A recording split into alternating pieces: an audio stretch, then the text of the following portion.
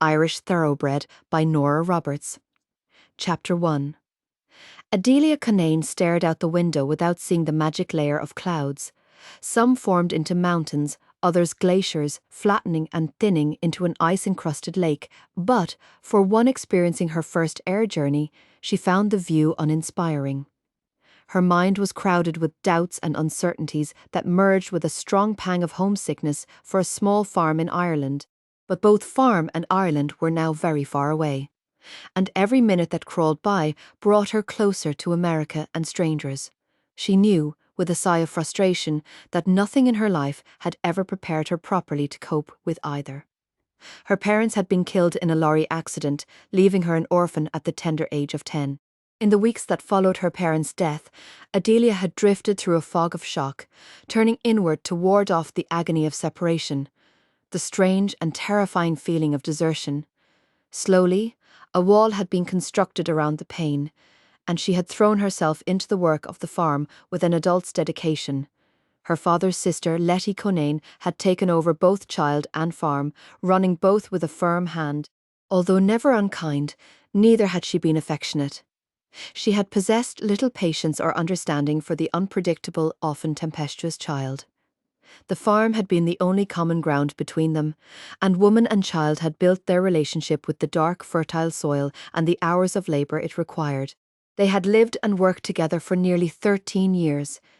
Then Letty had suffered a paralysing stroke, and Adelia had been forced to divide her time between the duties of the farm and caring for an invalid's needs. Days and nights had merged together as she waged the determined battle to shoulder the increasing responsibility. Her enemies had been the lack of time and the lack of money. When, after 6 long months, she was again left alone, Adelia was near the point of exhausted desperation. Her aunt was gone, and though she had worked unceasingly, the farm had had to be sold for taxes. She had written to her only remaining relative, her father's elder brother, Patrick, who had emigrated to America 20 years previously, informing him of his sister's death. His answer had been immediate, the letter warm and loving, asking her to join him. The last sentence of the missive was a simple, gentle command. "Come to America. Your home is with me now." So she had packed her few belongings, sold or given away what could not be taken with her, and said goodbye to Skibbereen, and the only home she had ever known. A sudden movement of the plane jolted Adelia back from memory. She sat back against the cushions of her seat, fingering the small gold cross she always wore around her neck. There was nothing left for her in Ireland, she told herself, fighting against the flutters of her stomach. Everything she had loved there was dead, and Patrick Cunnane was the only family she had left, the only link with what she had once had. She pushed back a surge of sudden, unaccustomed fear. America, Ireland, what difference did it make? Her shoulders moved restlessly. She would manage. Hadn't she always managed? She was determined not to be a burden to her uncle, the vague, shadowy man she knew only from letters, whom she had last seen when she'd been barely 3. There would be work for her, she reasoned, perhaps on the horse farm her uncle had written of so often over the years.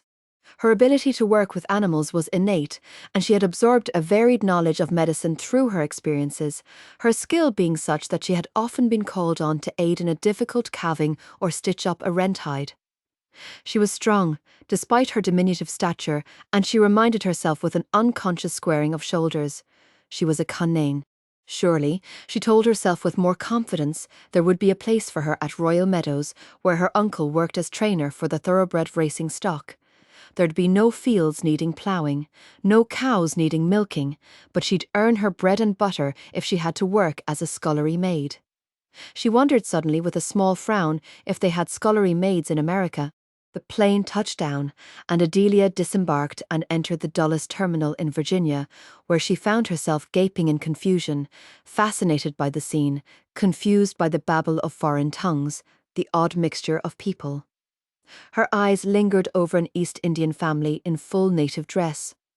She turned to observe 2 teenagers in faded denims strolling by hand in hand, followed by a scurrying middle-aged businessman clutching a leather briefcase. Later, standing in the lobby, she looked around hoping to see a familiar face. Everyone rushing and hurrying, she thought.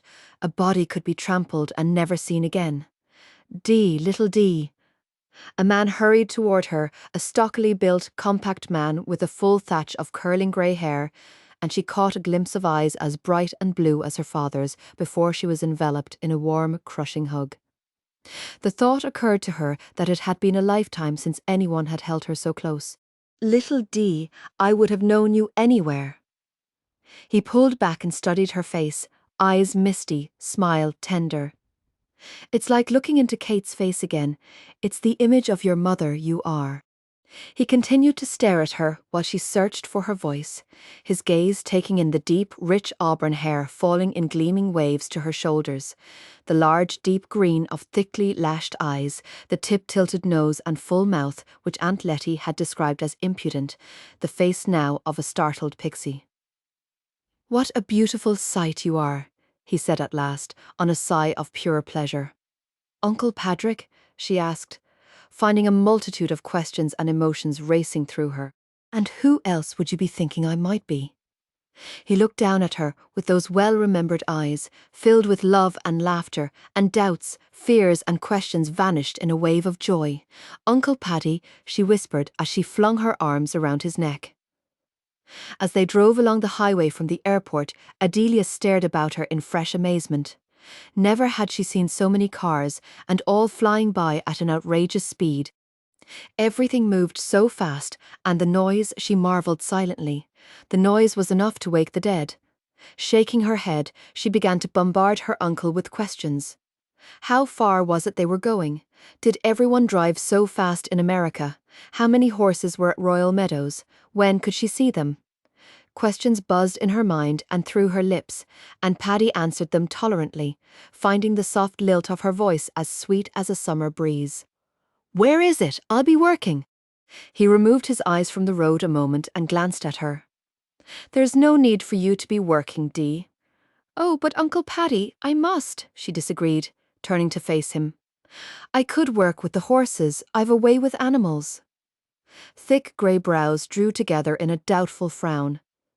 I didn't bring you all this way to be putting you to work, before she could protest, he went on, and I don't know what Travis would be thinking about me hiring my own niece. Oh, but I'd do anything. She brushed back masses of chestnut hair. Groom the horses, muck out the stalls, cart hay, it doesn't matter. Unknowingly, she used her eyes in an outrageous manner. Please, Uncle Paddy, it's crazy I'd be in a week, not having some sort of work to do. Her eyes won the small battle, and Paddy squeezed her hand. We'll see. So engrossed had she been in their conversation and the fascinating stream of traffic that she had lost all track of time. When Paddy pulled into a drive and halted the car, Adelia gazed about her with new wonder. Royal Meadows, Dee, he announced with a sweeping gesture of his hand. Your new home? The entrance to the long winding drive was flanked by 2 tall stone pillars, and bushes studded with the promise of flowering buds continued along its path as far as she could see. The grass was brilliantly green over softly rolling hills, and horses grazed lazily in the distance. The finest horse farm in all of Maryland, sure as faith, Paddy added with possessive pride as he proceeded along the curving drive. And in Patrick Cunane's opinion, the finest in the whole of America. The car rounded a bend in the drive, and Adelia caught her breath as the main house came into view. An immense structure, or so it seemed to her, with 3 magnificent stories of old and muted stone. Dozens of windows winked in the gleaming sun like large, clear eyes. Wide and boldly glistening, they were a sharp contrast to the stone's mellowness. Skirting the top 2 stories were balconies, the design of wrought iron as intricate and delicate as the finest lace. The house stood on a gently sloping lawn of close-cropped green, graced with bushes and stately trees, just awakening from their winter sleep. Beautiful, isn't it, Dee? Aye, she agreed, awed by its size and elegance. The grandest house I've ever seen. Well, our house isn't so grand as this. He turned the car left as the drive forked past the stone building. But it's a fine place, and I hope you'll be happy there. Adelia turned her attention to her uncle with a smile that transformed her face into a work of art. "I'll be happy, Uncle Paddy, as long as you're with me." Letting impulse guide her movements, she leaned over and kissed his cheek. "Ah, Dee, I'm glad you're here." He took her hand in a firm grip. "You've brought the spring with you." The car came to a halt, and Adelia turned to look out the front window, her mouth falling open at what greeted her eyes. An oval track commanded her view, and across from it stood a large white building which Paddy identified as the stables. Fences and paddocks checkerboarded the area, and the scent of hay and horses drifted through the air. In solemn amazement she gazed about, and the thought sped through her brain that she had not moved from one farm to another, but from one world to another. At home the farm had meant the earth, with its blessings and curses, a small barn in constant need of repair, a strip of pasture. Here the space alone made her eyes widen, so much space to belong to one man. But as well as space, she recognized the efficiency and the order in fresh white buildings and split-rail fences.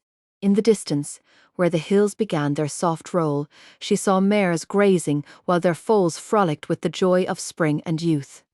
"Travis Grant," she mused, recalling the name of the owner from Paddy's letters. "Travis Grant knows how to care for what he owns. There's my house now." Paddy pointed out the opposite window. "Our house now."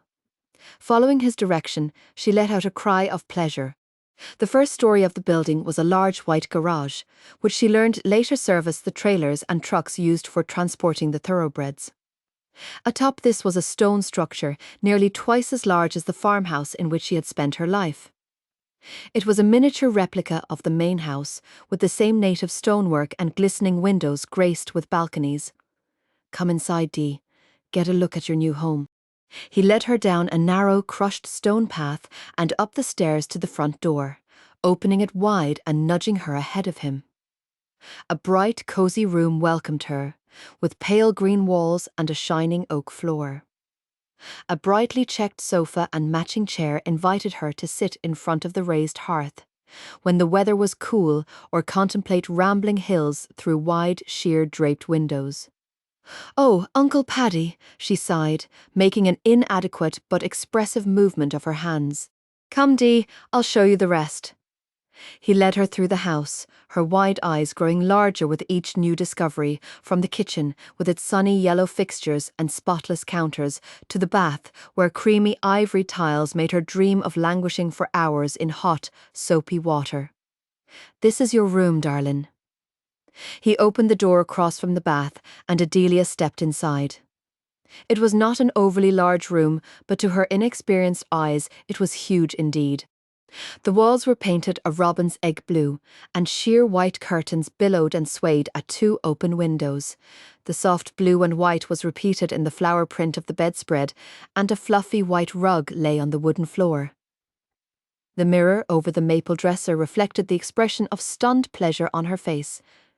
The knowledge that the room was to be hers brought unaccustomed tears to her eyes.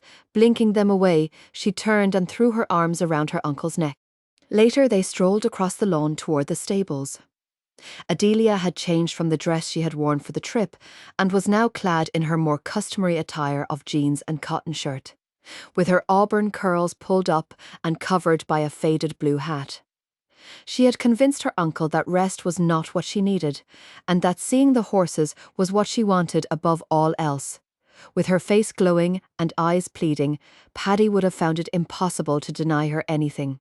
Approaching the stables, they spotted a small group gathered around a chestnut thoroughbred. The raised voices reached uncle and niece before their presence was noted. "And what might be the problem here?" Paddy demanded. "Paddy, glad you're back," a tall, husky man greeted him with obvious relief. Majesty just had one of his spells, gave Tom a bad kick. Paddy transferred his attention to a small, spare young man seated on the ground, nursing his thigh, and muttering. "How bad is it, lad? Did you break anything?" "No, nothing broke." Disgust was more evident than pain in both voice and face. "But I don't guess I'll be riding for a couple of days." Looking over at the dark chestnut, he shook his head with a mixture of resentment and reluctant amusement. That horse may be the fastest thing on four legs, but he's meaner than a stomped-on cat. His eyes aren't mean, Adelia commented, and several pairs of eyes focused on her for the first time. This is Adelia, my niece. Dee, this is Hank Manners, assistant trainer, Tom Buckley on the ground. There is an exercise boy and George Johnson and Stan Beale, grooms. After introductions had been completed, Adelia quickly turned her attention back to the horse. They don't understand you, do they? Ah, but you're a fine fellow, miss, Hank cautioned as she lifted a hand to stroke his muzzle. I wouldn't do that. He's not in the best of moods to begin with, and he doesn't take to strangers. Ooch, but it's not strangers will be for long, smiling. She stroked the length of his strong muzzle, and majesty blew from wide nostrils. Paddy, Hank began in cautious warning, but the other man lifted a hand to silence him. A fine, beautiful horse you are. I've never seen another to compare with you, and that's the truth of it, she continued to speak, as she ran her hands over his smooth neck and side. You're built for running strong, long legs and a fine, wide chest. Her hands moved over him freely as the horse remained still, ears at attention. She fondled his nose before resting her cheek against his neck. I bet you're lonely for someone to talk to. I'll be switched, Hank observed.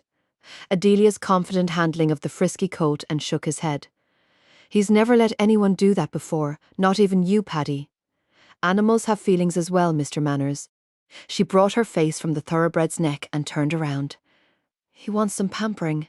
Well, little lady, you certainly seem to have a way with him. He gave her a grin expressive of both amusement and admiration before turning his attention to Paddy. He still needs to be exercised. I'll give Steve a call. Uncle Paddy. Adelia grabbed his arm on impulse, eyes shining with excitement. I can do it. Let me take him out. I don't think a little lady like you could handle a big fire breather like Majesty. Hank put in before Paddy could speak, and Adelia drew herself up to the full of her 5 feet 2 inches and tilted her chin. There's nothing on 4 legs I can't ride. Is Travis back yet? Paddy concealed his smile and addressed Hank. No. He eyed Paddy through narrowed lids. You're not thinking of letting her take him out? I'd say she's about the right size, couldn't weigh over 100 pounds. He gave his niece a thorough survey, one hand rubbing his chin. Paddy. Hank's hand descended on his shoulder, only to be ignored. You're a Canaan, aren't you, lass, if you say you can handle him? Then by the saints you can. Adelia beamed at her uncle and told him firmly she was indeed a Canaan.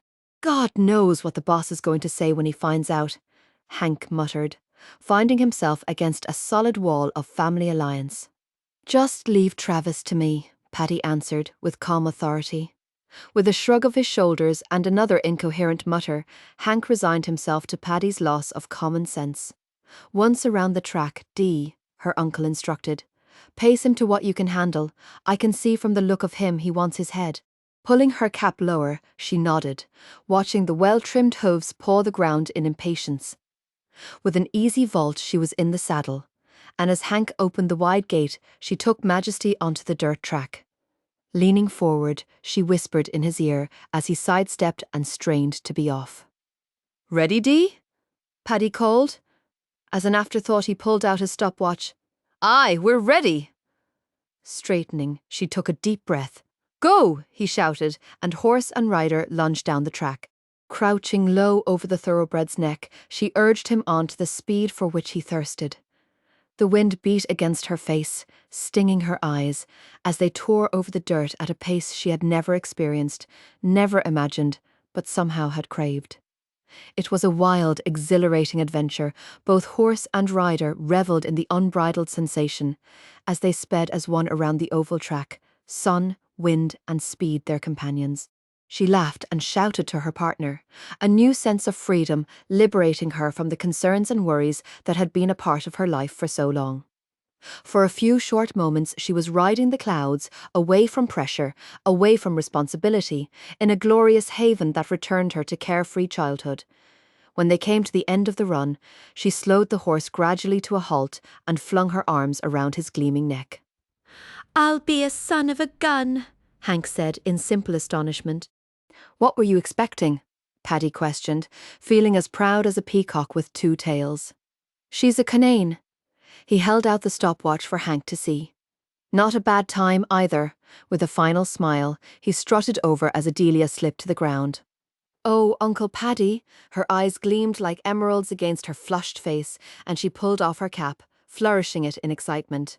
He's the grandest horse in the world. It was like riding Pegasus himself. That was nice riding, little lady. Hank extended his hand, shaking his head in admiration both for her ability and for the gleaming hair that now spilled over her shoulders. Thank you, Mr. Manners. She accepted his hand with a smile. Hank, she grinned. Hank? Well, Adelia Canaan. Paddy slipped his arm around her shoulders. Royal Meadows just hired another exercise boy. You've got yourself a job, lying in her bed that night. Adelia stared wide-eyed at the ceiling.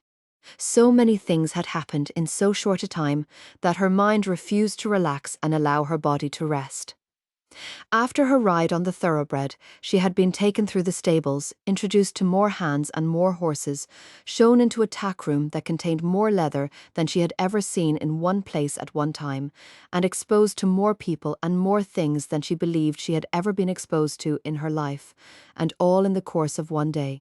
Paddy had prepared their dinner, firmly refusing assistance, and she had merely watched as he bustled around the kitchen.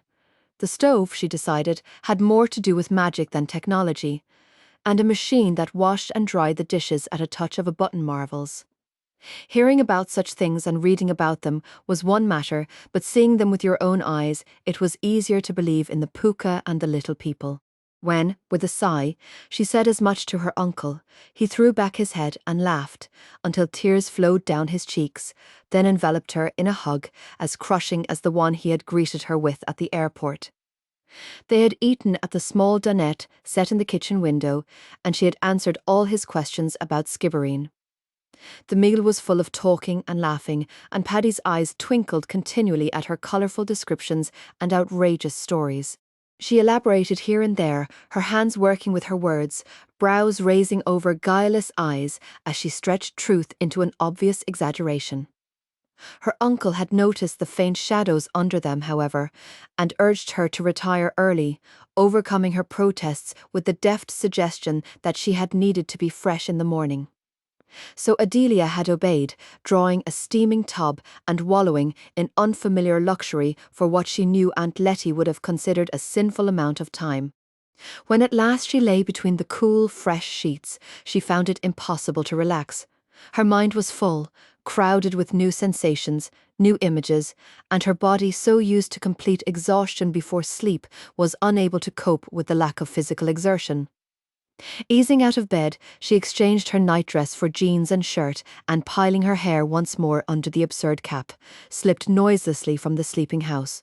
The night was clear, cool, and quiet, a vague breeze sweetening the air, only the bright, insistent call of a whippoorwill breaking the stillness. The light of the half-moon guided her toward the stables as she strolled without thought of destination over the smooth new grass. The stillness, the familiar scent of animals, reminded her of home, and suddenly she felt a contentment and peace she had not even known she had lived without. Hesitating outside the door of the large white stables, she debated whether she dare enter and spend the last of her evening with the horses. Having decided there was no harm in it, she was reaching out for the handle when an iron grip closed around her arm and whirled her around, and she was lifted off her feet for a moment like a rag doll. Just what do you think you're doing, and how did you get in here? She stared wordlessly at the owner of the harsh, angry voice, a vague shadow silhouetted in the dim moonlight, looming over her like an avenging giant. She searched for her own voice, but the combination of shock and pain had stolen it. Her words slipped down her throat as she felt herself being dragged into the building. Here, let's have a look at you. The voice growled as its owner switched on the lights. He spun her around, dislodging her cap, and the glory of her hair escaped its confinement to form a fiery cascade down her back. What? You're a girl! He released his firm hold, and Adelia stepped back and began to give him both sides of her Irish tongue. Sure, and it's observant you are to be noticing that. She rubbed her arm vigorously while her green eyes glared up at her astonished assailant. And who are you coming around, grabbing innocent people and crushing their bones? A great hulking bully you are, sneaking up on a body and dragging and pulling them about. A horsewhipping is what you're deserving for scaring the life from me and nearly breaking my arm in the process. You may be pint-sized, but you're packed with dynamite, the man observed, obviously amused. He wondered, as he looked over her softly rounded shape, how he could have mistaken her for a boy. From your accent, I could make a guess that you're little D, Paddy's niece. I'm Adelia Canane, but it's not your little D I am? She regarded him with unconcealed resentment. And it's not me who's having the accent, it's you. He threw back his head and roared with laughter, increasing Adelia's fury. Oh, I am glad to have made you so happy. Folding her arms across her chest, she tossed her head, rich dark curls swinging wildly. And who in the world are you, I'd like to know? I'm Travis, he answered, still grinning. Travis Grant. Chapter 2. It was Adelia's turn to gape at her companion. As the mists of fury cleared from her eyes, she saw him clearly for the first time. He was tall and powerfully built, and the sleeves of his shirt were carelessly rolled above his elbows, revealing deeply tanned muscular arms. He had chiseled features clear and sharp, and his eyes were so blue against the brown of his skin that they startled the casual onlooker. His hair was rich and full, thick black curls in a disarming disarray to his collar, and the mouth that continued to grin at her was well formed, showing strong white teeth. This was the man she was to work for, this was the man she needed to impress. Adelia's brain registered numbly, and she had just raked him clean with her furious tongue. Jakers, She whispered, shutting her eyes a moment and wishing she could disappear in a puff of smoke. I'm sorry we met under such, he hesitated, his mouth twitching again, confusing circumstances. Adelia, Paddy's been on top of the world since he made arrangements to bring you over from Ireland. I didn't expect to be meeting you till tomorrow, Mr. Grant. She clung desperately to pride and kept her voice even. Uncle Paddy said you wouldn't be back. I didn't expect to find a half-pint fairy invading my stables. Travis returned, grinning once again. Adelia straightened her spine and threw him a haughty look. I couldn't sleep, so I came for a walk. I was thinking I might look in on Majesty. Majesty's a very high-strung animal. Travis admonished, his gaze roaming over her from top to bottom.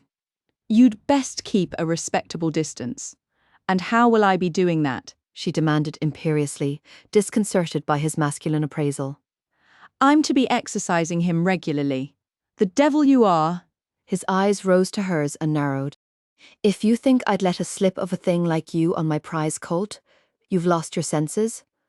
I've already been on your prize colt. Anger returned and her head tossed with it. I rode around your track on him in fine time. I don't believe it. He took a step toward her, and her head was forced to tilt still further. Paddy wouldn't let you up on Majesty. I'm not in the habit of lying, Mr. Grant, Adelia retorted with great dignity. The boy, Tom, got a kick for his trouble, so I rode Majesty instead. You rode Majesty? Travis repeated in slow, even tones. That I did, she agreed. Then, noting the anger, hardening the blue eyes, sped on. He's a beauty, rides like the wind, but he's not bad-tempered. He wouldn't have been kicking Tom if the boy had understood him better. She was speaking rapidly, not giving Travis an opportunity to comment. The poor thing just needed someone to talk to him, someone to show him he was loved and appreciated. And you can talk to horses? Travis's lips curved on the question. Aye, she agreed, unaware of the mocking gleam that lit his eyes. Anyone can if they've a mind to. I know animals, Mr. Grant. I worked with the vet back in Skibbereen, and I know a bit about healing as well. I would never do anything to bring harm to Majesty or any of your other horses. Uncle Paddy trusted me. You mustn't be angry with him. He said nothing to this, only took his time studying her as her extraordinary eyes unknowingly employed their power. As his silence and intense regard continued, she felt a small tingle of fear, mixed with another sensation, strange and foreign, that she was unable to decipher. "Mr. Grant," she began, swallowing pride to plead. "Please, give me a chance, a fortnight, no more." She took a deep breath and moistened her lips. "If you don't want me after that, just tell me, and I'll abide by your decision. I'll tell Uncle Paddy I'm not happy with the job, that I want to be doing something else." "Why would you do that?" His head tilted as if to gain a new perspective. "It's what I'd have to do," she returned with a shrug and a push at her tumbled hair. "Otherwise I'd be putting him in the middle. He's devoted to you and to this place. I know that from the letters he wrote me, but he's taken me on as his responsibility now. If I told him you had fired me, his loyalties would be torn in two. I'll not be the cause of that. Will you give me a 2-week trial, Mr. Grant?" "Pride goeth before destruction," she quoted silently, trying to remember Aunt Letty's lectures on humility. She stood determined not to squirm under his silent contemplation, wishing he would not look at her as if he could read the thoughts running through her brain. "All right, Adelia," he said at length. "You'll have your 2-week trial, just between us." A brilliant smile lit her face and she extended her hand. "Thank you, Mr. Grant. I'm grateful to you."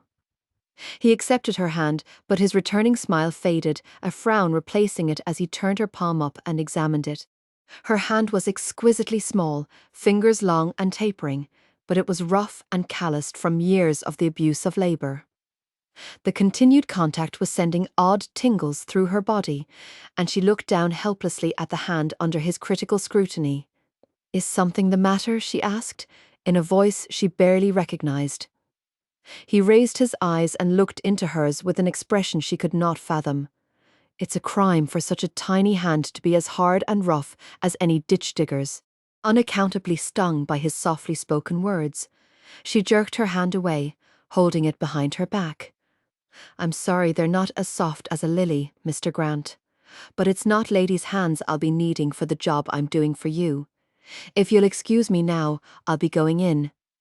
She moved past him quickly, and he watched her run like a rabbit across the grass and out of sight.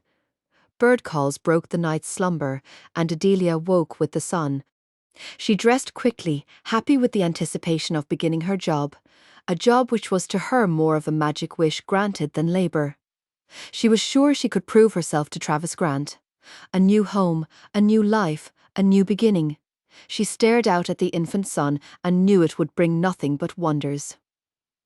The scent of frying bacon led Paddy to the kitchen, and he stood for a moment watching her movements while she remained unaware of his presence. She was humming an old tune he remembered from childhood, and she seemed to him the essence of shining, unspoiled youth. Sure, and it's the most beautiful sight these old eyes have awakened to in many a year. She turned to him, her smile dimming the sunlight into insignificance. "Good morning to you, Uncle Paddy. It's a fine, beautiful day." While they were eating, Adelia casually mentioned that she had met Travis Grant the previous night during her nocturnal wanderings. "I was hoping to introduce you myself this morning." He took a bite of crisp bacon and raised his brows. "What did you think of him?" She tactfully kept her opinion to herself and answered with a move of her shoulders. "I'm sure he's a fine good man, Uncle Paddy, but I wasn't with him long enough to make judgments. Big, arrogant bully," her mind added. "But I did tell him about Tom's accident and that I'd been taken on as an exercise boy. Did you now?" A slow smile formed as he added jam to his bread. "And what did he say to that?" He's smart enough to trust Padraig Cunane's opinion. Her fingers crossed under the table, and she wondered if she had earned another black mark in Aunt Letty's often-mentioned record book of the angels. A short time later, Adelia stood in front of Majesty, rubbing his muzzle and holding an intimate conversation, unaware her actions were being observed by a pair of deep blue eyes. "Morning, Paddy. I hear you've taken on a new hand." Paddy broke off his conversation with Hank and greeted the tall, lean man. "Good morning to you, Travis. Dee told me she met you last night." "Did she?" His lips curved as he continued to regard woman and horse. "Wait till you see that little lady ride," Hank put in, shaking his head. "Could have knocked me over with a feather." Travis inclined his head. "We'll soon see." He moved to where Adelia still stood, speaking softly to the large thoroughbred. "Hello again, Half Pint. Does your friend ever answer you?" She whirled, caught off guard, and regarded his amusement with indignation. "Aye, that he does, Mr. Grant, in his own way." She brushed past him to mount, and Travis stopped her with a hand on her wrist. "Good Lord, did I do that?" He ran a finger over the dark smudge of bruises on her arm, and Adelia followed his glance before raising her eyes to his. "That you did?" His eyes narrowed a moment, his fingers still light on her wrist. "We'll have to be more careful with you in the future, won't we, little Dee? Not the first bruising I've had, nor likely to be the last, but you'll not be having any more occasion to be grabbing at me, Mr. Grant." With this, she swung herself astride Majesty and rode him onto the track. At Paddy's signal, the pair sprinted forward and galloped around the oval in a clean, steady rhythm. "You wouldn't have been thinking I'd lost my senses hiring my niece now, would you, lad? I'll admit when she told me she'd been hired, I had a moment of doubt about your sanity," Travis answered, keeping his eyes on the small woman glued to the speeding horse. "But I've always trusted your judgment, Paddy. You've never let me down." Later that morning, Adelia worked in the stables, insisting over Paddy's objections that she assist in the grooming of some of the horses. A sound behind her caused her to turn her head, and she encountered two small boys, one the mirror image of the other. She closed her eyes in mock alarm. "Saints preserve us, sure, and it's losing my mind I'm seeing double." The boys collapsed into giggles and spoke in unison. "We're twins, is that the truth?" She breathed a deep sigh of relief. "Well, I'm glad to know it. I was afraid a spell had been put on me." You talk just like Paddy. One boy observed, eyeing her with unrestrained curiosity. "Do I? Now?" She smiled down at their identical faces. The boys were about 8, she hazarded, dark as gypsies, with snapping brown eyes. "The reason for that may be I'm his niece, Adelia Conane, just arrived from Ireland." Two faces creased in two doubtful frowns. "He calls you Little Dee? But you're not little. You're all grown up," one boy complained, the other nodding in agreement. "That I am, as far as I ever will be, I'm afraid. But I was just a wee babe when I last saw Uncle Paddy, and I never did grow very tall, so I'm Little Dee to him." "And what might your names be?" she questioned, putting down the curry comb that she had been using. "Mark and Mike," they announced, again in one voice. "Don't be telling me who's who," she commanded, narrowing dark green eyes. "I'll guess I'm mighty good at guessing." She circled them as they resumed giggling. "You'd be Mark and you'd be Mike," she pronounced, placing a hand on each head. Two pairs of eyes stared at her in amazement. "How did you know?" Mark demanded. "I'm Irish," she stated simply, controlling a grin. "There's many of us from Ireland who's Fae." "Fae, what's that?" Mike chimed in, eyes wide and curious. "That means I have strange, secret powers," Adelia claimed with a dramatic sweep of her hand. The two boys looked at each other and back at Adelia, suitably impressed. "Mark, Mike." A woman entered the stables and shook her head in despair. "I should have known the pair of you would be here." Adelia stared at the newcomer, stunned by her beauty and elegance. She was tall and slender, clad in a simple but, to Adelia's untrained eye, overwhelmingly beautiful outfit of dark blue slacks and white silk blouse. Black silky hair curled back from her face. Soft, rose-tinted lips and a classic straight nose led to a pair of heavily lashed, deep blue eyes that Adelia identified as Travis's. "I hope they haven't been bothering you." The woman peered down in indulgent exasperation. "They're impossible to keep track of." "No, Mrs." Adelia said, wondering if there had ever been a lovelier woman. "They're fine lads, we've just been getting acquainted. You must be Paddy's niece, Adelia." The generous mouth curved in a smile. "Aye, Mrs." Adelia managed a smile of her own and wondered what it would be like to be as graceful as a willow limb. "I'm Trish Collins, Travis's sister." She extended her hand, and Adelia gaped at in horror. After Travis's words the previous night, she was self-conscious about the state of her hands, and her mind began to work swiftly. How could she put her hard, rough hand into such a lovely, soft one? Yet there was no way out without being pointedly rude. So, wiping her palm on her jeans, she joined it with the one Trish offered. The other woman had noted Adelia's hesitation and concluded the reason for it when their hands met, but she made no comment. At that moment, Travis entered the building, along with Paddy and a small spare man Adelia did not recognise. Paddy. The twins launched themselves at the stocky figure. Well, if it isn't Tweedledee and Tweedledum, and what mischief have you been up to this fine day? We came to meet Dee, Mark announced. She guessed which one of us was which? She's Faye, Mike added soberly. Paddy nodded, equally grave, his eyes twinkling as they met Adelia's over the two small heads. Aye, that's a fact. There's been many a Conane who's had the sight. Adelia, Conane, Travis made introductions, a light smile playing over his mouth. Dr. Robert Lohman, our vet. Pleased to meet you, Doctor. Adelia greeted him, strategically keeping her hands behind her back. Rob's come to look over Solomie, Paddy explained. She'll be foaling soon. The pixie face lit with pleasure, and looking down at her, Travis raised his brows. Would you like to see her, Adelia? Very much. She beamed him a smile, previous animosity forgotten. She's foaling quite late, Travis commented as the group walked down the long length of stalls. A thoroughbred's official birthday is January the 1st, and normally we breed with that in mind. We just acquired Solomie 6 months ago, and of course she was already in foal. She's from a good line, and the stud she was bred to is by the same sire as Majesty. Then you must have big hopes for the foal, Adelia returned, thinking of Majesty's style and speed. I think, he said with a smile, you could safely say we had hopes for this foal. Placing a hand on her shoulder, he turned her toward an enclosure. Adelia, Travis said with amused formality. Meet Solomie. She sighed with delight at the animal.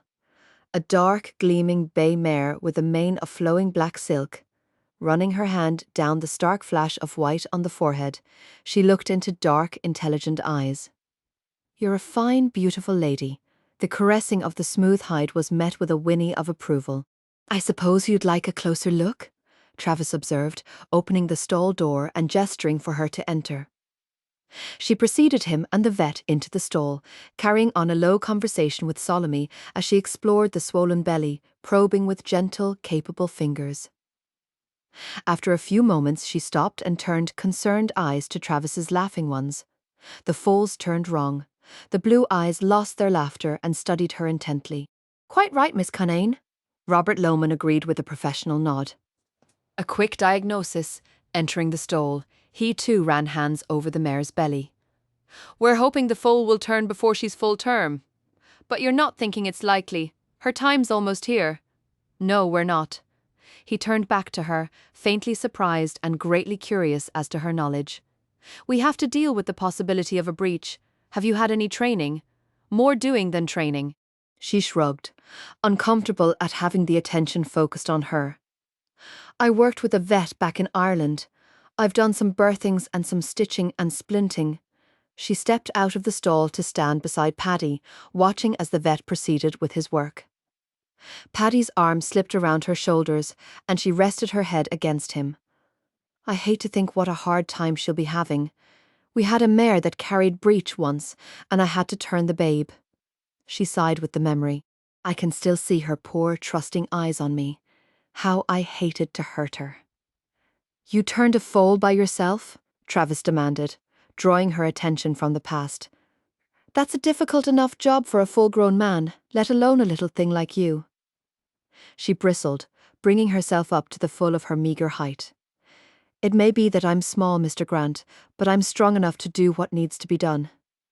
She glared up at him, her pride under attack, and stuck out her chin.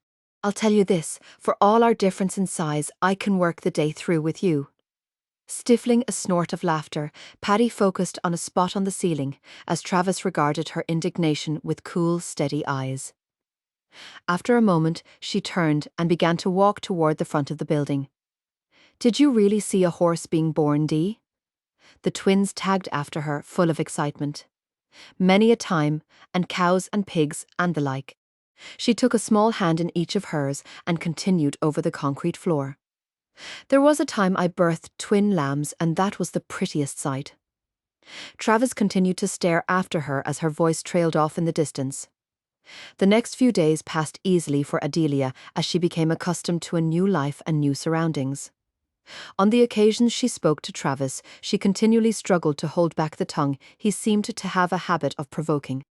He stirred strange feelings in her, feelings she could neither comprehend nor prevent, and her defense against them took shape in a quick retort and flashing eyes, though she gave herself nightly lectures on the evils of temper. When confronted with him during the daylight hours, her vow of restraint slipped through her fingers. She found herself watching him once as he strode toward the stables, his blue denim work shirt straining over broad shoulders as he moved over the grass. He seemed to eat up the ground with a careless vitality. There was a strange pull at her heart, and she sighed, then bit her lip in annoyance. It was only that he was such a fine, strongly built man, she told herself, lean and powerful. She dismounted from the thoroughbred she had been exercising and rubbed his neck vigorously. She had always admired strength and power, the same way she admired this strong, well-proportioned animal. Everyone she had met held Travis Grant in great respect and admiration. When he gave an order, it was carried out without question. Only Paddy, it seemed, had the right to advise or question, but she was Adelia Connain. She reminded herself, and no man would get the better of her. She would not play peasant to a squire and pull her forelock when he passed by. She did her job and did it well. He would have no cause to complain in that field. But she would speak her piece if she'd a mind to, and the devil take him if he didn't like it. Late each afternoon, Adelia visited Solomie. She was sure the mare would deliver any day, and knowing the birth would be a difficult one, she spent her visits comforting the mare and gaining her confidence. "Soon you'll be having a fine, strong son or daughter," Adelia told her as she closed the stall door after her visit. "I'd like to take you and the babe and bundle you off with me." "What do you think himself would do about that?" "He might be tempted to have you hanged for horse thieving." She spun around, her eyes encountering Travis's powerful form resting idly against the next stall.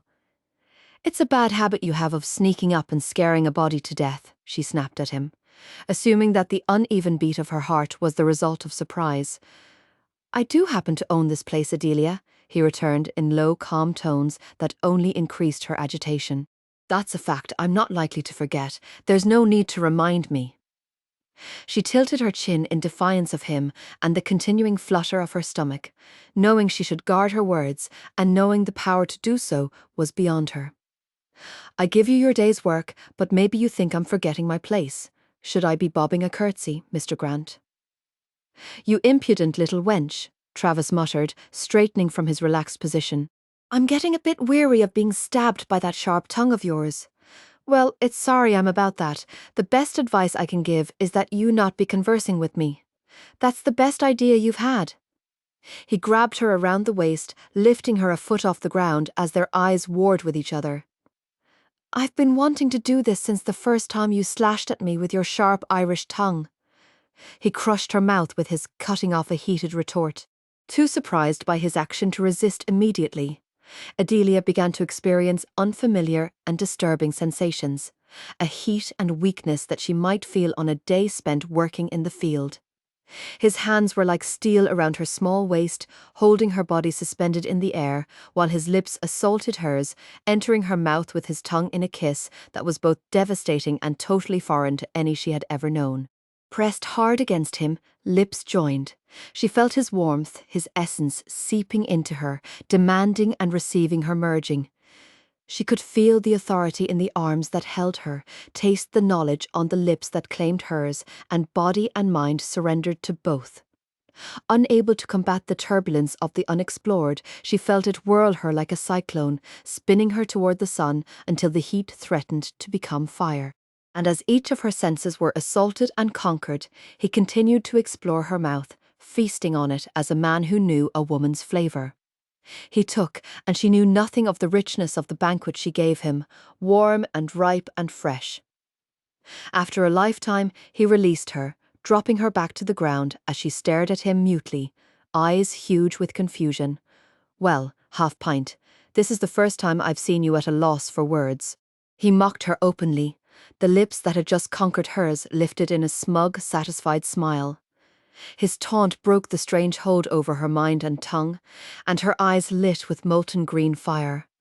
"You son of the devil," she began in a rich explosion, and what followed was a raging stream of Irish curses and dire predictions delivered in so strong an accent that it was nearly impossible to comprehend the words.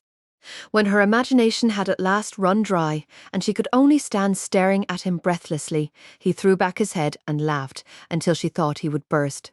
"Oh, Dee, you're a fabulous sight when you're breathing fire."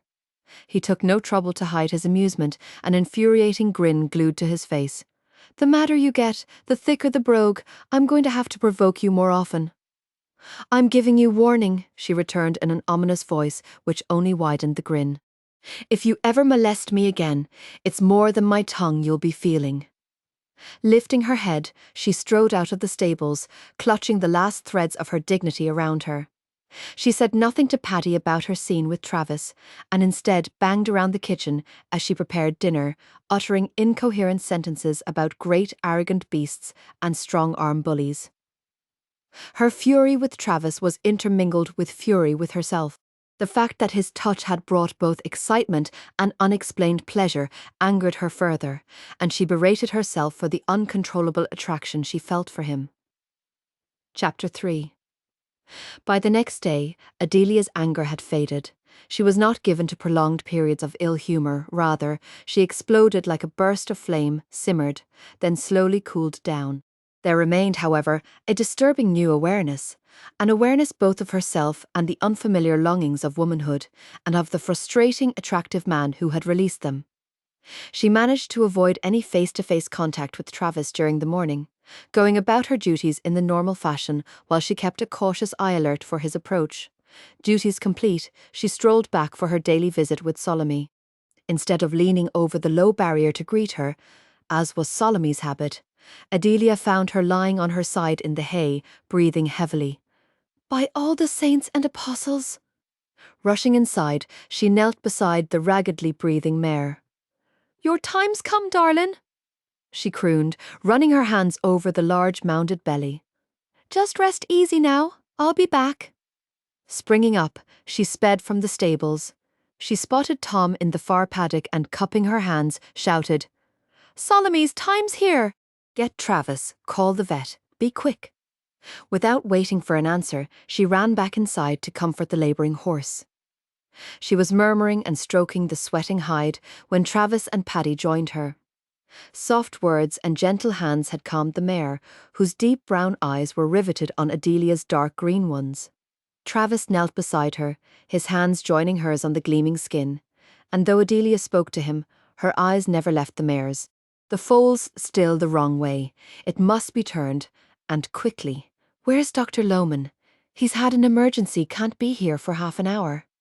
His voice was clipped, his own attention on Solomie. She turned her head and captured his gaze. "Mr. Grant, I'm telling you she doesn't have that long. The foal has to be turned now, or we'll lose them both. I can do it. I've done it before. It's God's truth, Mr. Grant. She hasn't much time." They stared at each other for a long moment, Adelia's eyes wide and pleading, his narrowed and intense. Solomie let out an agonizing whinny as a new contraction began. "There, my love." Adelia switched her attention back to the mare, murmuring words of comfort.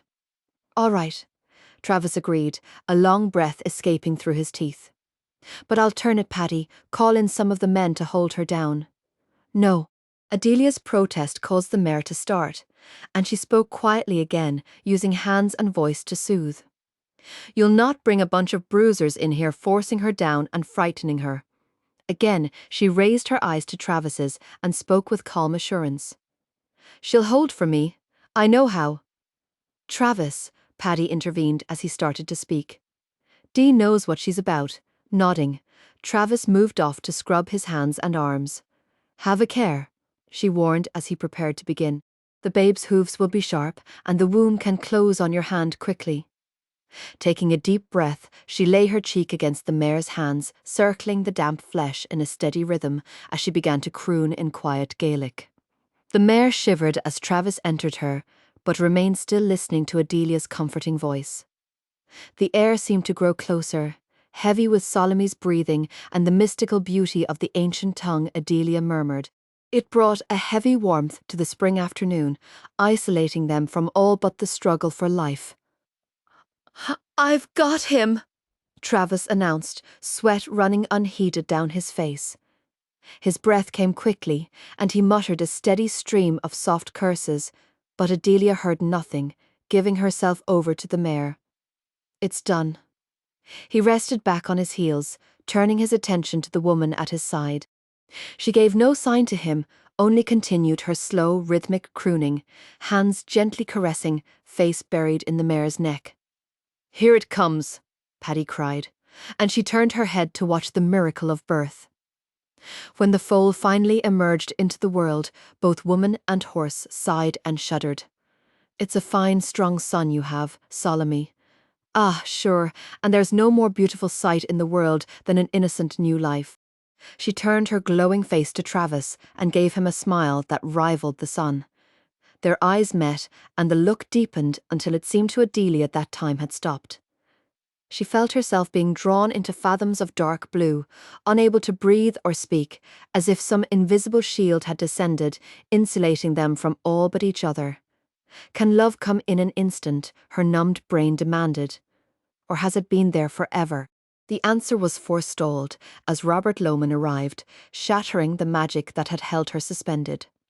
She stood up quickly as the vet began to question Travis on the colt's delivery. A wave of giddiness washed over her as she rose, and she sank her teeth into her lower lip to combat the weakness. Keeping the mare calm had been an enormous strain, almost as if she had experienced each pang of labour, and the unexpected rush of emotion when Travis had held her eyes had left her drained and dizzy. What is it, Dee? Paddy's voice was full of concern as he took her arm. Nothing. She placed her palm to her spinning head. Just a bit of a headache. "Take her home," Travis commanded, regarding her closely. Her eyes were bright and enormous against her pallor, and she appeared suddenly small and helpless. Rising, he moved toward her, and she stepped back, terrified he would touch her. "There's no need." She kept her voice calm and even. "I'll just go up and have a wash." I'm fine, Uncle Paddy. She smiled into his frowning face, avoiding Travis's at all costs. "Don't you worry."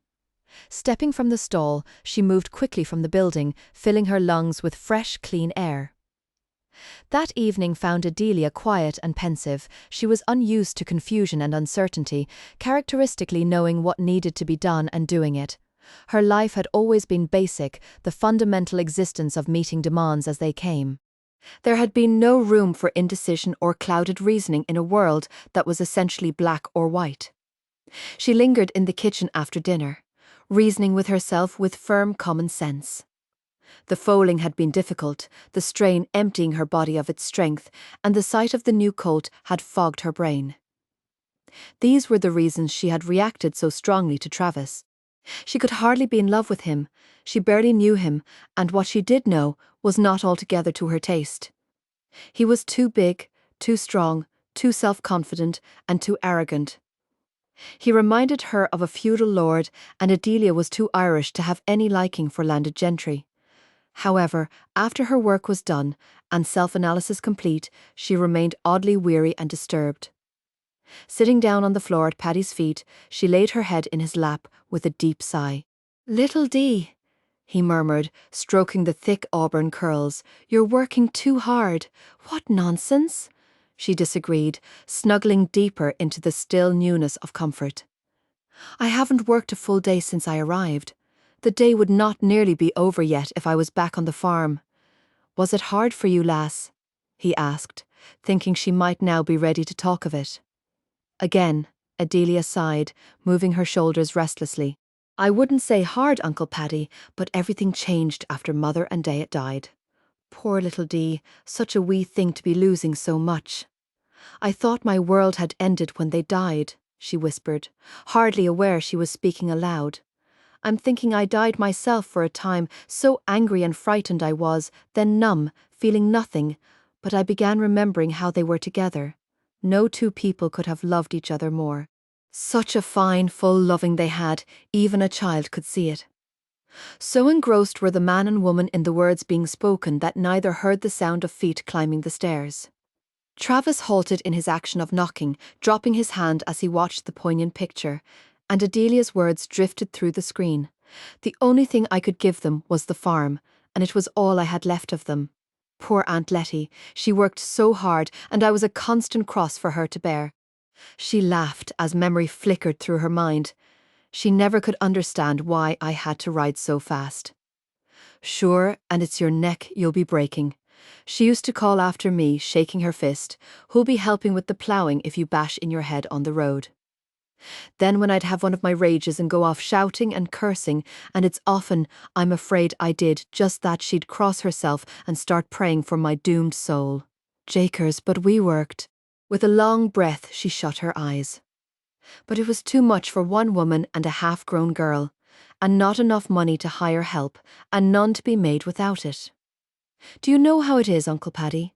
When you see the thing you need, but the closer you get the further away it is. Always moving away from you, always just out of your reach. Sometimes, when I look back, I can't tell one day from the rest. Then Aunt Letty had that stroke, and how she hated to be lying there helpless day after day. Why did you never let me know how things were? Paddy questioned, looking down at her dark head. I could have helped you, sent you money, or come back myself. She raised her head and smiled at him. Aye, that's just what you would have done. And to what good? Throwing your money away, taking yourself from the life you'd chosen. I'd not have had that for a minute, and neither would Aunt Letty or Mother and Da. The farm's gone just as they are, and so is Ireland. Now I have you, I'm not needing another thing. Looking into his eyes, seeing the concern and regret written there, she wished suddenly she had kept her own counsel. How is it, Patrick Cunane, that a fine handsome man like yourself never took a wife? Her grin turned impish, and devils danced in her eyes. There must have been dozens of ladies willing. Have you never found a woman to love? He touched her cheek, giving her a wistful smile. Aye, lass, that I did, but she chose your father. Deep green eyes filled with surprise that melted into sympathy. Oh, Uncle Paddy! She flung her arms around him, and Travis turned from the door and walked silently down the stairs. The next morning, the air seemed to sigh with spring, whispering promises of flowers and cool leafy trees. To Adelia, it brought memories of other springs. Spring was the time the earth asked to be replenished and grew pregnant with new life. Her world had always revolved around the earth, its gifts and hardships, its demands and promises. From the balcony of Paddy's house, she surveyed the land that was Travis's. It seemed to stretch on and on with the easy, gentle roll of a calm sea. Green and brown waves were dotted not with boats, but with finely sculptured thoroughbreds. It ran through her mind that she had no conception of what lay over the last hill. This land was still a stranger. From the moment of her arrival in America, she had seen little else but what belonged to Travis Grant. Over the pure, sweet air floated an occasional whinny or the quick call of a bird. But for this, there was silence. There was no strident call of rooster announcing the new day, no fields turned up waiting to receive seeds, no weeds demanding uprooting. All at once homesickness washed over her so intensely that she could only shut her eyes and weather the storm. So much is gone, she thought, and her hands hugged her elbows as if in comfort. I'll never be able to go back, never see the farm again. Sighing, she opened her eyes and tried to shake off the melancholy. There's nothing to be done about it. The bridges are burned. This is home now, and if it's not really mine, it's the closest I'll come. Where are you, lass? Adelia started slightly as Paddy's arm slipped around her, then she sighed again and rested against his shoulder. Back on the farm, I suppose. Thinking about spring planting. It's a day for it, isn't it? The air is cool and the sun's warm. He gave her shoulder a small squeeze, then clucked his tongue as if in regret. I've got to go into town today. It's a pity. A pity? I was hoping to get some seeds in around the walkway. Thought I might make a flower bed in front of the house too. He shook his head and sighed. Just don't know when I'll find the time. Oh, I'll do it, Uncle Paddy. I've plenty of time.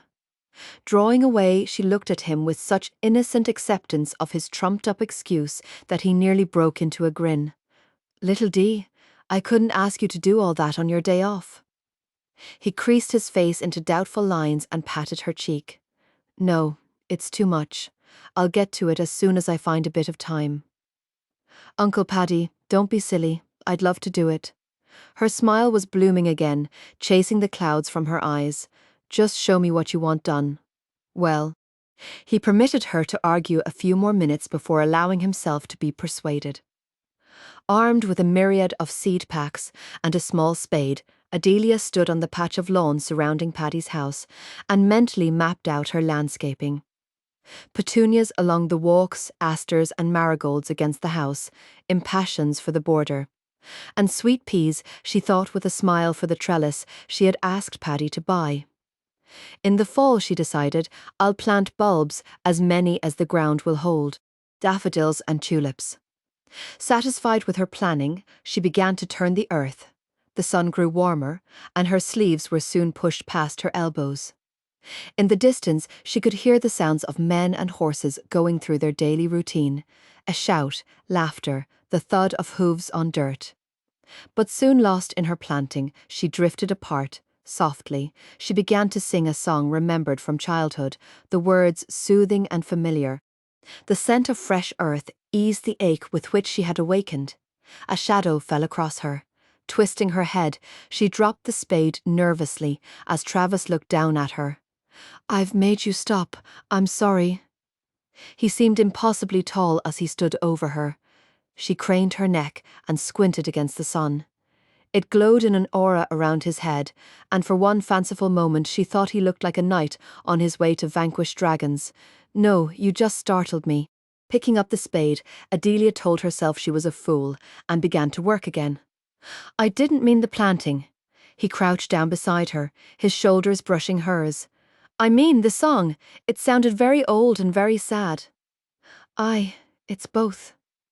She inched away, carefully patting soil over seeds.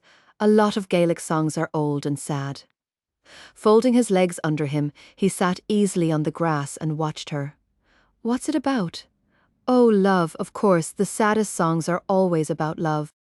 She lifted her head to smile at him. His face was close, his mouth a breath away. The spade hung, suspended in her hand, as she only stared, wondering what she would do if the whisper of space was gone and his mouth found hers. Is love always sad, Adelia? His voice was as soft as the breeze that danced around them. I don't know, She felt the weakness growing stronger, and tore her eyes from his. We were talking about songs. So we were, Travis murmured, then brushed back the hair that curtained her face. She swallowed and began digging with renewed interest. I never thanked you properly for your help yesterday with Solomon. Oh well, moving her shoulders, she kept her eyes on the ground. I didn't do that much. I'm just glad Solomon and the foal are well. Do you like flowers, Mr. Grant? She asked, needing to change the subject. Yes, I like flowers. What are you planting? His voice was casual as he lifted a package of seeds. All different kinds, she told him, this time able to raise her head and smile. They'll be a lovely sight by summer. Your soil's rich, Mr. Grant, it wants to give. She squeezed a handful of earth, then held it out in her palm. You'd know more about that than I. Taking her fingertips, he studied the soil in her hand. You're the farmer. I was, she amended, and tried to free her hand. I'm afraid I don't know much about planting vegetables or flowers. He ignored her attempts to pull her fingers away and brought his eyes to hers. I suppose it's a gift. It just takes time and effort, like anything else. Here. Concluding that if she gave him something to do, her hand would be released, she held out some seeds. Just drop a few in and cover them up. Don't crowd them, she instructed, as he obeyed. They want room to spread. Now you cover them up and let nature take over. Smiling, she absently brushed a hand across her cheek. No matter what you do, nature has the last word in any case. A farmer knows that here the same way a farmer knows that in Ireland. So, now that I've put them in, he concluded with a grin, I just sit back and watch them grow. Well, she said, tilting her head and giving him a sober stare, there might be a thing or two more, like watering or weeding. These seeds will take quick, and the flowers will pop up before you know it. I'm putting in sweet peas there. She pointed across the lawn, forgetting that she still held the soil in her other hand. When the breeze comes up at night, the scent will drift through the windows. There's something special about sweet peas. They start off so small, but they'll just keep climbing as long as there's something to hold on to. There should be a rose bush, she murmured almost to herself. When the scents mingle together, it's like nothing else on earth. Red roses just starting to open up. Are you homesick, Dee? The question was low and gentle, but her head whipped back around in surprise. Shrugging. She bent her face to her work again, uncomfortable that he had read her emotions so clearly. It's quite natural. He lifted her chin with his hand until their eyes met again. It's not easy to leave behind everything you've ever known. No. Moving her shoulders again, she turned away and began to spread marigold seeds. But I made the choice, and it truly was what I wanted. It's what I want, She amended with more firmness. I can't say I've been unhappy a moment since I got off the plane. I can't go back, and I don't really know if I'd want to if I could. I've a new life now. Tossing back her hair, she smiled at him. I like it here. The people, the work, the horses, the land. Her hand made a wide, encompassing gesture. You've a beautiful home, Mr. Grant. Anyone could be happy here. He brushed a trace of dirt from her cheek and returned her smile. I'm glad you think so, but it's your home too. You're a generous man, Mr. Grant. She kept her gaze level with his, but her smile was suddenly sad and sweet. There's not many who'd say that and mean it, and I'm grateful to you, but for better or worse, the farm was mine. Sighing, she traced a finger through the soil. It was mine. Late the next morning, when Adelia turned one of the thoroughbreds she had been exercising over to a groom. Trish Collins approached her with a friendly smile. Hello, Adelia. How are you settling in? Fine, missus, and good morning to you. She regarded Trish's dark beauty with fresh admiration. And where are the lads this morning? In school, but they'll be here tomorrow.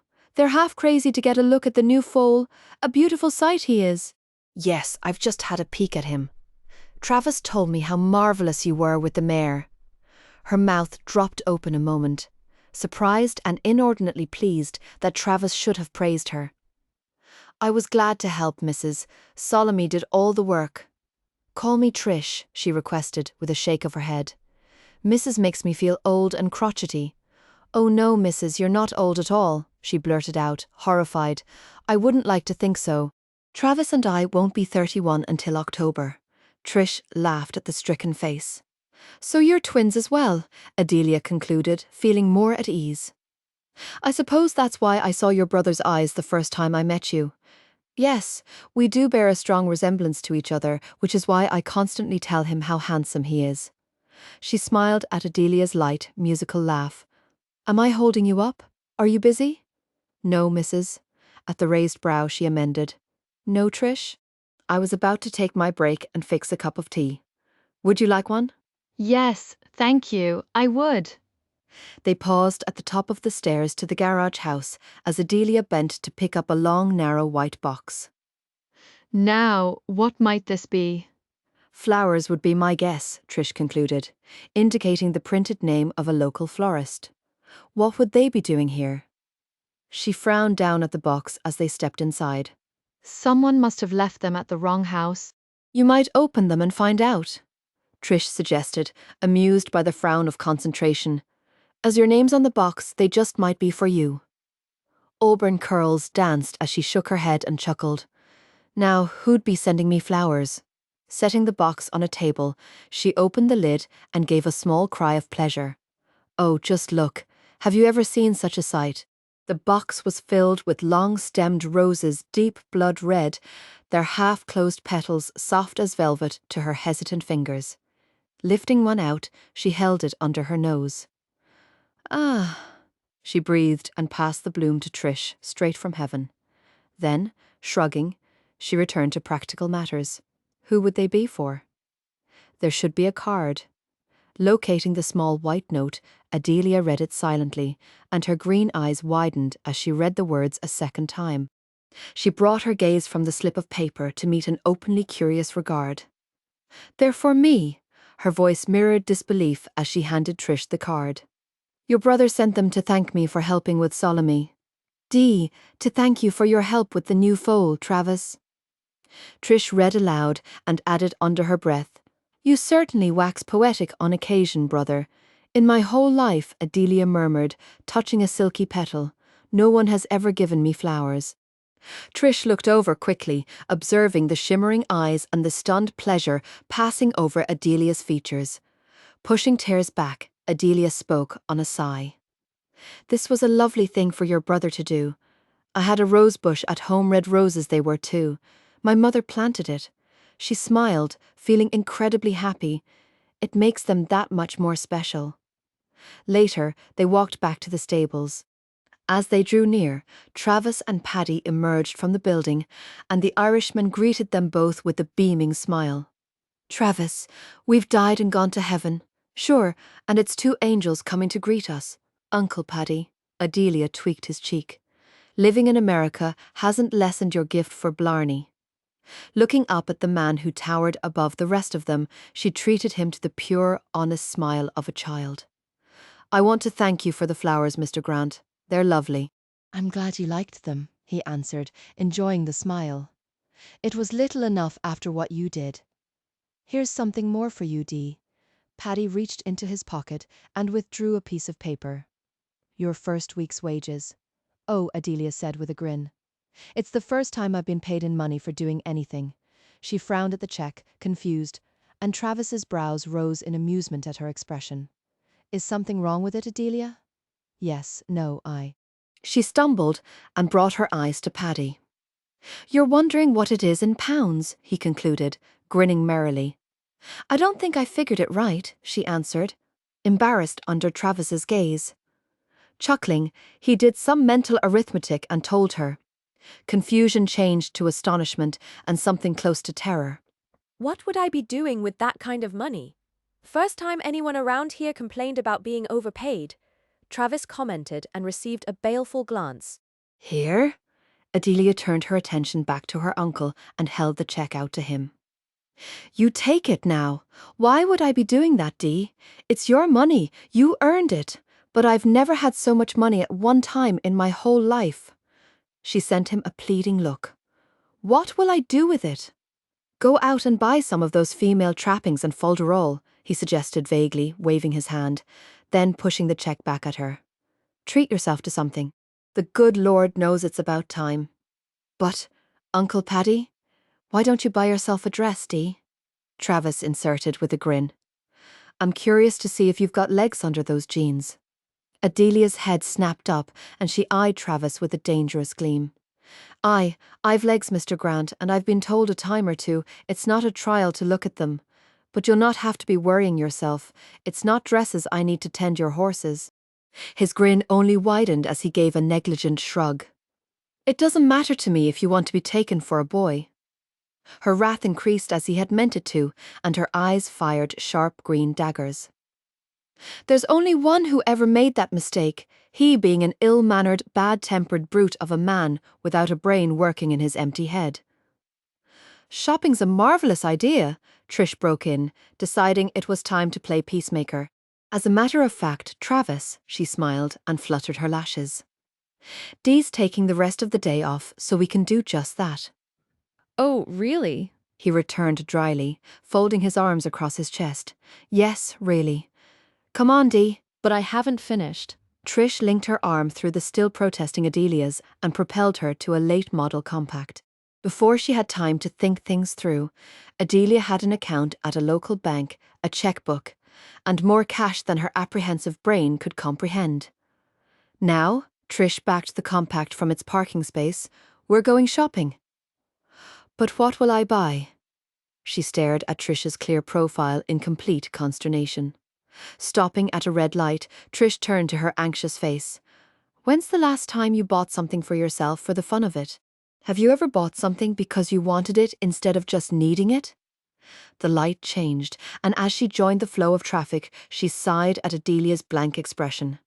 Don't misunderstand. I'm not saying people should just throw their money away, but it's high time you did something for yourself. Glancing at Adelia's furrowed brow, she smiled and shook her head.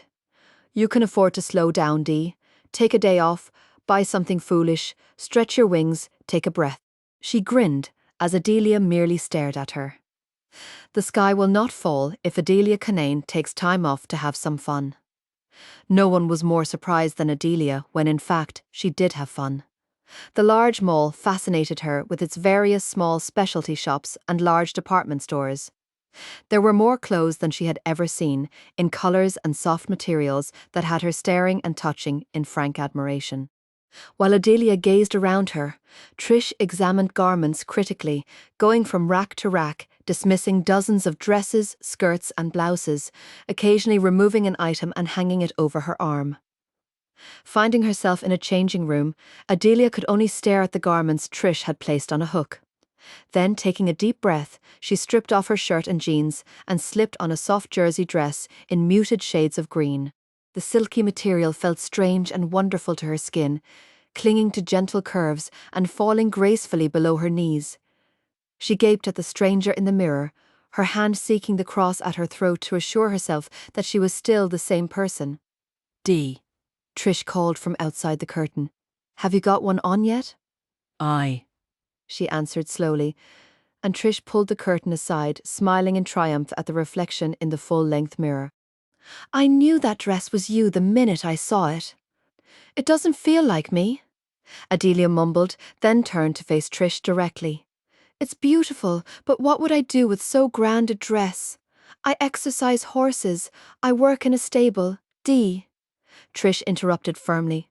"Whatever your occupation, you're still a human being, you're still a woman, an exceptionally beautiful woman." Adelia's eyes widened and her mouth opened to protest. But before the words could be uttered, Trish took her by the shoulders and turned her to face her reflection. "Look at yourself, really look," she ordered in no-nonsense terms, then shifted to gentler tones. "There'll be times when you'll want only to be a woman. This dress is for those times. Now," she said, with practical authority, as she released her, "try something else on." For the rest of the afternoon, Adelia allowed Trish to take command. For the first time in more than a decade, she permitted someone else to make all the decisions, and somehow she found she was having fun. They halted in front of a cosmetics counter, and Trish began spraying scents until Adelia grumbled in protest. Trish selected one of the bottles she had sampled. Light and delicate, with just a touch of spirit. Paying for the cologne, she handed the package to Adelia. "A present." "Oh, but I can't." "Yes, you can. Friends get pleasure from giving presents now.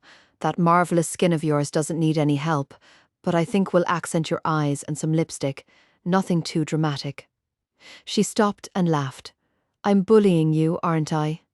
"Aye," Adelia agreed, feeling caught up in a genial whirlwind and finding she liked it. "Well, you needed it," Trish said firmly. "Is there anything else you want?" She hesitated, then blurted out quickly. "Something for my hands," your brother said. "I've hands like a ditch digger's, that man," she exclaimed in disgust. "He's the epitome of tact and diplomacy. Trish, hello." Adelia turned to see a flash of amazing silver blonde hair before Trish was enveloped in an exuberant embrace. Adelia's first startled impression was of lavish curls and musky scent. "I'm so glad to see you, darling." A high, bubbly voice drifted with the scent. "It's been weeks." "Hello, Laura." With an affectionate smile, Trish disentangled herself. "It's good to see you too. Laura Bowers, Adelia Canane." "How do you do, Mistress Bowers?" The greeting was returned with a flash of beautiful white teeth, before Laura's attention returned to Trish. "Darling, how is that fabulous brother of yours?" "Fabulous," Trish returned, giving Adelia a quick grin of mischief. "Don't tell me he's not pining after Margot?" Laura sighed and gave a flutter of extensive lashes. "I was so hoping to offer him my comfort, not even a tear or two to be dried." "He seems to be bearing up under the strain," Trish returned, hearing the unexpected sarcasm. Adelia glanced at her in surprise. Oh, well, if he doesn't need comfort, Laura continued, obviously not affected by Trish's tone. He's still at loose ends, so to speak. If dear Margot overplayed her hand by whisking off to Europe, I, for one, am not above volunteering to fill the gap. Heard from her lately? Not a peep. Well then, I'll take it that no news is good news. She gave Trish a wink and tossed her brilliant curls. Such a gorgeous man. Do you know Travis, Adelaide? Adelia, Trish corrected before Adelia could do so herself. Yes, Dee knows Travis very well. Charming man, Laura bubbled. Now that Margot's out of the picture, at least temporarily, I'll just have to give him a ring. Do tell him I'll call, won't you? With another flurry of curls, she pecked both of Trish's cheeks. I hate to, darling, but I simply must run. Don't forget to give Travis my very best. So nice to have met you, Amanda. Adelia opened her mouth, then closed it again as Laura scurried off in a wave of musk. Sorry, Amanda. Trish grinned and patted Adelia's cheek. Laura's really very sweet and basically kind, but she's a bit short of brains. She has such beautiful hair. Tearing her gaze from Laura's retreating coiffure, Adelia turned back to Trish. I've never seen hair that colour before. She must be very proud of it. Trish laughed until she was forced to wipe away tears as Adelia looked on in puzzlement. Oh, Dee, I adore you. Come on, we'll get that hand cream, then I'll buy you a cup of tea. Waiting patiently while her mentor weighed the pros and cons of various lotions, Adelia reflected on Laura Bowers's conversation. Margot, she repeated, nibbling absently on her bottom lip. Who is this Margot, and what is she to Travis, for a moment? She struggled with the urge to ask Trish outright. Then, remembering her manners, she kept silent. Perhaps he's in love with her. This thought brought such a sharp, unexpected pain that she nearly gasped aloud. But he's not, a part of her insisted. If Travis Grant were ever to love a woman, he would never let her go. He would go to the ends of the earth to bring her back. Unless, of course, he had been rejected. His pride would never allow him to pursue a woman who had refused him. But who would ever refuse such a man? It's not my concern, she told herself fiercely, forcing herself to concentrate on Trish's detailed description of various hand lotions. At last Trish was satisfied. Adelia was suitably outfitted and had all the cosmetics that Trish thought were necessary. Laden with parcels, the two women headed back to the car. For once, Adelia was reduced to silence. She sat bolt upright on the front seat as Trish drove swiftly over the winding country roads. She was even too excited to enjoy the rolling hills and the horses grazing in the meadows, now softly outlined by the sinking afternoon sun. Paddy was there to open the door when Adelia burst in with her new treasures. Little Dee, you're looking as happy as the first time you rode Majesty round the track, he said, observing her flushed, happy face. This was nearly as exciting Uncle Paddy. She laughed and stepped through the doorway. Never have I seen so many clothes, so many people. Do you know? I think everyone in America is in a constant hurry, driving, rushing through the stores. Nothing ever seems to move slowly. This place Trish took me was amazing. All these shops in one big building, and it had fountains right inside. She sighed, then shrugged and grinned. I know I should be ashamed for squandering money the way I did, but I'm not. I had a fine time. It was due time, lass, due time. He kissed her cheek as they entered the living room. Well, Paddy, she's lost her innocence. Travis rose from an armchair and grinned down at Adelia and her packages. Trish corrupted her. I knew I shouldn't have let that sister of mine get hold of her.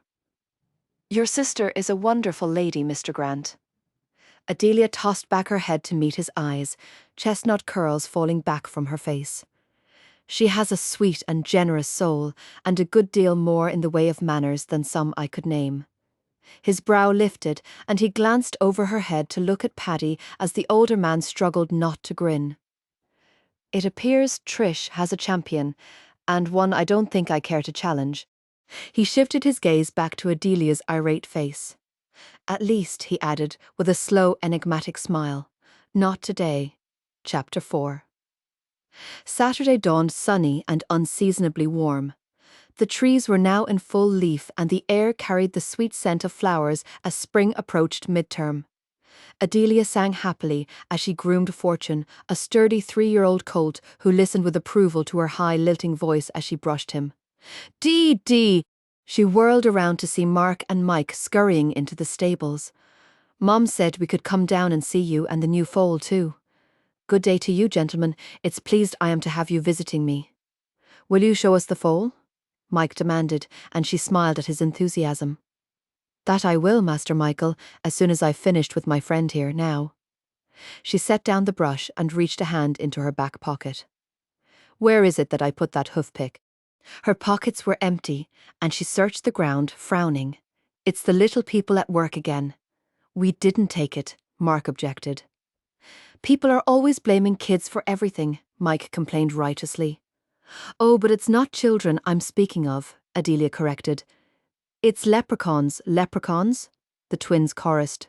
What's a leprechaun? Could it be you're telling me you've never heard of leprechauns? She asked in amazement. The boys shook their identical heads, and she folded her arms across her chest. Well, your education's sadly lacking, lads. It's a sorry thing to remain ignorant of the little people.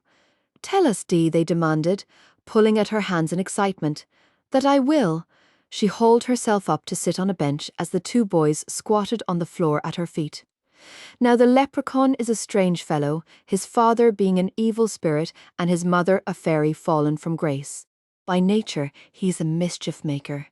He only grows to be about 3 feet high, no matter how old he happens to be.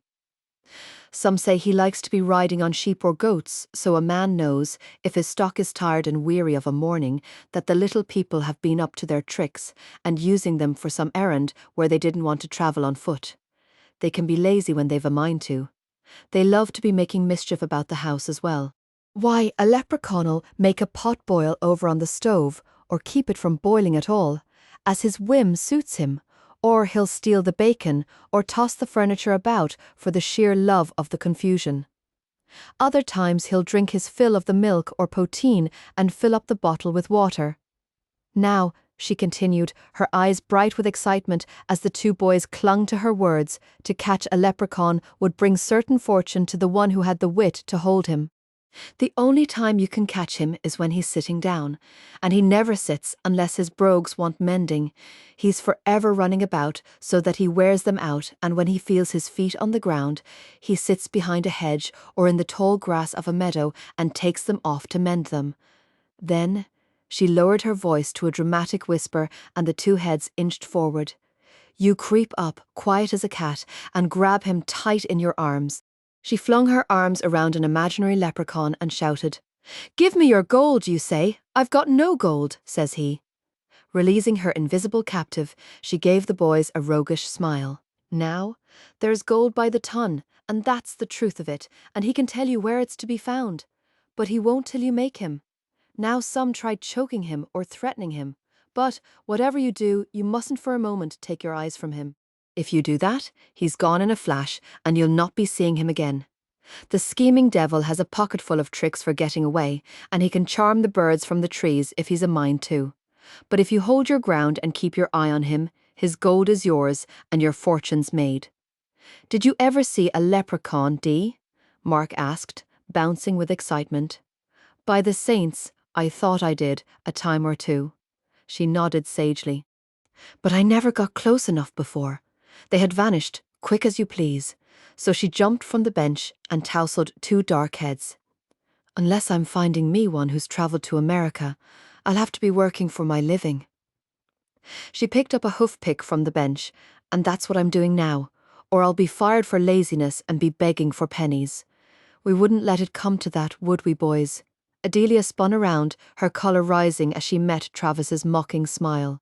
The thumping in her heart she attributed to surprise, and she was forced to swallow nervously before speaking. It's a habit you're making of creeping up on a body and frightening the wits from them, Mr. Grant. Maybe I mistook you for a leprechaun, Dee. His grin was annoying, but she refused to be baited and bent to lift Fortune's hoof. He led the twins down to visit the new foal, and she set down the horse's leg and watched his broad back retreat down the passage. Why did he always send her into a flutter, she wondered. Why did her pulses begin to race at a speed that rivaled Majesty's whenever she looked up and met those surprisingly blue eyes? She leaned her cheek against Fortune's sturdy neck and sighed. She'd lost. She conceded. She'd lost the battle, and though she fought against it, she was in love with Travis Grant. It was impossible, she admitted. Nothing could ever develop between the owner of Royal Meadows and an insignificant stable hand. Besides, she whispered to the understanding colt, he's an arrogant brute of a man, and I don't believe I like him one little bit. Hearing the boys approach, she bent quickly and lifted another hoof for cleaning. Run along outside, boys. I want a word with Dee. At Travis's command, the twins scrambled past, chattering and exclaiming over the foal. She set down the horse's leg and straightened to face him, the colour fading from her cheeks. Blast my cursed tongue, she thought in desperate condemnation. Aunt Letty told me 1,000 times where my temper would take me. Have I done something wrong, Mr. Grant? She stammered slightly and bit her lip in frustration. No, Dee, he answered, slowly searching her troubled face. Did you think I was going to fire you? His voice was oddly gentle, and she felt a tremor at the unfamiliar tone. You did say I could have a fortnight, and I've a few days left before. There's no need for a trial, he interrupted. I've already decided to keep you on. Oh, thank you, Mr. Grant, she began, overcome with relief. I'm grateful to you. Your way with horses is quite phenomenal, a strange sort of empathy. He stroked Fortune's flank, then fixed his eyes on her again. It would be impossible to complain about your work, except that there's too much of it. I don't want to hear about you cleaning tack at 10 o'clock at night anymore. Oh, well. Turning back to the bench, Adelia gave intense concentration to placing the hoof pick in its proper spot. Don't argue and don't do it again, he commanded, and she felt his hands descend to her shoulders. You know, you seem to split your time between working and arguing. We'll have to see if we can find another outlet for all that energy. I don't argue exactly. Well, perhaps sometimes? She shrugged and wished she had the courage to turn and face him. The decision was taken out of her hands as she found herself being turned, then lifted until she once again sat on the bench. Perhaps sometimes, Travis agreed, and she found it disconcerting that his smile was so close, his hands still circling her waist. Mr. Grant, she began, then swallowed as he reached up to pluck her cap from her hair, freeing the rich cloud of auburn. Mr. Grant, I've work to do. His comment was absent as he became involved with the winding of curls around his fingers. I've always had a fondness for chestnuts. Grinning, he gave her hair a firm tug until her face lifted to his. A very particular fondness. Would you like to check my teeth? Seeking a defence against a swift wave of longing, Adelia stiffened and sent him what she hoped was a lethal glare. His burst of unrestrained laughter caused the glare to light with green fire, and she struggled to slide from the bench. Oh no, he held her still with minimum effort. You should realize by now that I find it impossible to restrain myself when you start spitting fire. He took her mouth quickly, one hand still tangled in her hair, the other slipping under her shirt to claim the smooth skin of her back. She found her second trip through the storm no less devastating than the first, and while her will melted under its force, her senses sharpened. The scent of leather, horses, and masculinity rose and surrounded her. A strange, intoxicating scent she knew she would always associate with him. She could feel his strength as he plunged her deeper into the kiss, demanding every drop of sweetness from her mouth.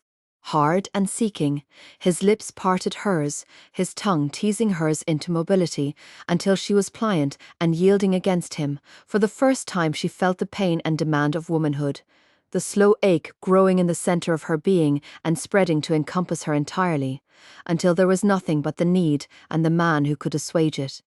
She heard a soft moan as her lips were freed, not aware it was her own weak protest at liberation, and her lids opened slowly to reveal eyes, dark and slumberous with desire. I find, Travis commented in a low, lazy voice, that is a more productive use of time than arguing. Adelia watched his eyes drop to the lips still warm from his and felt his hand tighten on her hair. It relaxed slowly, and a smile moved across his face as his eyes rose to hers. It also appears to be the only way to shut you up for any amount of time. He dropped her cap back on her head, then traced her cheek with his finger. I find Irish tempers have definite advantages. He strode away, and Adelia contemplated his long, graceful stride in confusion, reaching up one hand to press the cheek his finger had touched, pushing away a puzzle she could not solve. She spent the rest of the day in a state of euphoria. She was staying. She had found her place on the Mammoth horse farm, and an uncle who wanted as well as needed her, and a job that was a dream realized. And at least, she thought happily, she would be close to Travis, seeing him almost daily, feeding her need on the sight of his tall, powerful form, on a few snatched words of conversation. That was enough for the present, and the future was something to be faced when it arrived. Long after her uncle had retired, Adelia remained wide awake. She had tried to relax with a book, but her spirits were too high for sitting idly, and she closed it and slipped outside. She decided to walk to the stables, promising herself she would not touch one bridle but merely look in on the horses. The night remained warm, the sky blanketed with stars, so clear and vivid that she reached up, imagining she could pluck one from the soft black curtain. At peace with the world, she meandered toward the large white building. Entering, she switched on a low light to dispel the unrelieved darkness. She had gone no more than 20 feet when a soft moaning sound caught her attention, and she whirled in the direction of an empty stall. A man lay in a crumpled heap, and she caught her breath in alarm. Merciful heavens! She hurried in and bent over him. "What's happened? Oh!" she uttered in disgust and stood hands on hips. "You are drunk, George Johnson, and a pitiful sight indeed. You smell like a poteen factory." "What do you mean, drinking yourself into such a state and lying about in the stables?" "So it's pretty little Dee," George mumbled thickly, hauling himself into a half-sitting position. "Did you come for a visit? Come to share my bottle?" Adelia had found herself avoiding the groom. She had often found his eyes on her, and his leering smile had caused her to recoil instinctively. Now, however, she was angry and disgusted, and she took no pains to hide it. "No, I'll not be sharing a bottle with the likes of you. I've no patience for drunken sods. Haul yourself up and be on your way. You've no business in here with your mind fuddled with whiskey. Giving orders now, little Dee?" He struggled to his feet and faced her.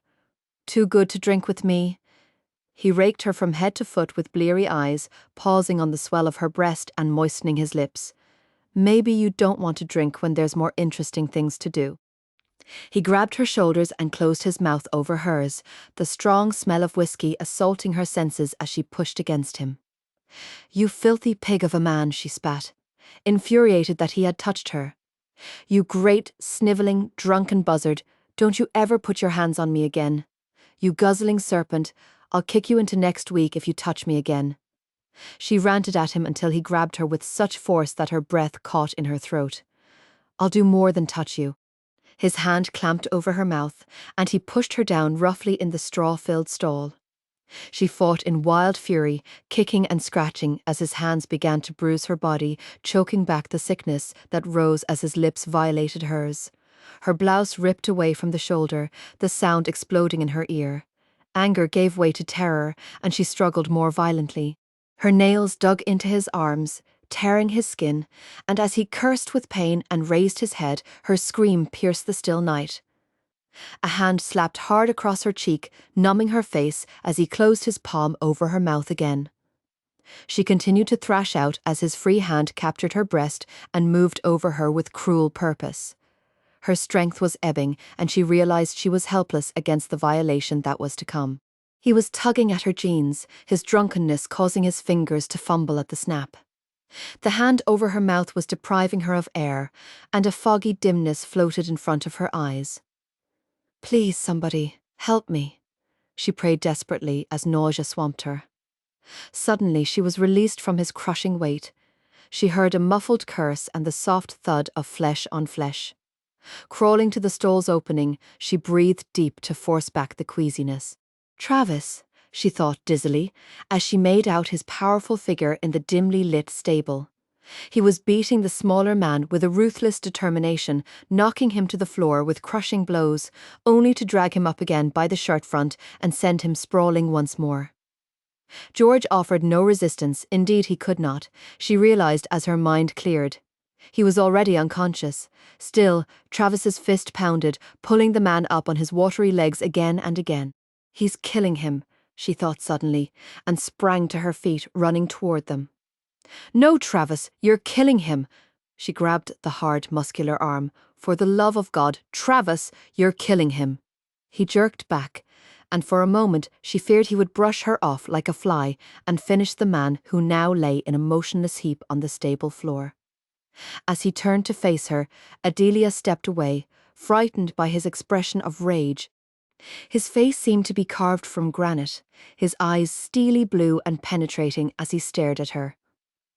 She trembled at the strong, harsh mask and offered up a silent prayer that she would never have that deadly fury directed at her. Are you all right? His voice was clipped, his eyes boring into hers. Aye. She swallowed convulsively, dropping her eyes from his stare. Oh, Travis, your hands without thought, she took them in her own. They're bleeding, you'll have to tend to them. I have some salve that's… Damn it, Dee. He yanked his hands away from hers, taking her by the shoulders and tilting her head back so her eyes once more met the icy fury in his. He surveyed the torn blouse, the bruises already in evidence on the creamy skin, the rich hair tousled around her pale face. How badly did he hurt you? His voice was low and uneven. Dee struggled to keep her own voice calm and not give way to the hysteria bubbling below the surface. Not badly, he just frightened me. He only hit me once. Travis's face suffused with colour, dark and angry at her words, his hands tightening uncontrollably on her shoulders. Is he alive? She asked, her voice barely audible.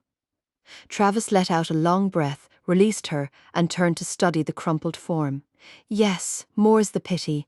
Heaven knows he wouldn't have been if you hadn't intervened. The police will see to him now. No. Her cry of protest brought Travis's attention back to her. Adelia, he began slowly.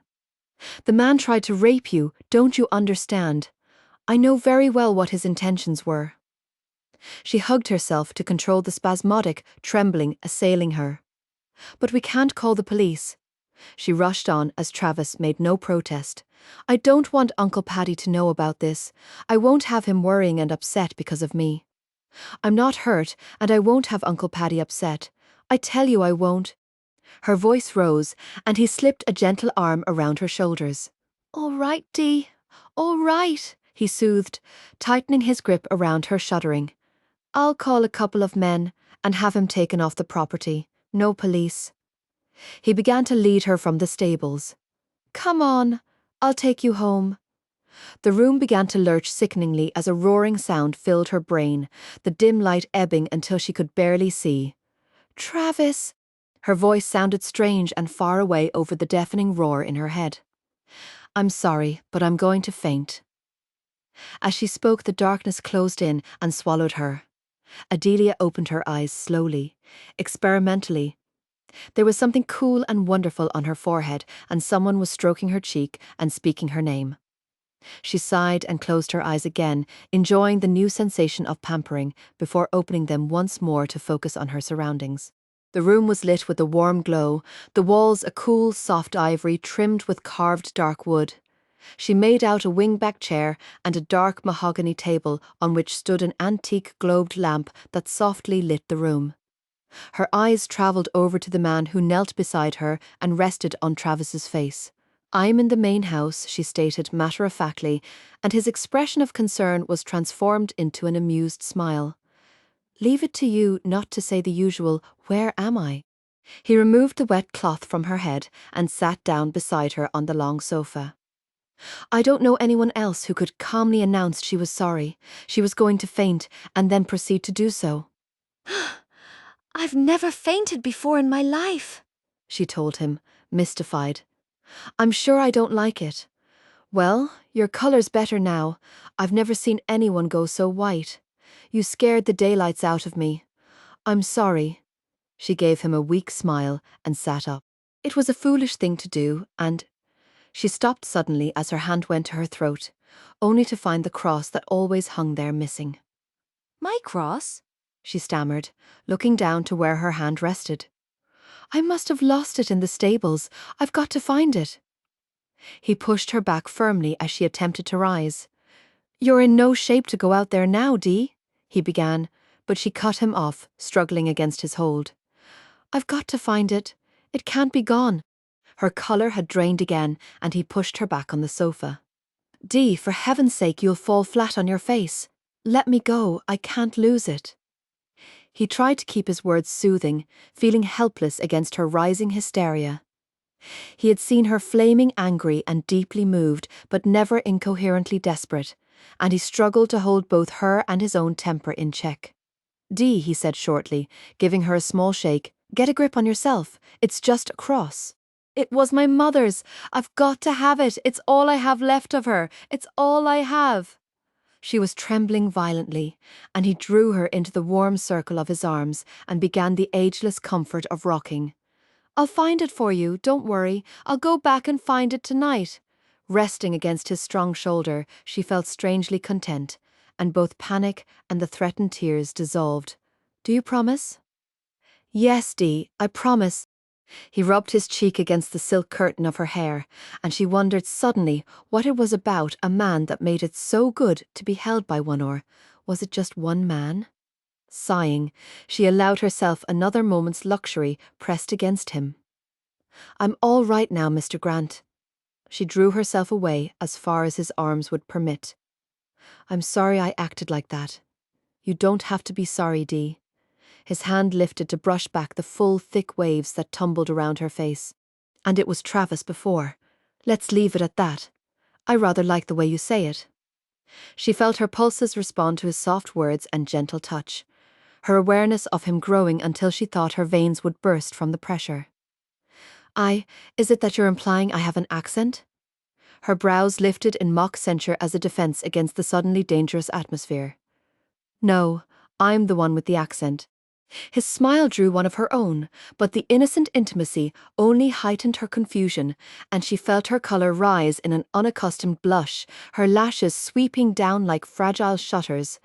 He grinned at the uncharacteristic shyness before he rose and moved to a small bar across the room. I think you could use a drink before I take you home. He lifted a crystal decanter. Some brandy?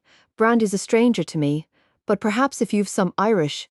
She sat up straighter, grateful for the distance between them. I'd be hard-pressed not to with Paddy as my trainer, he commented, pouring a small measure of whiskey into a glass. Here. He walked back to her and offered the glass. This should steady you and keep you from falling into my arms again. She took the glass and downed its contents without a shudder as Travis watched with uplifted brows. He looked down at the empty glass she handed him before bursting into gales of laughter. And what would you be finding so funny? Tilting her head, she regarded him with curious eyes. That a half-pint like you could down 2 fingers of whiskey as though it were a cup of tea. Aye, well, it comes with the blood, I suppose. I'm not one that drinks often, but when I do, I can handle my liquor, which is more than can be said of that slimy pig of a groom. He turned back to set the empty glass on the bar so that she was unaware of the hardening of his features. Travis, she said, hesitating over his name, and he turned, relaxing his face into calm lines. I'm grateful to you for what you did. Standing, she moved until she stood in front of him. I'm owing you, Travis, though God himself knows how I'll ever repay you. His eyes were intense for a moment, brooding over the face she turned up to his. Then his features relaxed into a smile, and he ran his finger down her cheek. Perhaps one day I'll call in the debt. The sun streamed onto the kitchen table as Adelia removed the post-breakfast clutter. She was grateful Paddy had noticed nothing amiss, having been fast asleep when, late and dishevelled, she had arrived back home. He had greeted her that morning with his usual cheery smile, and she had mirrored it, firmly blocking the memory of her night's encounter from her mind. Hearing footsteps approach the kitchen, she closed the door on the dishwasher. I'm just coming, Uncle Paddy. I've got the buttons all figured out now. It's amazing how... Oh! She stopped as she turned and saw Travis leaning against the doorway. Good morning. She pushed at her hair as her thought processes skidded to a halt. How are you? He walked toward her, eyes travelling in an intense survey. I'm fine. Just fine, she stammered and despised herself. Will I always behave like this when he comes on me unexpectedly? She demanded of herself and determinedly offered a slight smile. His hand cupped her chin, and Adelia held very still as he searched her face. Are you sure? She nodded, then realizing she had been holding her breath, she let it out slowly. I'm fine, really. Her eyes travelled past him, and he read her concern easily. Paddy's already gone. I told him I needed to speak with you for a minute. Releasing her chin, Travis reached into his pocket and pulled out her cross and chain. Oh, you found it. Her face lifted to his, illuminating the room more brilliantly than the sun. Thank you, Travis, for troubling. It means a great deal to me. There's no need to thank me, Dee, and it wasn't a question of troubling. He tucked a strand of hair behind her ear in a gentle gesture that threatened to dissolve her knees. The clasp is broken. I'll have it repaired for you. You don't have to do that, I can. I said I'll have it repaired. His voice was firm, and her brows drew together at the underlying anger in his tone. Letting out a long breath, he slipped the cross back into his pocket, then carefully framed her face with his hands. Adelia, I'm responsible for what happened last night. No, don't argue, he commanded as her mouth opened to contradict. What happens to you, to the people who work for me, he amended, is my responsibility. I wanted you to know I'd found your cross, so you wouldn't worry. I'll have the chain repaired and get it back to you as soon as possible. All right, she murmured, finding currents of pleasure brushing along her skin as his hands continued to cup her face as if it were something fragile and precious. He smiled, and his thumb traced her lips with a teasing lightness. At times, Dee, you can be surprisingly docile then. Just when I think you've been halter-broken, you start bucking again. Drawing away, Adelia straightened her shoulders. I'm not a mare to be pulled about on a lead line. Smile became grin. Travis tousled her hair before taking her hand and pulling her from the room. Maybe you'll find it depends who's holding the line. The days passed slowly for Adelia, as the two main men in her life were absent for a time. Paddy had accompanied Majesty to Florida in preparation for the Flamingo Stakes. She found, for one who had always taken her own self-sufficiency for granted, that the nights grew longer without Paddy's company. The house seemed large and quiet and empty. Alone in the evening, she reflected how easily a heart could be lost to another. In less time than it takes for the moon to go from full glory to a sliver of light, love had swept over her, leaving her vulnerable. Love for Paddy, a sweet, full warmth of belonging, and love for Travis, an aching, spreading need. She built a fire, though the spring air was kind, through open windows, and curled up in front of its company, her head resting on the arm of her chair. Paddy would be home the next day, and she found the knowledge comforting, for with his presence there would not be so many hours alone, so many hours to think. Travis would not leave her thoughts or her heart, and seeing him daily brought as much torment as it did delight. As the fire grew soft and low in the grate, her mind drifted to him, her lashes fluttering down to conceal her dreams, her hair falling in a curtain against her cheek. Dee, she stirred in the twilight world of dreams, sighing as a hand brushed through her hair. Dee, wake up. Lids opened slowly, and eyes misted with sleep focused on Travis. Her hand lifted to touch his cheek before fantasy was completely dimmed. Oh. Dropping her hand, she struggled to sit up, pushing back her hair to look up at him. Travis. She felt fresh colour warm her sleep-flushed cheeks and pulled the neck of her faded blue robe closer together. I must have fallen asleep. If I could have understood how anyone could be comfortable in that position, I would have left you alone. Smiling, he moved from his crouched position to sit on the arm where her cheek had rested. Desperately aware of his nearness, Adelia pushed far into the corner of the chair, her hands clasped in her lap. "I was just thinking that Uncle Paddy would be home tomorrow," she said with partial honesty. "Yes, I'd like to have gone with him, but I just couldn't get away." He laid a finger under her chin and lifted it. The dying power of the fire danced in her hair. "You've missed him." Her smile spread as her eyes travelled over his face, and Majesty as well. His smile answered hers, and as the moment grew long, she felt the need to abort the contact. "I'm sorry, Majesty didn't win his race." Her fingers smoothed the skirts of her robe. His hands were exploring the flickers of light in her hair, and she repeated her statement in a rush of words. "Oh well, he placed and made a good run. Winning takes time, Dee." With a laugh, Travis ruffled her hair. "Time, patience and strategy. Look, I have something for you." Reaching into his pocket, he drew out her cross.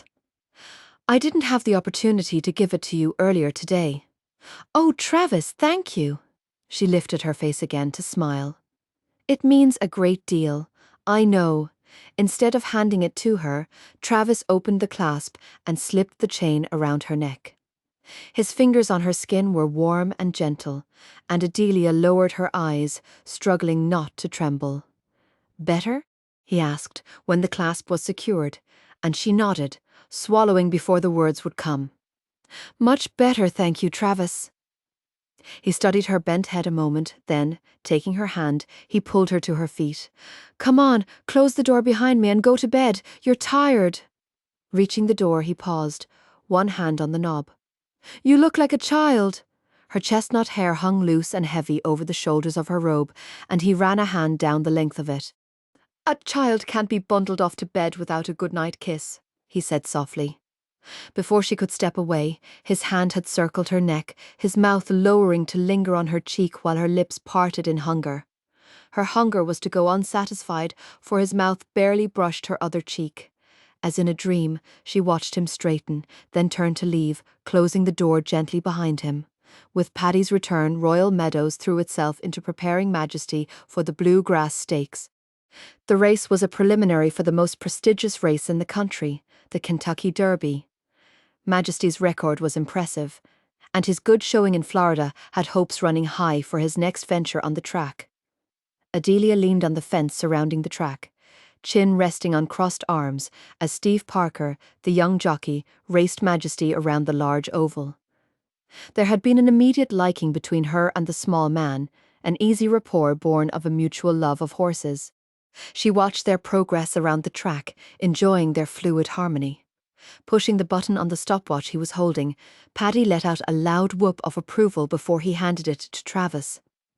"If he runs like that in Kentucky, there's not another horse will come within 5 lengths of him at the finish. He holds the turns like a lover."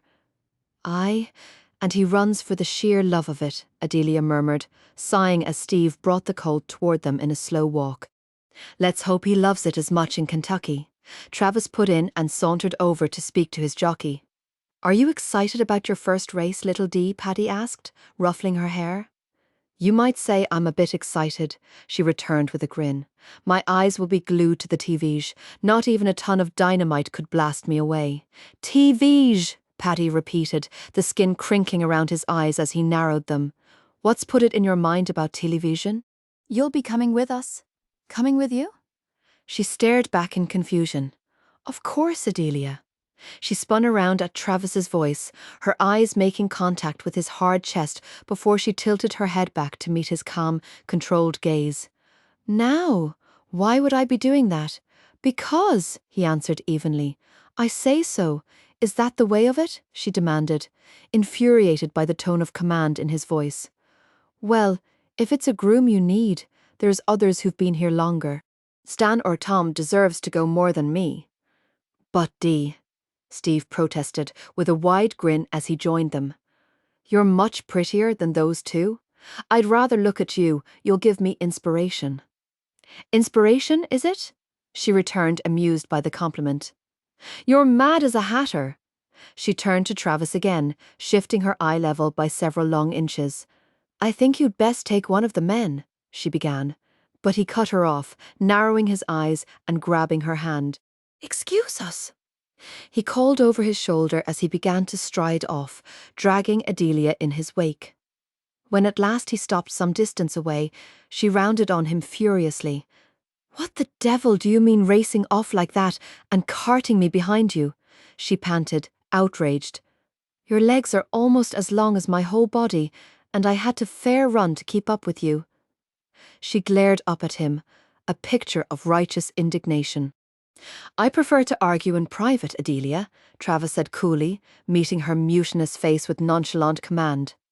I run Royal Meadows and I give the orders. Even through her own anger, Adelia could see the signs of temper held in check. His eyes hard and direct, he was suddenly the essence of the master. I will not have you countermanding my orders privately, and most certainly not publicly. His words annoyed her further, simply because she knew he was right. You're going to have to get it through that stubborn head of yours that you are no longer in solitary control of what is to be done. Now I believe the issue here is your presence in Kentucky. He went on calmly, his face expressionless. I'm telling you, he interrupted imperiously. You're going. Her eyes flashed at the order. Why, she thought, if it's God's pleasure for me not to be forever bursting with temper, did he give me such a demanding one? Majesty responds better to you than anyone else, Travis went on. I want you tending to him. Anger receded slowly at his words, and she dropped her eyes, staring at the ground while she considered his statement. You'll come to Kentucky because it suits me to have you there, and I'm accustomed to having what suits me. His smile spread in a rapid change of mood as her head snapped up with fresh anger. His hands claimed her waist, then trailed slowly upward, resting on the sides of her firm young breasts as her anger faded into confusion. Lingering, his thumbs caressed in a slow circle, then trailed once in a lazy arch over the subtle curves, pausing at their fullness before moving to rest under their soft swell. Her lips parted, but she found no strength to protest against the unfamiliar intimacy, her body responding to his touch, eclipsing her will. She felt herself rising from the ground, and her hands went to his shoulders automatically to compensate for the loss of gravity. Put me down. The order emerged as a trembling whisper, and his smile grew wider before his mouth lowered. In a minute, his mouth was dominant and sure, and her fingers dug into his shoulders as the force of the kiss held her in its prison. With a final flash of lucidity, she knew she could never fight Travis on these terms. Then all was lost in the dark demand of need. Steve's right, he murmured, his teeth nibbling at her lip and sending shooting sparks of flame through her veins. You are prettier than Tom or Stan. With a final, hard, brief kiss, he dropped her back to the ground, to stride away with casual arrogance, whistling the first few bars of My Wild Irish Rose. Adelia stood gaping after him, trembling with a confusing mixture of indignation and longing. Chapter 5. Adelia found herself on a plane for the second time in her life. This plane, however, was vastly different from the crowded economy section of the passenger jet in which she had travelled over the Atlantic. Now she was passing over the relatively short distance between Maryland and Kentucky in the lush comfort of Travis's specially equipped private jet. Adelia's attitude during this flight was also a marked variation from her first.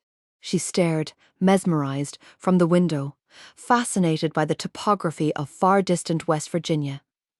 She looked down on patchworks of green and umber dotted by small houses, toy train cities, and grey ribbons of roads snaking and winding to connect them. There were rivers and pine-topped mountains, their colours soft from her eagle view, and she thought with pleasure that the world was indeed a wondrous place. Engrossed in her new discoveries, she did not notice when Travis sat next to her. "Enjoying the view, Dee?" he asked at length, smiling at the way she pressed her forehead to the glass like a child at a bakery window. She started at his voice, then turned her head to face him, pushing back the chestnut curls that spilled over her face at the movement. "Merciful heavens, you're forever surprising me. You move like the wind through a willow." Sorry, I'll practice stomping. He grinned and shifted in his seat to regard her more directly. "I've often thought you move like one of those fairies Ireland's so famous for, or maybe one of your leprechauns. Oh, Well, it can't be both. A leprechaun's not considered a fit associate for a reputable fairy, only a disreputable fairy, he returned, amused at the sobriety of her statement. Aye, and for the most part they're on their good behaviour, hoping to be readmitted to paradise on the last day. Tossed out, were they? When Satan was rebelling, they stood back from the fighting, not wanting to take sides till they knew how it would end. But since that was their only offence, they were banished to earth instead of tossed into the pit with the rebels. Seems fair, Travis concluded with a nod. As I recall, they have the rather awesome power to turn one into a dog, or a pig, or something equally undesirable, but are normally disposed to good deeds if treated with the proper respect. That's right, she agreed. How did you know that? Paddy saw to the holes in my education. He leaned over her, smiling, and she pressed back into the cushions, green eyes growing wide. Relax. His voice tightened in annoyance. I'm not going to eat you. He fastened the seatbelt around her waist and leaned back. We'll be landing in a minute. So soon. She controlled her voice to casualness, while the beating of her heart vibrated in her ears. That's right, he answered, matching her tone as he secured his own belt. You've been staring down at Kentucky for some time now. With amazing organisation and economy of movement, the plane was landed. Majesty was unloaded and transferred to a waiting van, and the travellers were on their way to Churchill Downs. Adelia's impression of Louisville was vague. Her mind was in the back of the van with Majesty. She worried that he might be frightened and confused by the strange sights and long transport. When she voiced her concern, she was rewarded with a deep, full laugh from Travis. The ominous gleam in her eye was ignored as, chuckling, he informed her that Majesty was a seasoned traveller and took it in his stride. Her irritation had faded by the time the van reached the extensive stables at Churchill Downs. Travis immediately confirmed the arrangements that had been made for Majesty's stall space and feed. Travis Grant was well known and highly respected in racing circles. Adelia noted that he was greeted with warmth by the men and women milling around the stable area. He stood head and shoulders above the group, exuding power and a virile masculinity that she observed with a rude stab of jealousy was obviously appreciated by the women who greeted him. Infuriated with herself for her own weakness, Adelia turned sharply back to Majesty and led the gleaming colt into his stall. Time passed swiftly as she tended to the animal's needs, brushing and soothing as she kept up a flow of one-sided chatter. As she was completing her duties, she heard loud footsteps approaching and turned around to see who was causing the din. Loud enough? Travis grinned at her with unexpected boyishness. Aye, she agreed, and gave him a solemn nod. You sounded like a herd of great African elephants. You're a funny man, Travis, she commented, tilting her head to the side and studying him. Am I, Dee? How? There's times you're like the local squire tossing orders about, and the steel in your eyes could freeze a man in his tracks. Then I think you're a hard man. But then sometimes, faltering, she shrugged and turned back to Majesty. Don't stop now. Deliberately. He turned her back to face him, a faint smile playing on his mouth. You've intrigued me. She was uncomfortable now and wishing with a full heart that she would learn to think before speaking, but Travis ignored her expression of embarrassment, hands light but firm on her shoulders, eyes demanding her elaboration. Sometimes. I've seen you laughing and talking with the men, or carting one of the twins about on your shoulders. And I see the way it is between you and Uncle Paddy, and the way you treat your horses. I think then maybe there's a gentle side and maybe you're not so hard after all. She finished in a rush, wishing she had never started, and turned back to give Majesty unnecessary additional attention with the brush. That's very interesting, he commented, taking the brush from her hand and continuing the grooming himself. She's spoiling you. He addressed Majesty, running an affectionate hand along his flank. She'd stand in here rubbing you down for the next hour, if I let her. She tore her eyes from Travis's fingers as they stroked the rich chestnut hide. I don't spoil him. It was just love and care I was giving. We all need that from time to time. He turned his head and met her eyes with a long, level look. Yes, we all need that from time to time. That night, awake in the unfamiliar hotel room, Adelia tossed and turned, ultimately rolling over and pounding her innocent pillow. Love was decidedly uncomfortable, unpredictable, and unwelcome.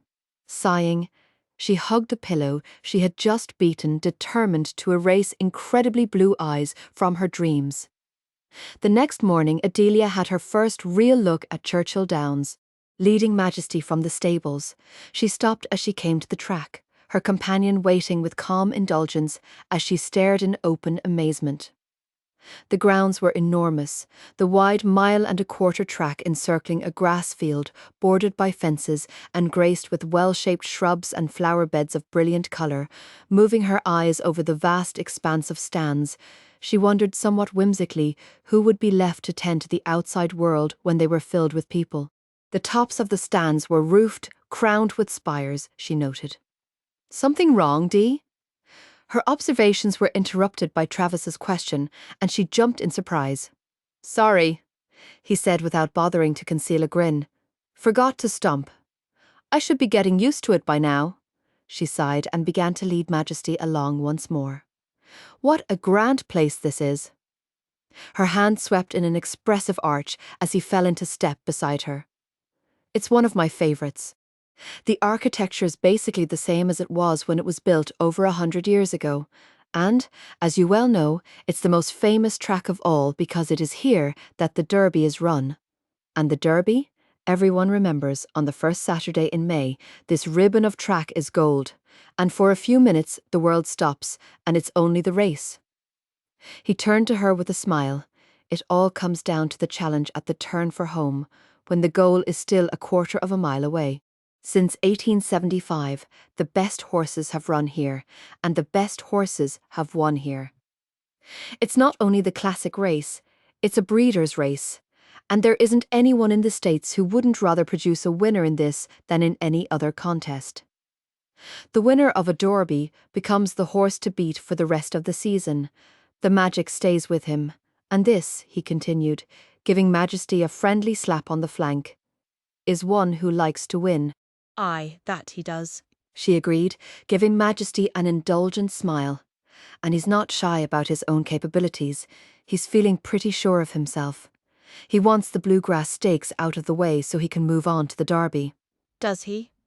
The corner of his mouth tilted as Majesty nuzzled Adelia's shoulder. And how do you feel? His finger touched her cheek, and she turned to face him. "Do you want the prep race out of the way so you can dive into the Derby?" I'm not ready for the first one yet. Adelia shrugged, nearly stumbling as Majesty's head nudged at her back. "It's him that's in the hurry. But I like the looks of this place." Again, she encompassed Churchill Downs with a sweep of the hand. "I like knowing it hasn't changed much in all these years." She began to walk again, at Majesty's urging. "Never did I think to see such a place." "There are other tracks that are perhaps more eye-catching," he commented, following her fascinated gaze. "At Hialeah in Florida, they have hundreds of pink flamingos in the center field lake." Stopping, she turned to him with wide eyes. "I should like to see that." "I'm sure you will," he murmured, twining his fingers in the ends of her long, silky waves. Then, pulling the brim of her cap down over her eyes, he repeated in a lighter tone, "Yes, Dee, I'm sure you will." The week moved swiftly, hours crammed with duties and activities. Most of Adelia's time was given to Majesty's care, talking and fondling as much as grooming and seeing to his more practical needs. She spent much of her free time with Steve Parker, teasing him about his girlfriends or watching from the rail as he accustomed Majesty to the track. Other times she spent with Paddy, discussing the Thoroughbred's qualities and the style of the other colts who would compete in the qualifying race. "The colt that wins is automatically eligible for the Derby," he informed her, giving Majesty a thorough examination as she watched from the stall door. Of course, Travis nominated this fellow right after he was born, the same way he's entered Solome's foal and kept up with the nomination as he got older. He knows when he's got a winner. Travis is a man who keeps one eye on the future. "He's good with the horses," Adelia commented. The obvious pride and affection in Paddy's voice warmed her. "You can see he cares for them. It's not just a matter of the money they'll bring him." "Aye, he cares," Paddy agreed, giving Majesty an affectionate slap on the flank. And he's fierce on the matter of using painkillers or drugs as others have been known to do. If one of Travis's horses isn't up for the race, he doesn't run, and that's that. Of course, money's not a problem with Travis, but it wouldn't make any difference if it was, because that's the man he is now. He has a practical side as well. He moved from the stall to join Adelia and slipped an arm around her shoulders. Investments, and he's mighty crafty about them. He knows how to take a purse, or the sale of a foal, and turn it into more. He's got the touch, Paddy added with a wise nod. And a time or two, he's stretched my pennies for me, though not on as grand a scale as his. Travis takes care of his own. Squeezing her shoulder, Paddy led Adelia out into the flash of sunlight. She remained silent, thinking of this new aspect of the man she loved. The sky was overcast on the day of the bluegrass stakes. The air was heavy. Lead-grey clouds lay thick as a blanket overhead. Tension seemed to start at Adelia's brow and spread down to her toes. The stillness of the air weighed like a stone at the nape of her neck. To take her thoughts off the coming race, she kept both hands and mind busy. Glancing up, she saw Travis enter the building. She smiled as he approached. "I believe that, if you could, you'd get into the silks and ride him today." "The truth of it is," she began, finding the ease of his smile soothing, "I think I'd be less terrified that way, but I don't think Steve would care for it." "No." The syllable was accompanied by a slow, grave nod. "I don't think he would. Come up to the stands with me. Paddy'll take over now." "Oh, but..." Her objection was neatly cut off as he captured her arm and propelled her to the door. "Wait," she cried, and pivoted to run swiftly back to Majesty, throwing her arms around his neck and whispering in his ear. When she rejoined Travis, he stared down at her, both amused and frankly curious. "What did you tell him?" She gave him a mysterious smile for an answer. As they approached the stands, she dug into her back pocket and thrust some bills into his hands. "Will you place a wager for me? I don't know how to go about it." A wager? He repeated, looking down at the $2 in his hand. Looking up, his features were entirely too serious. "Who do you want to bet on?" Majesty, of course. She frowned at the question, her expression lightening as she recalled some of the terms she had heard tossed around the stables. To win. On the nose. To his credit, Travis's features remained grave. "I see. Well, let's see. His odds are 5-2 at the moment." Brows drawn, he studied the odds board. "Now, number 3 there is 10-1, but that's not too long for a gambler. Number 6 is 2-1, that's rather conservative." "I don't know about all that," she interrupted with a frustrated wave of her hand. "It's just all a bunch of numbers." "Adelia?" He said her name slowly, giving her a small pat on the shoulder. "One must never bet unless one knows the odds." Ignoring her, he glanced up at the flashing numbers. "It's 3-1 on number 2. A nice safe choice for win, place or show. It's 8-5 on number 1. "Travis, you're making my head spin with all of this." I just want to. "And 15-1 on number 5. He looked down at the 2 crumpled bills. "You could amass a small fortune if that one came in." "It's not for the money." Her breath came out in one impatient huff. "It's for the luck." "Ah, I see," he returned with a solemn nod before the grin escaped and spread. Irish luck is not to be scoffed at. Though she scowled quite fiercely for a moment, he slipped his arm over her shoulders and led her to the $2 window. Before long, she was standing next to him and gaping openly at the masses of people filling the stands.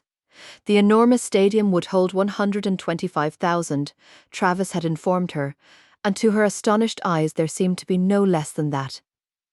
Several people greeted Travis, and she felt an occasional twinge of discomfort as eyes often passed over her in speculation. Embarrassment was soon eclipsed by excitement as post time approached. She watched the horses step onto the track, her eyes immediately focusing on Majesty and the rider in brilliant red and gold silks on his back. As Majesty's name was announced, Adelia closed her eyes, finding the combination of excitement and nerves nearly overpowering. "He looked ready," Travis commented casually. then laughed as she jolted at his words. Relax, Dee. It's just another race. I'll never be easy about it if I see 100, she vowed. Oh, here comes Uncle Paddy. Is it going to start? For answer, he pointed, and she watched the horses being loaded into the starting gate. Her hand clutched at the cross at her neck, and she felt Travis's arm slip over her shoulders as the bell sounded and 10 powerful forms lunged forward. It seemed to her a mass of flying hooves and thunderous noise, the pack clinging together in one speeding block. Still, her eyes were glued on Majesty as though he were racing alone. Her hand reached up of its own accord to grasp the one on her shoulder, tightening as she urged the colt to greater speed. Steadily he moved forward as if following her remote control command, persistently passing one, then another, until he emerged alone from the field. Suddenly the long legs increased their stride, streaking across the dirt track until his competitors were left with the sight of his massive hindquarters as he lunged under the wire. Travis's arm encircled her, and Adelia found herself crushed to his hard chest, sandwiched between his lean body and her uncle's stocky frame. It was like being caught fast between two unmoving, loving walls, and she found the sensation torturously wonderful, a heady mixture of scents and textures. Her uncle's voice was raised in excitement in her ears, and her head was snuggled as if it belonged against Travis's chest. Majesty's win, she decided, closing her eyes, was the best present she had ever had. Every man, woman and child in Louisville ate, slept, and breathed the Kentucky Derby as the days dwindled. The very air seemed to shimmer with anticipation. Adelia saw Travis sporadically. Their conversations revolved around the colt, the only personal aspect of their relationship being the abstracted pat on the head he would give her from time to time. She began to think that quarrelling with him had had its advantages, and she relieved her frustrations by spending more time with Majesty. "You're a fine, great horse," she told him, holding his muzzle and looking into his intelligent eyes. "But you mustn't let all of this go to your head. You've a job to do come Saturday, and it's a big one. Now I'm going out for a few minutes, and I want you to rest yourself. Then perhaps we'll see about a currying." Satisfied with Majesty's silent agreement, Adelia stepped out of the stables into the bright May sun and found herself surrounded by reporters. "Are you the groom in charge of Royal Meadows, Majesty?" The question was fired out by one of the people who suddenly cut her off from the rest of the world with a wall of bodies. The sensation was disconcerting, and she was thinking wistfully of the dim solitude of the stables when she heard another voice. "You don't see many grooms that look like this one." She rounded on the man who had spoken, squinting against the sun to see more clearly. "Is that the truth now?" she demanded, discomfort replaced by annoyance. "I thought red hair was common enough in America." The group roared with laughter, and the man at whom her remark had been directed responded with a good-natured grin. Questions were fired at her, and for a few moments she surrendered to the pressure and answered valiantly, attempting to keep one query separate from the next. "By the saints." She threw up her hands in dismay, shaking her head. "You're all speaking in a muddle." Pushing the brim of her cap back from her head, she took a deep breath. "If it's more information you're wanting, you'd best ask Mr. Grant or Majesty's trainer." She pushed through them with determination, turning when she felt a hand on her arm and finding herself facing the reporter who had made the personal observation. "Miss Cunnane, sorry if we were a little rough on you." He smiled with considerable charm, and Adelia found herself smiling back. No harm was done. "I'm Jack Gordon. Maybe you'd let me make it up to you by taking you out to dinner tonight." She was both surprised and flattered by the invitation, gaining the pure feminine pleasure of having an attractive man pay her specific attention. He was, however, a stranger, and she was opening her mouth to decline when a voice sounded behind her. "Sorry, my groom's off limits." She whirled around to see Travis watching them, blue eyes cool and direct. Fury bubbled inside her, reflecting plainly in her flashing eyes. "Don't you have some work to do, Adelia?" he asked, with an imperial lift of brows. The eyes that met his told him without words what she thought of his question before she wheeled around and stalked to the stables. Some 15 minutes later, Travis disengaged himself from the avid reporters and joined her. She watched as he strode toward her, hands carelessly thrust in the pockets of slim-fitting jeans. "Don't you know better than to make dates with strange men, Adelia?" His tone was deliberate, superior, and infuriating. "My personal life is my own affair." She raged at him. "You've no right to interfere. As long as you're in my employ and responsible for my horses, your life is my affair." "Aye, Master Grant." She tossed back, undaunted by the narrowing of his eyes. "I'll be certain to ask your permission before I take my next breath." Her foot stomped in temper. "I didn't arrive on this earth yesterday. I can take care of myself." "Were you taking care of yourself in the stables a couple of weeks ago?" She paled at this and turned away. With a muttered curse, he turned her around to face him. "Dee, I'm sorry, that wasn't fair." "No, it wasn't." She jerked away, eyes bright with angry tears. "But it doesn't surprise me you'd be saying it. You've a habit of putting me in my place, Master Grant, and I've been reminded there's work to be done, so be off with you and let me be about it." Removing her cap, she dropped a curtsy. "If it please your honour." "I've had just about enough, you green-eyed witch," he muttered, taking a step toward her. "I'd like to haul you over my knee for the spanking you deserve, but I'll get more out of this sort of punishment." He had her crushed against him with a speed that allowed her only a short gasp of protest before his mouth descended, hard, then demanding, then possessing in rapid succession. When he lifted his mouth, she felt him drawing her soul through her eyes. "I'm not going to make a habit of this," he muttered, and took her lips again, his fingers tangling in her hair, then moving over her back until she thought she would perish from the heat. Feather-light tremors followed the trail of his hand along her spine, touching her with an exquisite fear.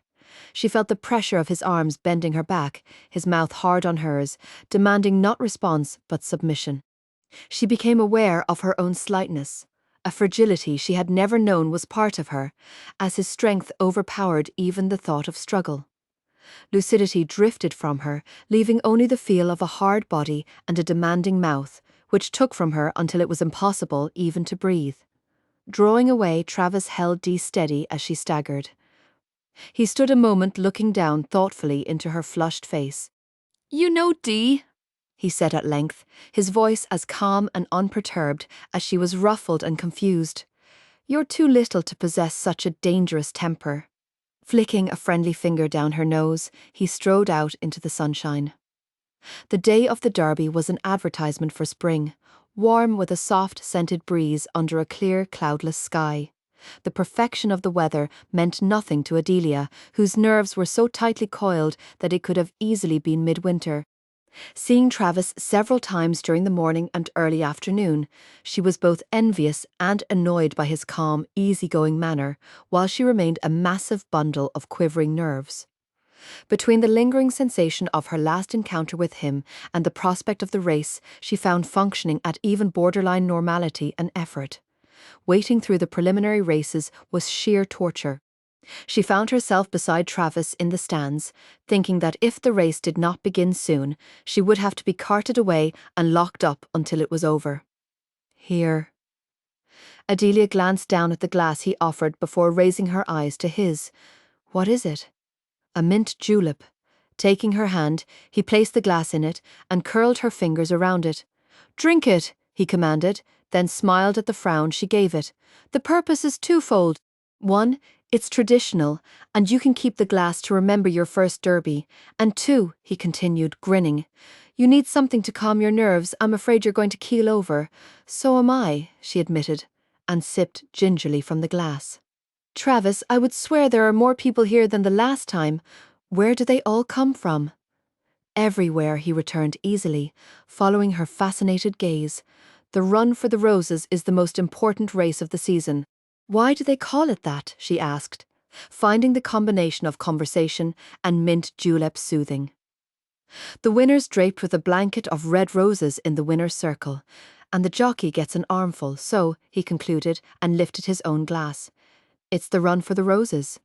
"That's nice," she approved, lifting the brim of her cap further on her head. "Majesty will like red roses. I'm sure he'll be crazy about them."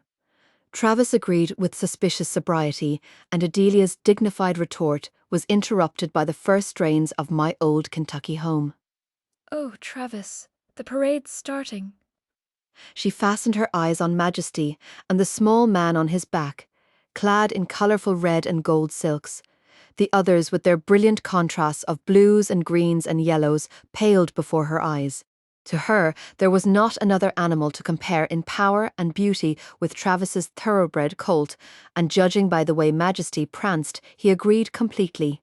"Saints preserve us, Uncle Paddy," she murmured as he appeared at her side. "My heart's pounding, so I'm sure it'll burst. I don't think I'm made for this."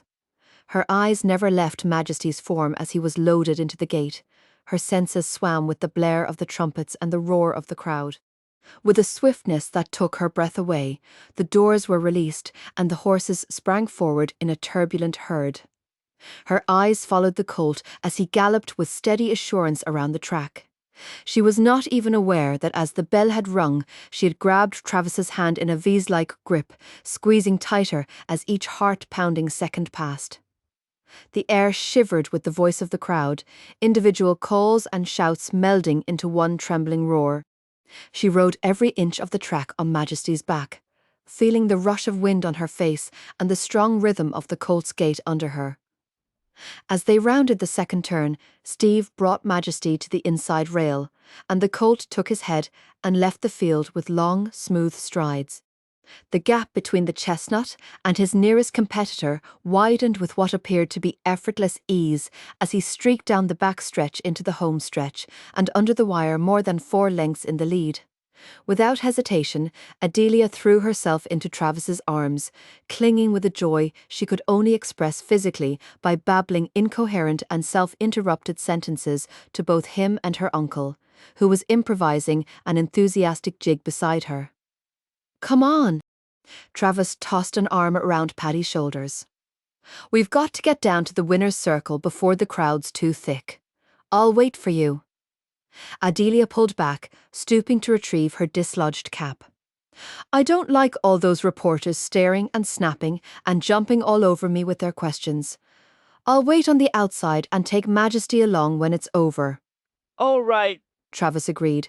"But tonight we celebrate. What do you say, Paddy?" "I say I've just acquired a strong yearning for champagne."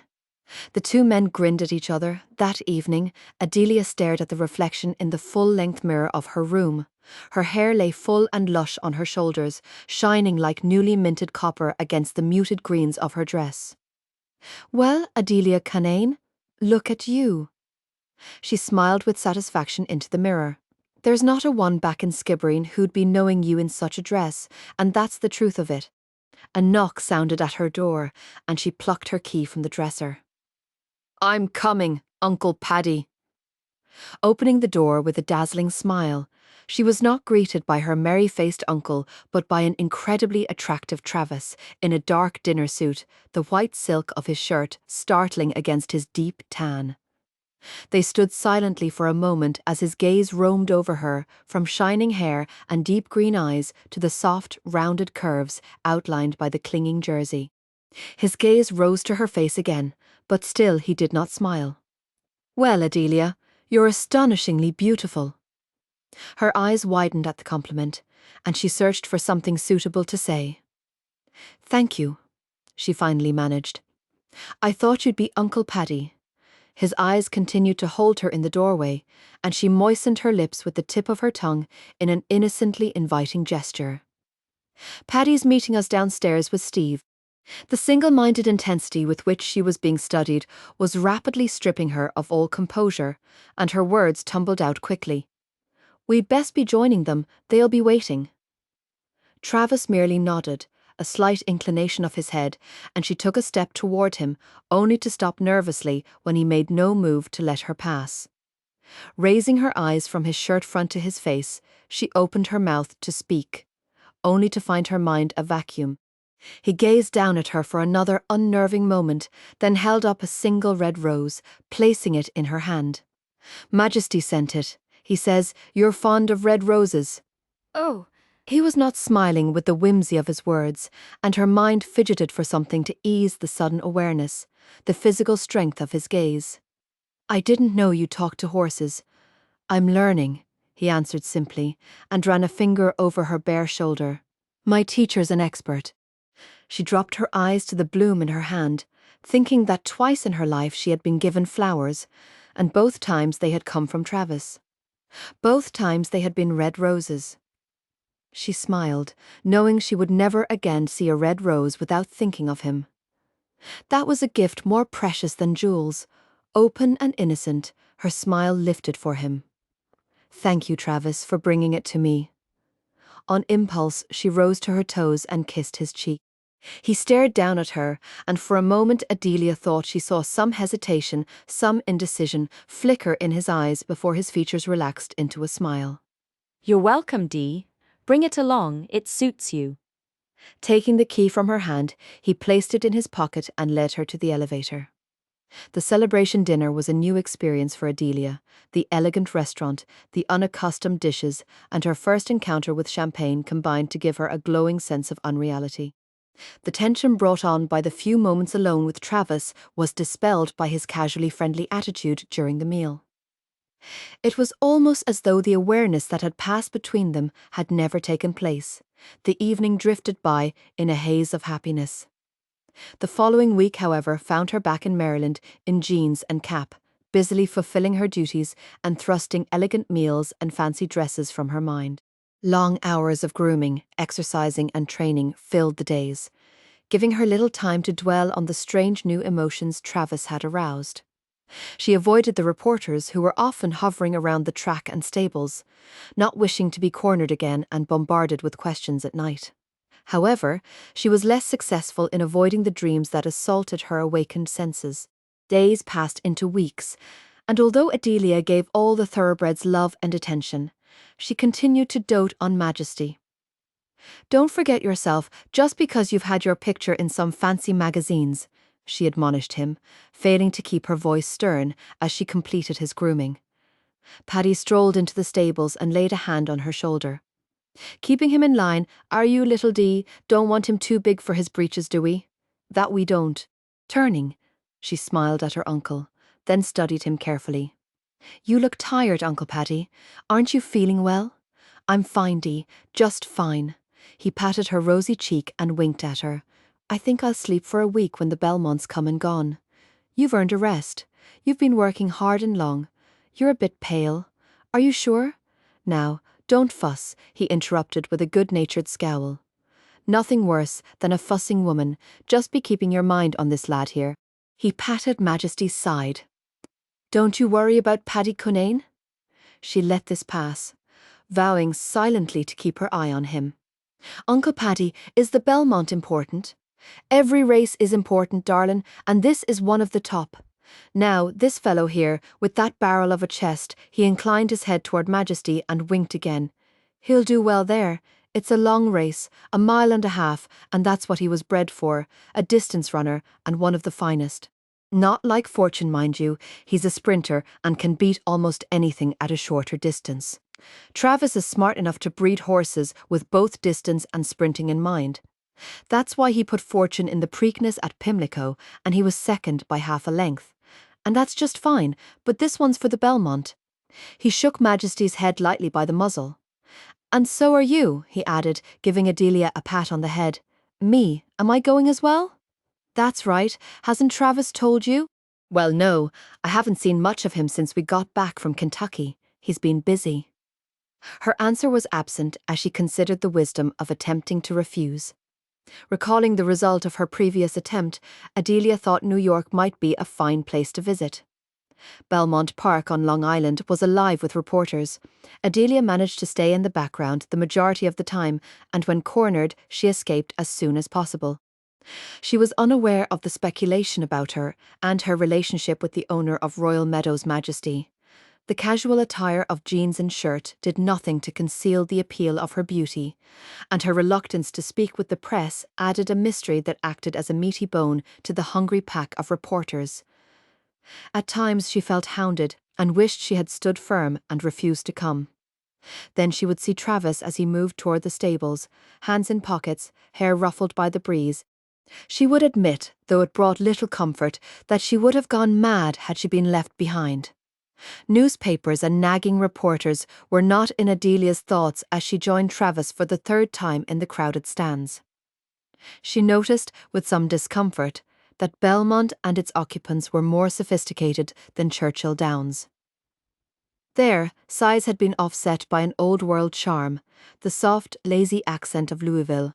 Somehow Belmont seemed more vast, more intimidating, and beside the sophistication of the elegantly groomed women who occupied the stands and clubhouse, Adelia felt inadequate and naive. Silly, she told herself, and straightened her shoulders. I can't be like them, and they're certainly taking no notice of me in any case. Most of these fine ladies can't keep their eyes off Travis. I suppose these are the kind of ladies he sees at his country club or takes out for a quiet dinner. Depression threatened to settle over her like a black cloud, but she took a deep breath and blew it away. Adelia had lectured herself that by this time she should be accustomed to the tension and the crush of people. But as post time drew closer, she felt the familiar anxiety and undeniable excitement capture her. She could find neither words nor ability to speak, and stood gripping the rail with both hands as Majesty strutted to the starting gate. He was impatient, she observed, sidestepping and lifting his front legs in small, nervous, prancing steps as Steve struggled to control him, urging him forward into his place in the starting gate. I'll have to bring you to the track more often, Dee. Travis gave her shoulder a small squeeze. In a couple of months you'll be a veteran. I'll never be a veteran, I'm afraid, because each time it seems like the first, I can hardly bear it. I'm going to keep bringing you in any case, he informed her, tangling his fingers for a moment in the ends of her hair. You bring the excitement back. I believe I'd been taking it for granted. She turned to him, nonplussed by the gentle tone of his voice, and had opened her mouth to speak when the bell shrilled with the roar of the crowd. Brilliant silks were now a soft blur as thoroughbreds thundered around the track. After the first turn the field dispersed, transforming from a single mount of speeding legs to a zigzagging cluster of gleaming bodies. To Adelia, Majesty seemed to weave his way through them like a fiery comet, passing one after another until he bore down on the leader. Then, as if a switch had been flicked, came the power, the lengthening of stride, the rippling of muscles, the steady increase of his lead, until Majesty flew down the home stretch, capturing the coveted Belmont with power and style. The crowd went wild, cheering and shouting with one deafening voice. Adelia's feet left the ground as Travis lifted her, swinging her in circles as she clung to his neck. He continued to hold her as Paddy's arms came around them both, drawing them all together in joy and excitement. The words shouted were senseless to her, and she told herself later that it was the temporary insanity of the moment that had caused her to meet Travis's lips with hers. Even on later reflection, she was unclear who had initiated the kiss, but she knew she had responded. She had flung her arms around his neck, and the thrill that had coursed through her had eclipsed even the rushing flurry of the race when her feet touched the ground. And Travis lifted his mouth from hers. Her head was still spinning with light and colour, her body trembling with the backlash of emotion, the tidal wave of sensation. She could do no more than stare up at him. For a moment, it was the same as the day the foal had been born, and the crowded, noisy stands of Belmont Park faded into a solitary, private world. She was oblivious to the throng and the curious stares, aware only of his arms around her, and the feeling that she was slowly, helplessly drowning in his eyes. We'd best be going down, lad. Paddy made a business of clearing his throat before he laid a hand on Travis's shoulder. Her knees weakened as his eyes left hers to meet her uncle's. She felt the sudden dizziness and disorientation of one who had been awakened from a dream too quickly. Yes. Travis grinned, the quick-spreading grin of a boy. Let's go congratulate the winner. Come on. Spinning Adelia around, he began to lead her away. I'm not going down there, she objected, making a futile attempt to hold her ground. Yes, you are, he disagreed, not bothering to glance back at her. I let you have your way before, not this time. You're coming down to help Majesty accept his flowers, white carnations this time, and one's for you. Her sputtering objections and attempts to disentangle herself went unheeded. and she found herself in the winner's circle with the others. There were microphones and the flash of lights, and she faded into the background as far as possible. She was still shaken by the intensity of need that had flowed through her in Travis's embrace, a strong, wild desire to belong to him completely. It was like being assailed with an unquenchable thirst, and the sensation terrified her. Her morals were deeply rooted, a melding of religious and personal beliefs. She knew, however, that her longing for Travis, her love for him, made her weak, and any resistance would melt as quickly as springtime snow if he pressed his advantage. She must stay away from him, she determined, avoid situations where they would be alone and she would be vulnerable to his experience and her frailty. As she glanced over at his tall, lean frame, their eyes locked, and she trembled. Her lashes swept down, and she realized, helplessly, what a rabbit feels when cornered by a strong, sleek fox. Chapter 6. Back at the hotel, Adelia accompanied Paddy to his room, having no wish to be alone with her thoughts. Travis walked down the carpeted hall with them, pausing at the doorway as she slipped through. "I've made reservations for us." His teeth flashed in a grin. Steve's doing his own celebrating with a little lady who's been dogging his footsteps since the Derby. "Ah, Travis." Paddy sat down heavily on the bed. "You'll have to do without this tired old man. I'm weary to the bone." He gave a smile and a shake of his head. "I've had all the excitement I can stand for today.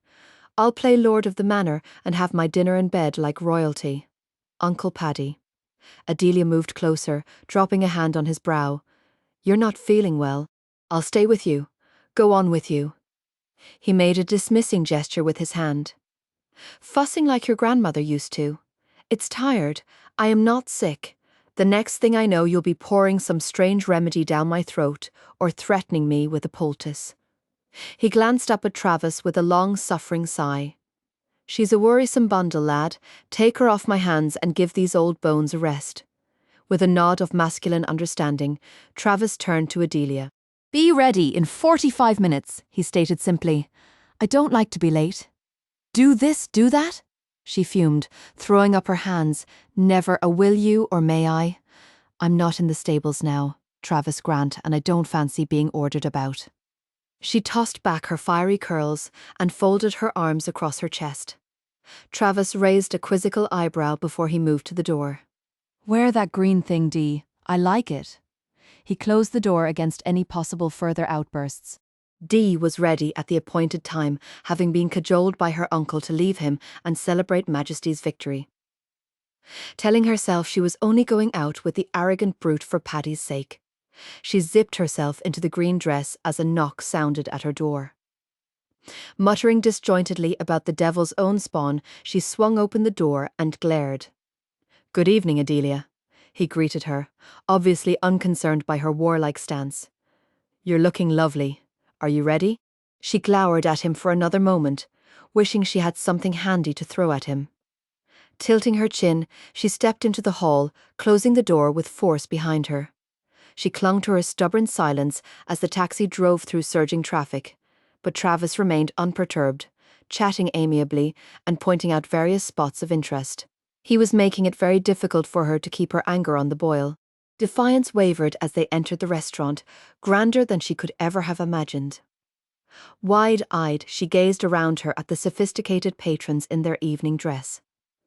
She allowed herself to be led unresisting to a quiet corner table, greatly impressed by the elegance of the maitre d'. Softly lit and situated for privacy, the table sat high above the throbbing city, the lights blinking and speeding below a direct contrast to their quiet seclusion. She glanced up as their waiter requested her choice of cocktail, then looked across at Travis with a helpless shake of her head. Smiling, he ordered champagne. "It's a shame we couldn't bring Majesty with us," she commented, then grinned, animosity forgotten. He did all the work, and we're drinking the champagne. I very much doubt he'd appreciate it even if we took him back a bottle. For a royal steed, he has the taste of a peasant. So he paused, allowing his finger to rub gently over her hand as it rested on the cloth. "It's up to us to drink to his victory. Did you know, Adelia, the candlelight scatters gold through your eyes?" Surprised by his sudden observation, She merely stared, greatly relieved when the arrival of the champagne saved her from inventing a response. "Shall we have a toast, Dee?" Lifting the slender-stemmed glass, she smiled, more at ease, to Majesty, the winner of the Belmont Stakes. His lips curved as he copied her gesture. "To winning hungry?" he asked. After an interlude of quiet conversation, "What's your pleasure?" "Well, it won't be mutton and potatoes," she murmured absently, sighing at the strange workings of the world that had shifted her into a new life. Her attention came to a full stop as she glanced over the menu, her eyes lifting to his, wide and astonished. "Is something wrong?" "It's robbery. Sure as faith, there's not another word for it." He leaned forward, taking both her hands in his and grinning at her anxious expression. "Are you sure there's no Scots blood in you?" Adelia opened her mouth to retort, highly insulted, but he raised her hands to his lips, causing the words to die before they were born. "Don't get your Irish up, Dee." He smiled over their joined hands, "and overlook the prices. I'm able to deal with them." She shook her head. "I can't look at it again, it makes my head spin." "I'll have what you have." Chuckling, he ordered the meal and more wine as his hands held hers captive. When they were once more alone, he turned her hands over, examining her palms, ignoring the sharp jerk she made to release herself. "You're taking better care of them," he murmured, rubbing his thumb over her skin. "Aye," she retorted, embarrassed and resentful. "They're not quite as bad as a ditch digger's these days." He raised his eyes to hers, watching her a moment without speaking. "I offended you that night. I'm sorry." His gentle tone tilted her balance, and she felt the familiar weakness flowing into her. It doesn't matter. She stammered and shrugged and tugged at her hands again. He ignored both verbal and physical protests. "You have fascinating hands. I've made quite a study of them. Small, exquisite, and totally capable. The three rarely go together, capable Adelia," he murmured, before his eyes fastened on hers again with an intensity that caught her off guard. "You had a bad time on that farm, didn't you? No, we got along." "Got along?" he repeated, and she felt his eyes searching her face for the words she was not saying. "We did what needed to be done." She spoke lightly, not sure what it was he wanted from her. Aunt Letty was a strong, stubborn woman, and not one to be beaten easily. "I often thought it strange how little she was like Da," she continued, her expression drifting into introspection. "And now I see how little she was like Uncle Paddy, for all she was their sister. Perhaps it was the demands of having to take on me, and the farm that left her so little time for the gentler things. Such small things, a kiss goodnight, a word of affection, a child can starve with a full plate." She brought herself back with a shake of the head, surprised by her own words and uneasy under his glance. She groped for some way to turn the subject. "I only had the farm to concern me. She had the farm and me, and I think I was more trouble than the farm." She smiled, willing him to lighten his features with one of his own. "She told me a time or two I had too loose a grip on my temper, but of course I've tightened the hold now." "Have you?" At last the smile curved his mouth. "Oh, aye." She gave him a solemn and guileless nod. "I'm a very mild sort of person." The smile spread to a grin as their meal was set before them. As they ate, conversation drifted into generalities, an easy flow of words, as undemanding and soothing as the wine that accompanied the food. "Come," he said suddenly, and rose. "Dance with me." Before she could voice agreement or protest, she found herself being led to the dance floor and enfolded in his all too familiar arms. Her first stiffness at the contact melted as she relaxed against him, surrendering herself to his movements and the quiet music. Surely, she decided, allowing both mind and body to float. Everyone's entitled to a taste of heaven. Tonight, I'm taking mine. Tomorrow will come all too soon. The night was magic. As if a fairy had granted her a wish, and the very briefness of it heightened her senses. She tucked all the sights and sensations into a corner of her mind to be treasured, and sighed over when day broke the spell. It was late when they stepped into the warm night, and though Adelia's eyes were heavy, she wished the evening were just beginning. Clinging to the last enchanted minutes, she made no objection when Travis drew her close to his side in the cab. "Tired, Dee?" he murmured, his lips brushing the top of her head so lightly she was not sure she hadn't imagined it. "No," she said in a sigh, thinking how right her head felt cushioned against his shoulder. He laughed softly, his voice slow and warm, and his fingers stroked through the silk of her hair until her mind drifted into the world of half-dreams. "Dee?" She heard her name, but, loath to rouse herself from the heavenly comfort, she made a small murmur of protest. "We're back," Travis announced, lifting her chin with his finger. Back, her heavy lids opened, and she stared at the face so close to hers, dreams and reality mixed into confusion. "At the hotel," he explained, brushing tumbled hair back from her face. "Oh." She sat up, realizing the dream was over. He was silent on the elevator ride to their floor, and Adelia used the time to regain her grip on reality. They moved to her door, and Travis removed her key from his pocket to unlock it as she raised her head to thank him. The smile she meant to accompany her thanks faded as she met his eyes. The concentrated, steady look caused her to step backward, only to find herself trapped against the doorframe, while he closed the distance without seeming to move at all. His hand slipped beneath the curtain of her hair while he caressed her neck in a slow, lazy motion. They gazed silently at each other, then, very slowly, he lowered his head and pressed his mouth to hers in a kiss that was as soft as a summer breeze, unlike the others he had given, and ultimately more devastating. She clung to the lapels of his jacket, trying to steady her world, but soon gave up all such efforts and moved her arms to encircle his neck, rising on her toes to meet him demand for demand. His lips moved to trail along her face, brushing easily along cheeks and closed lids as if savouring the taste. Trembling heat was replaced by a new and poignant languor, a weak giddiness induced by a far more potent potion than champagne. Her hands moved to tangle in his hair as her body melted to his, submitting to whatever he would ask, willing to give whatever he would take. She felt his hunger when his mouth took hers again, the hardness of his body as he pressed her more urgently against him, and with a moan of pleasure at the new demand, she drew him yet closer. The longing to be possessed, insistent and clamorous, raged through her like fire. She strained against him, her heart throbbing and echoing in her ears as she felt him devour what was offered, then demand more. Abruptly, he released her mouth, his hand moving to brush against her cheek and linger a moment, and she closed her eyes again, inviting his lips to claim hers. "Good night, Dee," he murmured, and giving her a nudge into the room, he closed the door between them. Adelia stared at the smooth, empty panel, bringing her hands to burning cheeks. Stunned both by her unprecedented actions and by the sudden rejection, she found it impossible to move. She had offered, and he had refused.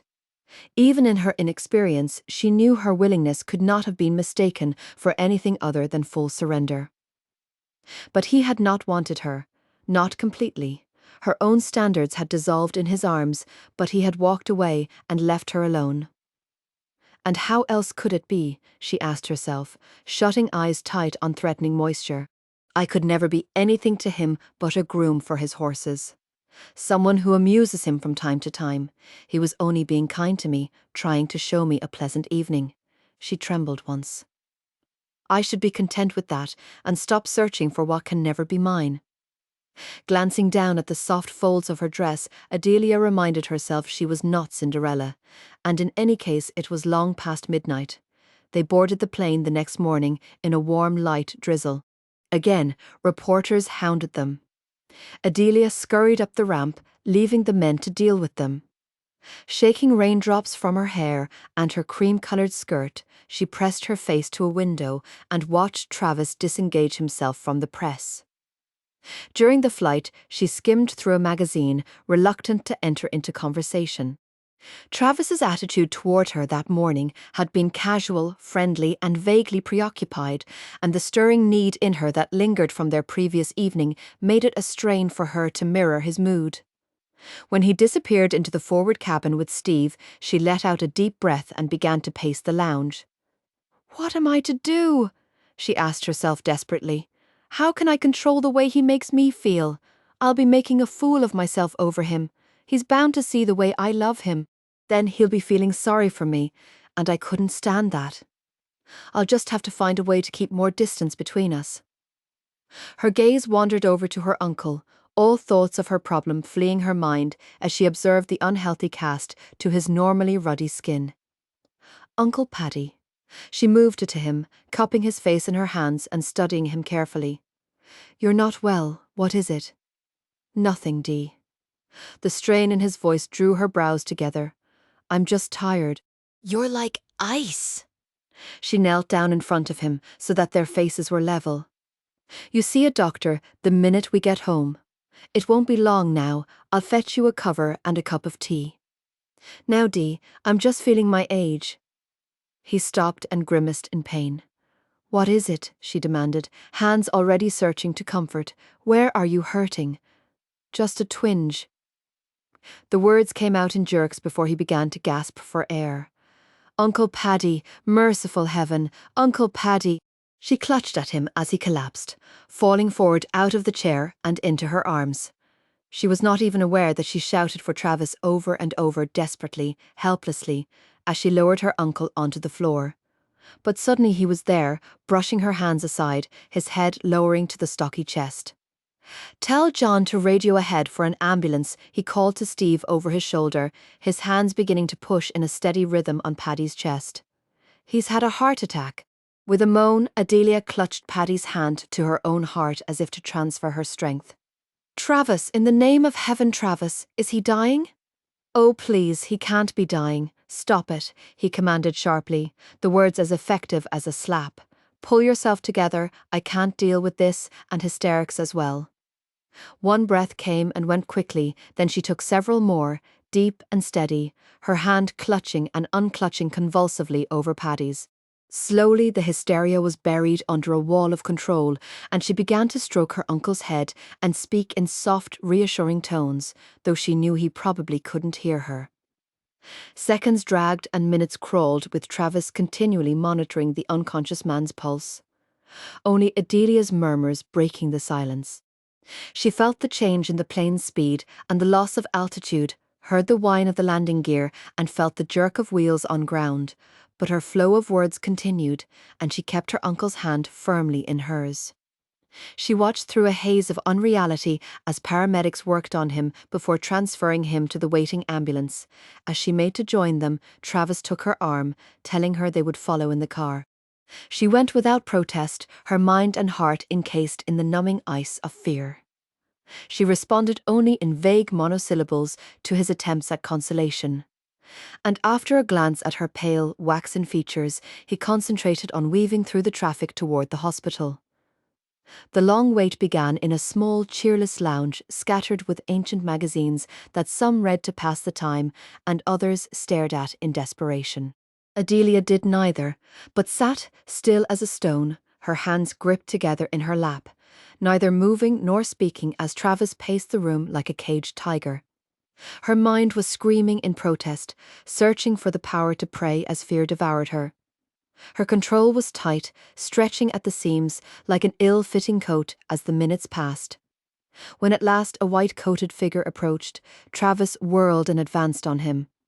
"You're Patrick Canane's family?" the doctor asked, glancing from the tall, powerful man to the small, pale woman. "Yes." His answer was curt as he too glanced at Adelia. "What's going on? How is he?" "He suffered a coronary, not a massive attack. He is conscious now, but his condition is aggravated by anxiety over someone named Dee." Adelia brought her head up. "I'm Dee. Is he going to die?" The doctor studied the pale, composed features and took a step closer to her. "We're doing all we can to stabilize his condition, but his own anxiety is a factor in his recovery. His concern is focused on you. I'm going to let you see him. You must do nothing to upset him, persuade him to relax."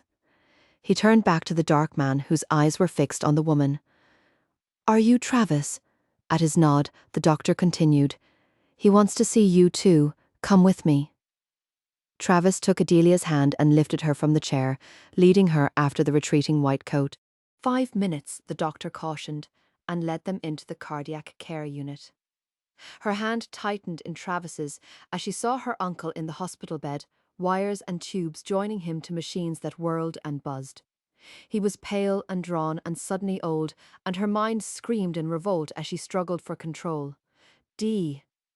The voice was weak and unsteady, and she moved close to take his hand in hers. Uncle Paddy. Kissing the hand, she held it to her cheek. Everything's going to be fine. They'll be taking good care of you, and soon you'll be home again. I want a priest, Dee.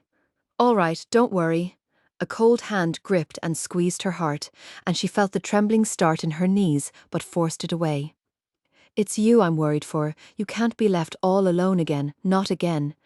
His voice was rasping, and she soothed and murmured, Travis, is Travis here? He continued to fret, and she turned, fear shining from her eyes. Right here, Paddy. He moved to stand next to Adelia. You've got to take care of her for me, Travis. I'm giving her to you. She'll be all alone if anything happens to me. Such a wee thing she is, and so young. It's been too hard for her. I should have been there for her before. I was going to make it up to her. He made a feeble gesture with his free hand. I want your word you'll be taking care of her. I can trust you, Travis, with what's mine.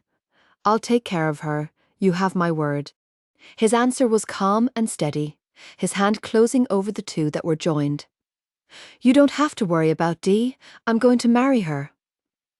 The relaxation in the taut face was visible, his breathing slowing. You take care of my little Dee, then? I want to see the two of you married. Will you bring a priest here and let me see it done? I'll arrange it, but you'll have to relax and rest. Let the doctors do their job. Dee and I will be married right here this afternoon. All I need is a judge to sign a waiver of the 2-day waiting period. I'll rest till you come back. Till you come back, Dee. She forced her lips into a smile and placed a kiss on his brow before she followed the doctor and Travis from the room. She whirled on him as soon as the door closed behind them. Not here, Travis commanded, gripping her arm. Is there somewhere private we can talk? He asked the doctor in calm tones. After directing them to an office, the doctor closed the door and discreetly left them alone. Chapter 7. Adelia jerked out of Travis's hold as the door shut, fear and despair bubbling into fury. How could you do that? How could you tell Uncle Paddy you were going to marry me? How could you lie to him that way? I didn't lie, Adelia, Travis returned evenly. I have every intention of marrying you. What are you thinking of, saying such things? She continued, as if he had not spoken. It's cruel, with him lying there sick and helpless and trusting you. You had no right to make such a promise. You'll break his heart, you. Get hold of yourself, Travis commanded, taking her shoulders and administering a brisk shake. I told him what he needed to hear, and by God you'll do what he wants if it helps save him.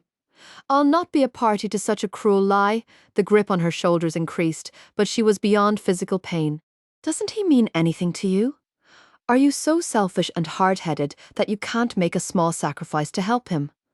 She flinched as if he had struck her and turned blindly away, her hands gripping the back of a chair. We'll stand in that room this afternoon, and we'll be married, and you make him believe it's what you want. When we know he's strong enough, you can get a divorce and end it. She drew her hands over her eyes, pain washing over her in turbulent waves. Uncle Paddy, lying there, half-dead Travis, telling me we're marrying and divorcing in the same breath. Oh, I need someone to tell me what to do, she thought frantically. To be his wife, to belong to him. She'd wanted it so badly that she hadn't even dared to think of it. And now he was telling her that it was going to happen. That it had to happen. She was hurt beyond words. It would have been easier to go through life without him than to be his wife for an hour without his love. Divorce. He had said it so easily. He was talking of divorce before he had even put the ring on her finger. Taking a deep breath, she tried to force herself to think clearly, but she was too overcome by the bleak realization that he was not talking of a real marriage. A marriage of love, that he didn't want her for herself, but rather for her uncle's sake. There must be another way. There had to be another way. She swallowed painfully to steady her voice. I'm Catholic. I can't get a divorce, she said dully. An annulment, then. She stared at him in horrified silence. An annulment, yes, an annulment. It should not be any problem if the marriage isn't consummated. It will simply be a matter of a little paperwork. He spoke in calm, businesslike tones, and her hands tightened on the chair as she attempted to fight her way through to reason. For Pete's sake, Dee, he said impatiently, can't you go through the motions of a ceremony for Paddy's sake? It won't cost you anything. It could make the difference between his living and dying. He took her shoulders again, spinning her around, checking his anger as he studied the transparent glow to her skin, the fear in her eyes that stared back at him. He could feel the trembling begin under his hands and watched as she shut her eyes and tried to stem it. He muttered an oath, then drew her against him and wrapped his arms around her. I'm sorry, Dee. Shouting at you is hardly going to make it any easier, is it? Come on, sit down. Leading her to a sofa, he sat beside her, keeping her close inside his arms. You've been hanging on to control for too long. Have a good cry. Then we'll talk. No, I don't cry. I never cry. It doesn't help. She held herself rigid in his grasp, but he continued to hold her close. Please, let me go. She felt her control slipping and struggled against the arms that would not give way. I have to think. If I just knew what to do. Her breath came in short gasps, the trembling no longer controllable, and her hands clutched at his shirt front to keep from falling. Travis, I'm so afraid. She burst into violent sobs and his arms tightened around her. Once the tears escaped, she could not stop them. Held in check for more than a dozen lonely years, they now flowed freely down her face, pressed into Travis's chest. He kept silent, one hand stroking her hair, and let the storm run its course.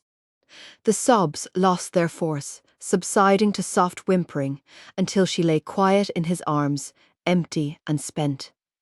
She gave one long shuddering sigh. I'll do whatever you think has to be done. How Travis arranged the paperwork so quickly, she never questioned. She had been too numb to deal with technicalities. The only stand she had made was to refuse to leave the hospital even for a quick rest or a meal. Determinedly, she had planted herself in the waiting room and refused to budge. She signed her name on the license where she was told, greeted the slender young priest who would make her Travis's wife, and accepted a handful of flowers from a friendly nurse who claimed a woman couldn't be a bride without a bouquet. She smiled at this, a small frozen smile that hurt her cheeks, knowing she was not really a bride. Legally, she would bear the name of the man she loved, but the vows they would exchange would mean nothing to him. The words and motions were only a charade to bring comfort to a sick man. They stood side by side in the stark room, surrounded by machines, the air heavy with the smell of medicine, and became husband and wife. Adelia repeated the priest's words in a calm, clear voice and looked blankly at the signet ring. Travis slipped on her finger before closing her fist over it.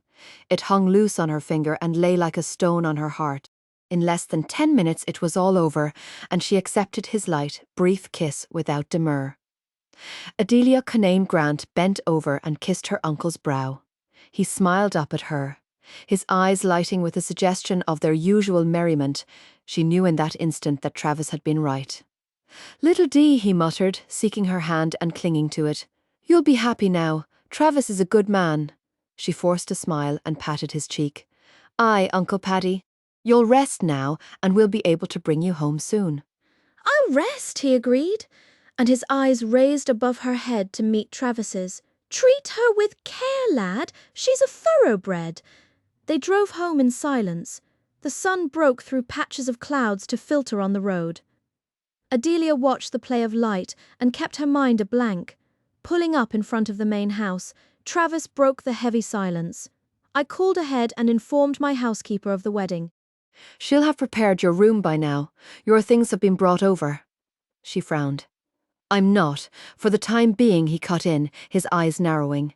You are my wife, and as such you will live in my house. We'll keep separate bedrooms, he added in a tone that caused her mouth to shut quickly. We will, however, maintain the outward appearance of a married couple. There is no reason for the present that anyone other than you and I know of this arrangement. Explanations now would only complicate matters. I see, you're right, of course. He sighed at the strain in her voice and went on in gentler tones. I'll make it as easy on you as possible, Dee. I only ask that you play your part, otherwise you'll be free to do as you please. There'll be no need for you to work. I can't work with the horses.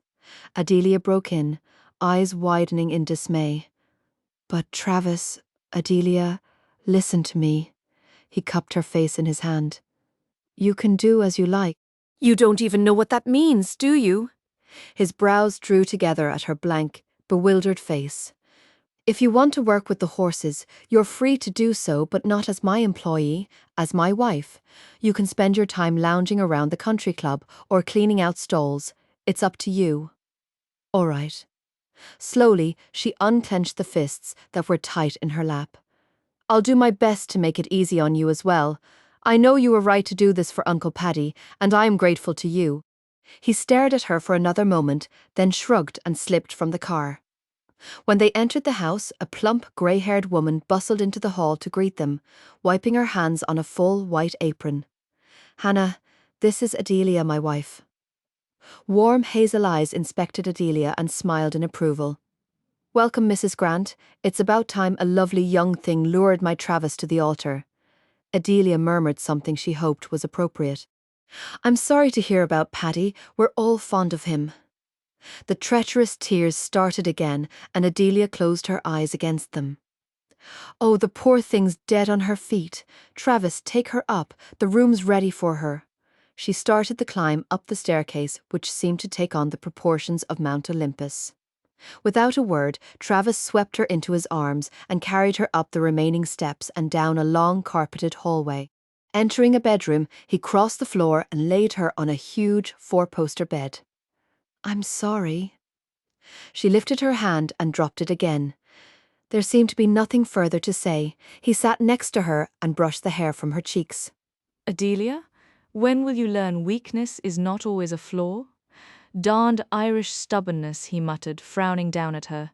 I'd swear nothing else kept you on your feet this long.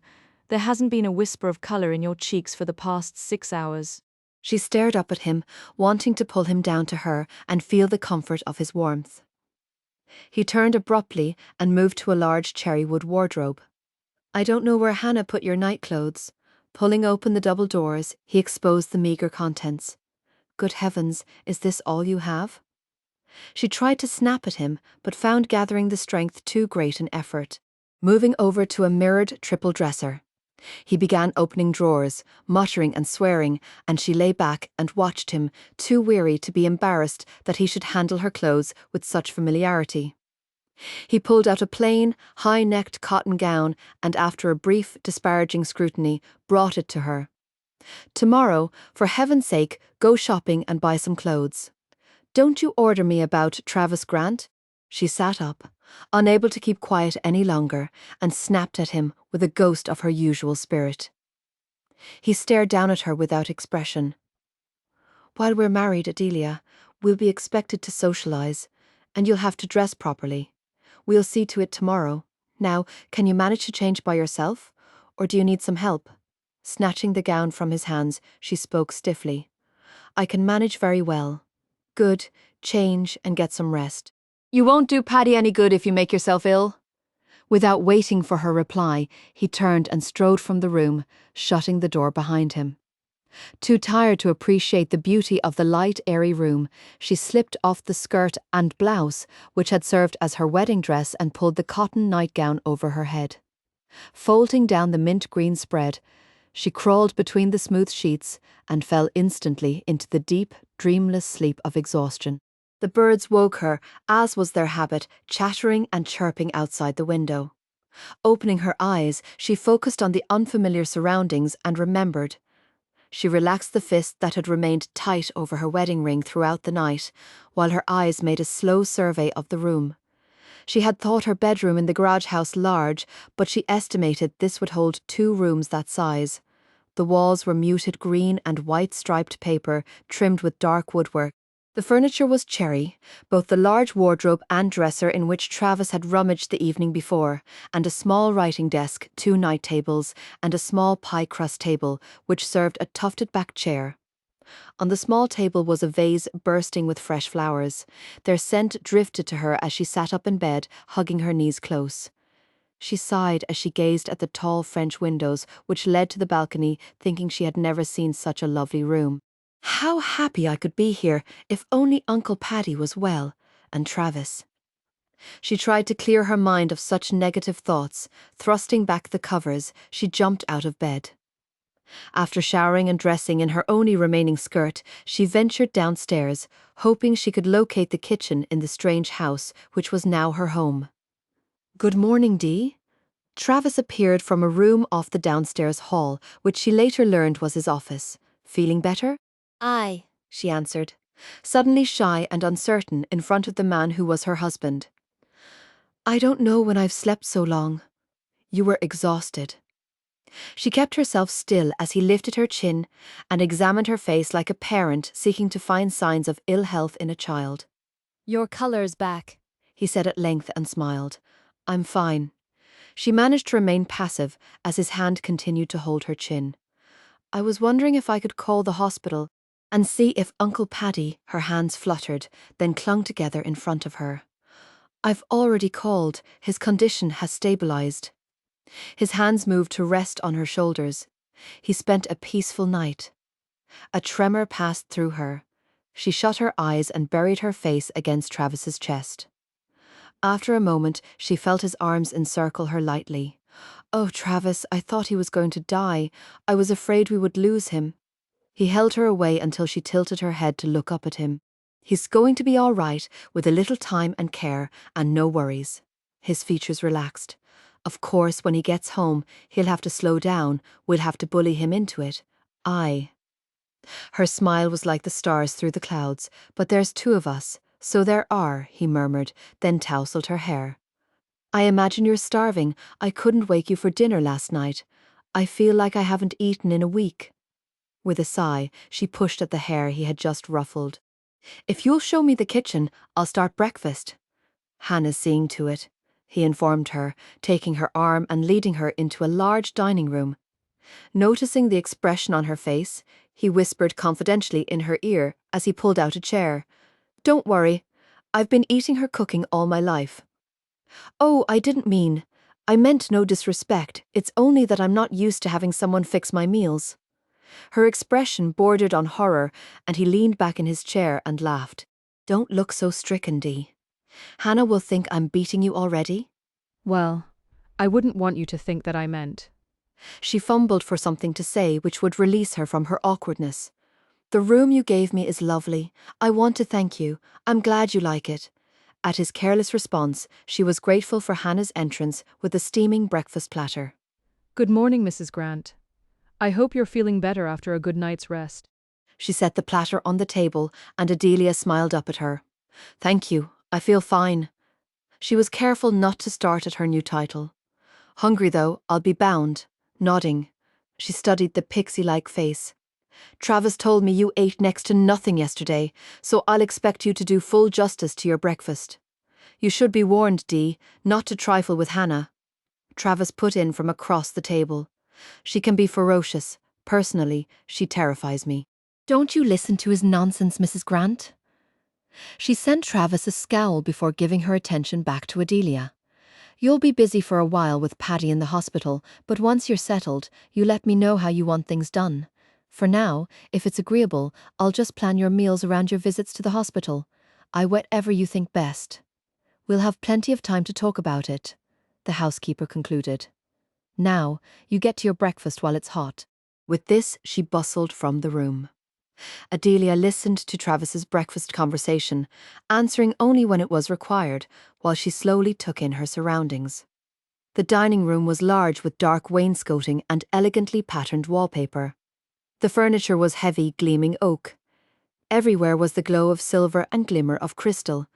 "Travis," she said suddenly, and his brows rose in acknowledgement as he sipped his coffee. "I don't fit into all this." I haven't the way or the experience to know what's expected of me. I don't want to be an embarrassment to you, and I'm mortally afraid I'll do or say something horrible and… Adelia? The one word stopped her rambling.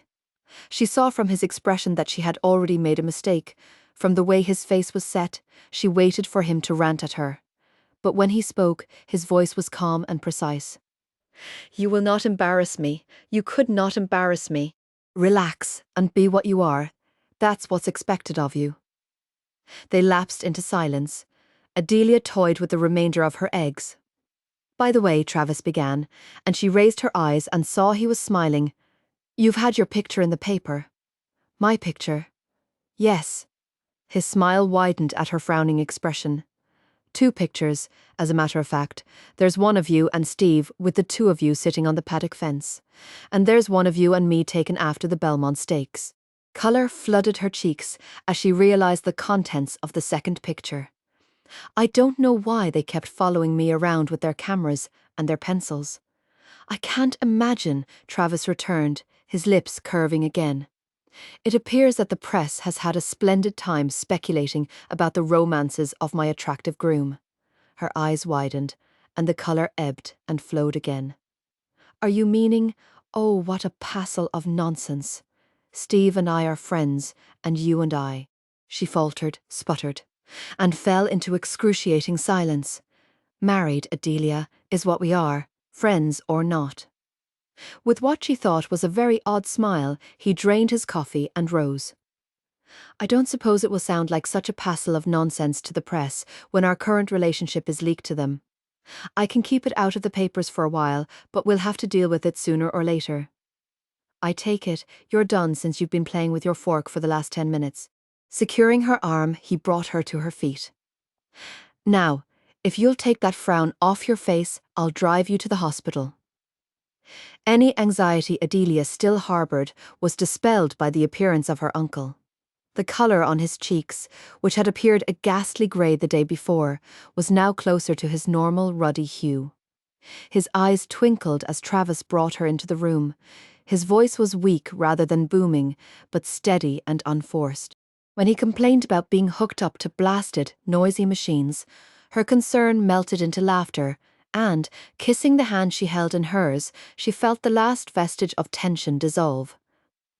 After a short visit, Travis drew her into the hall. You won't be able to stay too long this time. The doctor says he tires easily and needs his rest. That and seeing you is the best medicine he can get. I won't tire him, Travis, she promised. He's looking so much better, I can hardly believe my eyes. I'll only stay a little while more. As soon as I see he's tiring, I'll go. He looked down at her smiling face, his fingers tangling absently with the ends of her hair. I have to get back now, but Trish will be along soon to take you shopping. His hand dropped, and he stared past her as if suddenly preoccupied. She'll know just what you need, and if you like, she can bring you back here for a while longer this afternoon. It's kind of you to be doing all this, Travis. She touched his arm to bring his attention back to her. I don't know how to repay you for all that you've done already. It's nothing. He shrugged off her thanks and drawing out his wallet, handed her some bills. I've made arrangements for you to charge whatever you need. Trish will be there to see to the details, but you'll need some cash as well. But Travis, it's so much I can't. Don't argue, just take it. He closed her hands over the bills in a final impatient gesture. Give it to Trish to hold for you, and for heaven's sake, Dee, he added with exasperation, buy yourself a purse. I'll see you this evening. He strode down the long corridor, leaving Adelia staring after him. Chapter 8. When Trish arrived, she greeted Paddy with an affectionate kiss and told him firmly that anyone could see he was faking and enjoying being the centre of attention. After a brief visit, she hurried Adelia out into the corridor and hugged her with enthusiasm. I'm so happy about you and Travis. Her eyes shone with affection. Adelia began to feel the first weight of guilt. Now I have the little sister I always wanted. Adelia was treated to yet another hug. Jerry sends his best. She referred to her husband, her face wreathed in smiles. The twins went wild when I told them that Dee was now their aunt. They claim that makes them Irish, and soon they'll be Fae too. Adelia responded with smiles and agreeable murmurs, hating herself for the deception and wishing with all her heart that she could confide in the woman whom she felt was a true friend. But she had given Travis her word and she would keep it. Hooking her arm through Adelia's, Trish began to stroll toward the elevator. Travis has given me firm instructions to see that you buy a complete wardrobe. She grinned with obvious pleasure as the elevator began its slow descent to the ground floor. Of course I told him that I would be more than happy to follow orders and spend his money with abandon. He said you should hold this for me. Dee handed Trish the wad of bills, which she accepted and placed absently in her tan leather bag. This is going to be fun. Adelia smiled faintly. If Adelia was under the impression that this shopping expedition would follow along the lines of her first, she was soon enlightened to the contrary. Trish ignored department stores for the more exclusive shops. Adelia began to feel as if she were caught in the backlash of a tropical storm. She was whirled through shops while Trish made selections, dismissed or accepted articles with a nod or murmur to the sales clerks. Purchases mounted into an alarming mountain, leaving Adelia dizzy and confused evening dresses that shimmered and flowed. Sportswear Adelia considered suitable for royalty, soft, cobwebby lingerie that seemed too fragile to be real. All were tried on, inspected thoroughly by Trish's critical eye, then approved or rejected. Italian shoes and handbags, French scarves and negligees were included with a nod for foreign craftsmanship. Trish? Surely Travis didn't mean for me to buy all this. Adelia objected, looking uneasily at the stacks of boxes and bags. One person couldn't live long enough to wear all those clothes. You'd be surprised. Trish murmured absently as she surveyed a long, sweeping evening gown in brilliant green silk. You'll be doing a lot of travelling, and there are parties and official functions. Her voice trailed off as she held the gown in front of Adelia and narrowed her eyes in consternation. Travis was very specific. He told me to see to it that you have everything necessary and to ignore the arguments you were sure to give me. That is precisely what I'm doing here. She thrust the gown into Adelia's hands. Go, try this on. Green is your colour. We can't buy anything else, Adelia stated flatly, attempting to hold her ground. There'll be no room in the car for us when the packages are put in. Then, little sister, we'll hire a van.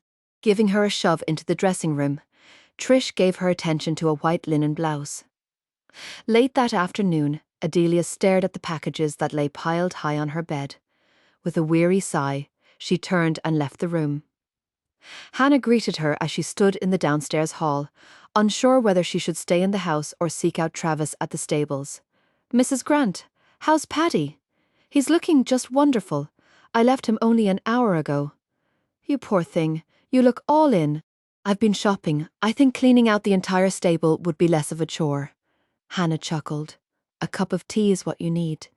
Just sit down and I'll bring you one, Hannah. She stopped the plump woman before she could bustle away. Would you mind if I came into the kitchen and had one with you? She made a small, helpless gesture with her hands. I'm not used to being waited on. The round face brightened, and a motherly arm slipped around Adelia's waist. Just you come with me, Missy. We'll have a nice cup of tea and a little chat. It was there Travis found them together an hour later. He stood in the doorway watching in amused amazement as Adelia and Hannah worked on dinner preparations, chattering like lifelong partners. Well, well, well, a miracle in this day and age. Two heads turned toward him as he gave his brief, charming grin. I never thought I'd live to see the day when you'd let anyone work in your kitchen, Hannah. He glanced from his housekeeper to the small woman at her side. What kind of Irish charm did you use on her, Dee? Just her charming self, you young rascal, Hannah stated with great dignity. Now, Missy. She removed the vegetable parer from Adelia's hand. You just run along now and keep that man out from under my feet. He's always been a nuisance in the kitchen. Travis grinned again, serenely unperturbed. Come out on the terrace, Dee, he invited and captured her hand. It's too nice to stay indoors. He led her out through wide French doors and onto the smooth stone surface of the terrace. The sweet scent of plants and flowers filled the June evening. The sun still cast a warm golden light, scattering shadows on the stone. "So, Dee," he began, seating her in a striped cushioned chair and dropping down in an identical one across from her. "Did you get everything you needed?" "Everything," she repeated. She closed her eyes and shuddered. "Never in my life have I ever seen so many clothes, much less put them on." Trying on this, taking off that, opening her eyes again, she met his wide smile with a look of disdain. "You won't be smiling when you have to build another room to hold them all. Your sister is a stubborn woman, Travis Grant. She just kept tossing things at me and shoving me into dressing rooms. I couldn't make her listen to reason. I thought Trish might be helpful." Helpful. She gave a long-suffering sigh. "I felt like I was being blown about by a whirlwind. Packages growing like a great mountain, and Trish smiling and finding something else." "She had a fine time," she added, mystified. "Yes, I imagine she did. I don't see her having much trouble filling out your wardrobe." He smiled at the picture and leaned back in his chair. "Travis," she began after a small pause, "whatever will I do with all those things?"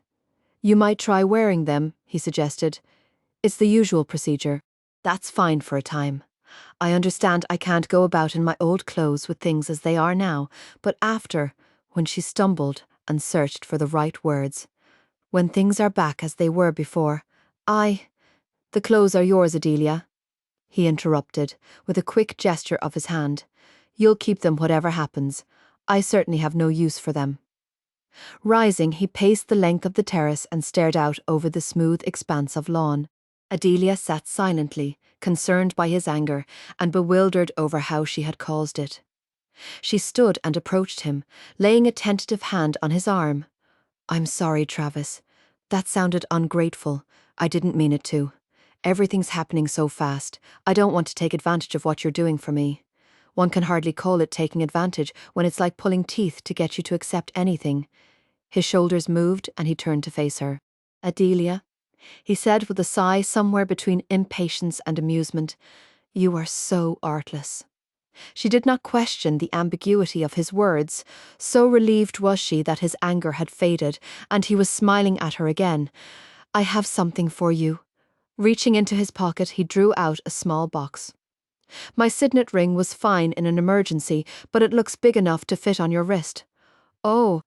She found nothing else to say as she opened the box, and found a small band studded with winking diamonds and glowing emeralds. He removed the large, masculine ring from her finger and replaced it with the jeweled wedding band. "I'd say that suits a bit better." "It fits," she murmured inadequately, overcome with the longing to throw her arms around him and cry out her love. "I've studied those hands enough to make an educated guess as to your ring size." He spoke lightly, and dropping her hand, moved back to his chair. Swallowing the obstruction in her throat, she followed him. "Travis." She stood in front of his chair, feeling the strangeness of looking down at him. "Travis, you're doing all the giving, and I have nothing for you. I want to. Is there nothing I can do for you? Is there nothing you want from me?" He met her eyes with a long, unfathomable stare until she thought he would not speak at all. "For now, Dee," he said at length, "the best thing you can do for me is to accept what's given and not question it." She sighed at his answer. "All right, Travis, if it pleasures you." He stood and took her hand, a finger running over her wedding band. "Yes, it pleasures me. Come inside and we'll eat, and I'll tell you how Majesty sulked for you today." The next 2 weeks passed quickly, Adelia's days full between the hospital and the stables. Paddy was moved into a regular hospital room. No longer attached to machines, he improved daily, complaining vigorously about being stuck in bed and poked with needles. The easy friendliness of the men at the stables and the soothing routine of riding and grooming brought a sense of normalcy back to Adelia's life, and at times she almost forgot she was Mrs. Travis Grant. Travis was kind and casually affectionate, speaking of Paddy's recovery and on the general topic of horses when they took meals together. He left Adelia free to pursue whatever project she chose, making no demands, his attitude tolerant, generous and distant. She was aware of a subtle change in their relationship, and she found it did not please her. He never raised his voice or criticized, and he never touched her in any way unless strictly necessary. She wished fervently that he would yell at her or shake her or do something to lose his cool, composed manner. Their relationship was now far less personal than it had been when they had been employer and employee. She was returning to the house one afternoon, wondering if Travis had returned from a business appointment, when she stopped and gaped at a large, dirty grey mound of fur exploring a bed of marigolds.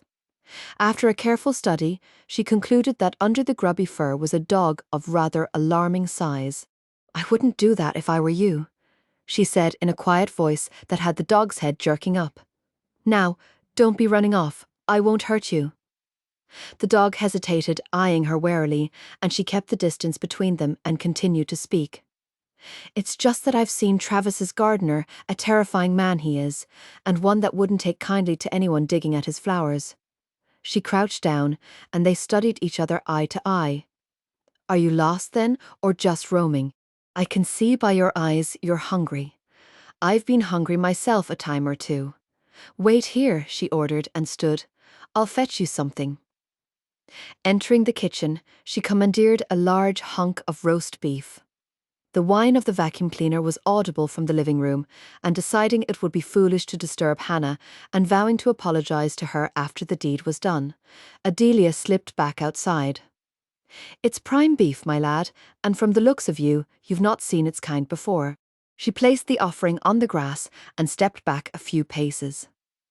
He came forward slowly at first, eyes shifting from the beef to his benefactor, until either his confidence or his hunger grew, and he threw himself on the unexpected meal. She watched him polish off what would have fed 3 hungry men, finding enormous pleasure in his appetite.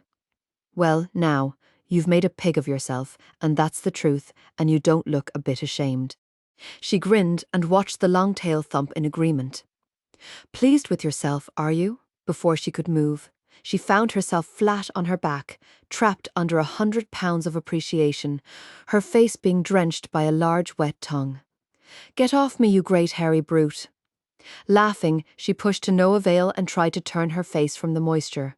"Surely there's not a rib that's not cracked, and it's God's truth you've not had a bath since the day you were born."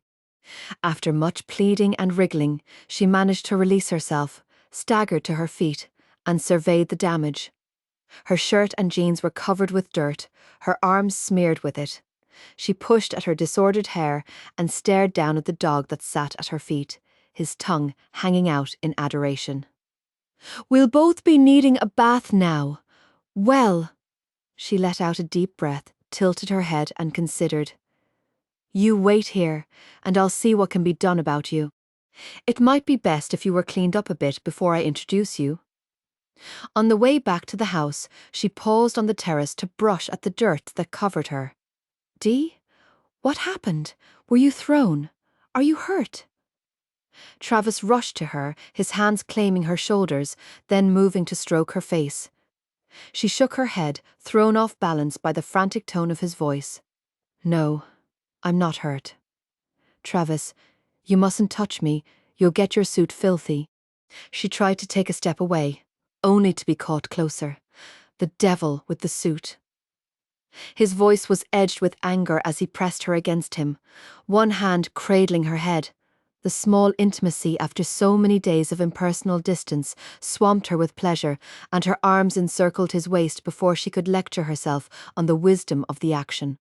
She felt his lips tarry in her hair, and she thought, with a brief flash of joy, that if she could only have this much of him from time to time, she would be content. Suddenly, one hand gripped her shoulder while the other tilted her face back, and she saw temper flame in his face. "What in heaven's name have you done to yourself?" "I haven't done anything to myself," she said with a show of dignity, shaking off his hand. "We've company." She gestured to the lawn. His eyes moved past her, narrowed, then returned. "Adelia, what in the name of heaven is that?" "It's a dog, Travis, though I wasn't sure myself at first. The poor thing was half starving, that's why." She paused and braced herself for the confession. "That's why I gave him the roast beef." "You fed him?" Travis asked in low, even tones. Surely you wouldn't begrudge the poor thing a bit of food. I don't care a whit about the food, Adelia. He shook her briefly. Don't you have any more sense than to fool with the strange dog? You could have been bitten, straightening. She glared at the censure in his voice. I know what I'm about, and I was careful. He needed food, so I gave it to him, the same as I'd give it to anyone who needed it. And as for that, he hasn't a thought in his head about biting anyone. Glancing over, she watched the dog's tail begin to thump the ground again. There, she pointed triumphantly. You see? I see it appears you've made another conquest now, he said, and turned her firmly to face him directly. Just how did you get in this condition? Oh well. She looked up at Travis, back to the dog, and back to Travis again. You see, after he'd finished eating, he was overcome with gratitude, and he forgot himself for a minute and knocked me down and sort of thanked me in his way. He's a bit dirty, as you can see. He knocked you down? Travis repeated, incredulously, at his tone. Adelia hurried on. He's very affectionate, and he didn't mean any harm. Really, Travis, don't be angry with him.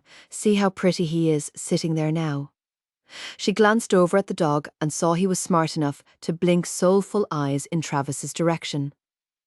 I told him to wait, and that's just what he's doing. He only wants a bit of affection. Travis turned back and gave Adelia a long look. I'm getting the impression you intend to keep him. Well, I don't know about keeping him. Exactly.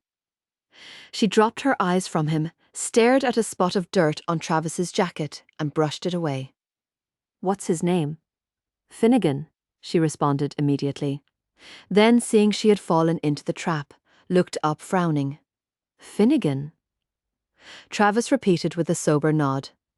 How did you come by that? He reminds me of Father Finnegan back in Skibbereen, oversized and clumsy but with much inner dignity. I see. He moved over, crouched down, and inspected Finnegan. To Adelia's relief, the dog remembered his manners. When Travis returned to her, she moistened her lips and launched into her campaign. I'll take care of him, Travis. He won't be any trouble. I won't let him come in the house and get in Hannah's way. There's no need to use your eyes, Adelia, at her bewildered frown. He laughed and tugged her hair. Lord help the world if you ever realize what you're doing. You're perfectly free to keep him if that's what you want. Oh, I do, thank you, Travis. There are, however, 2 conditions, he interrupted before she could finish being grateful.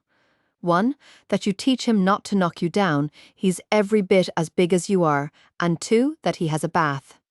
He glanced over at Finnegan and shook his head, or several baths. I think I'm due for one myself. She brushed again without success at the clinging dirt, then lifted her face with a smile.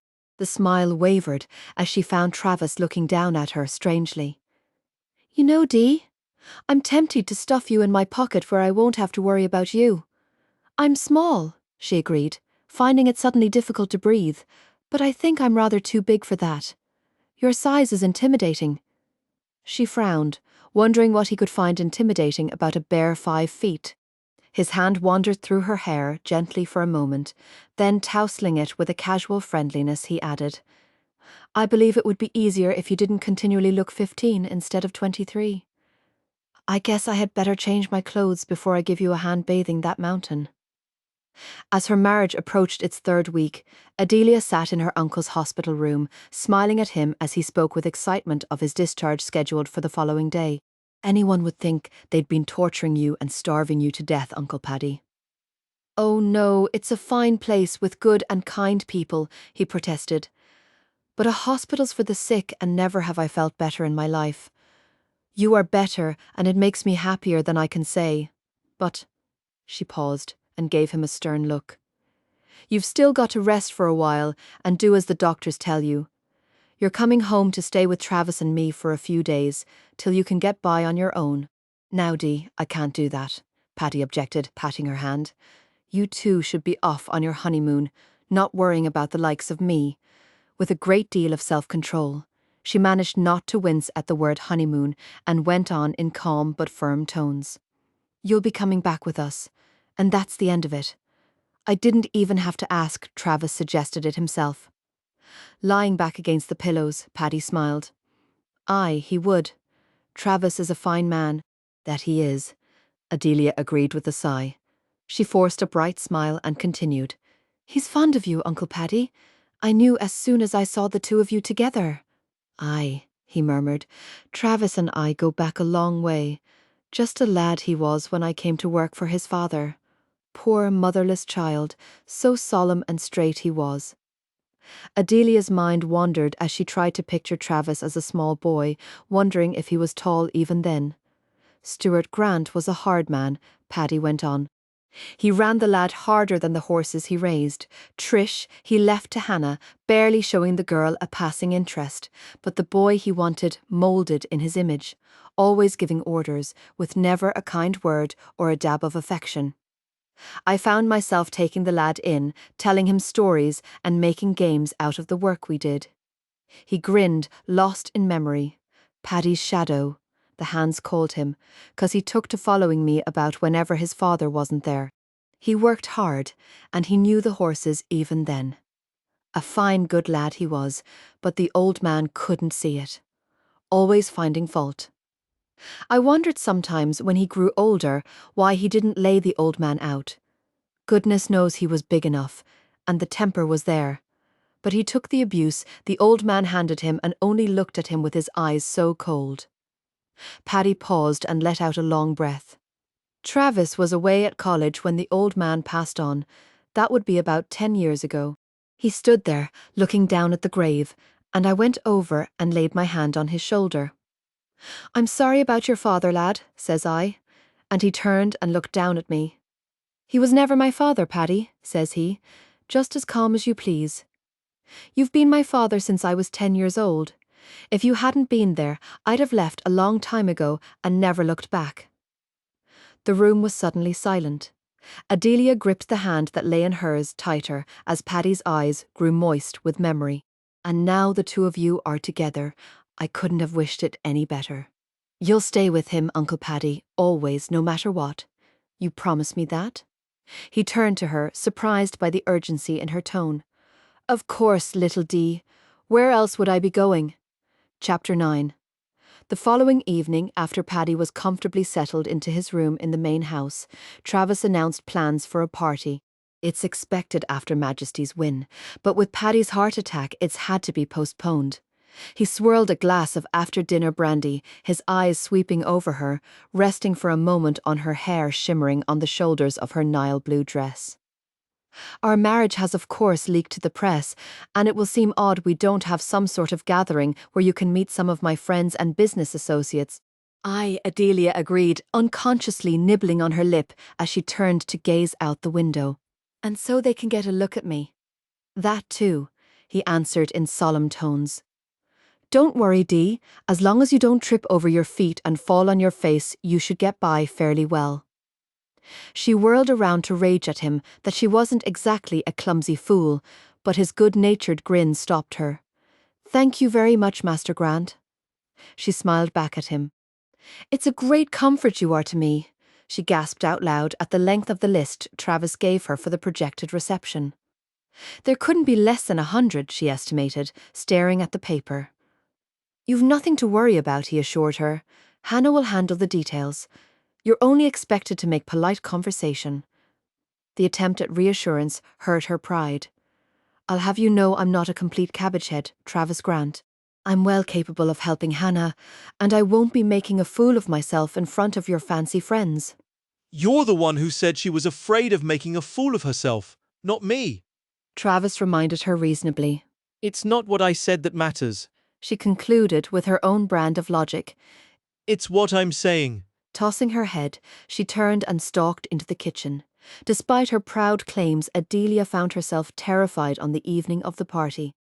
There had been no time for nervousness in the days before. She had been too busy with plans and preparations. But now, alone in her room, with only the prospect of dressing ahead of her, she began to feel the first flutter of anxiety. She chose the green silk gown that Trish had insisted she buy and slipped it carefully over her head.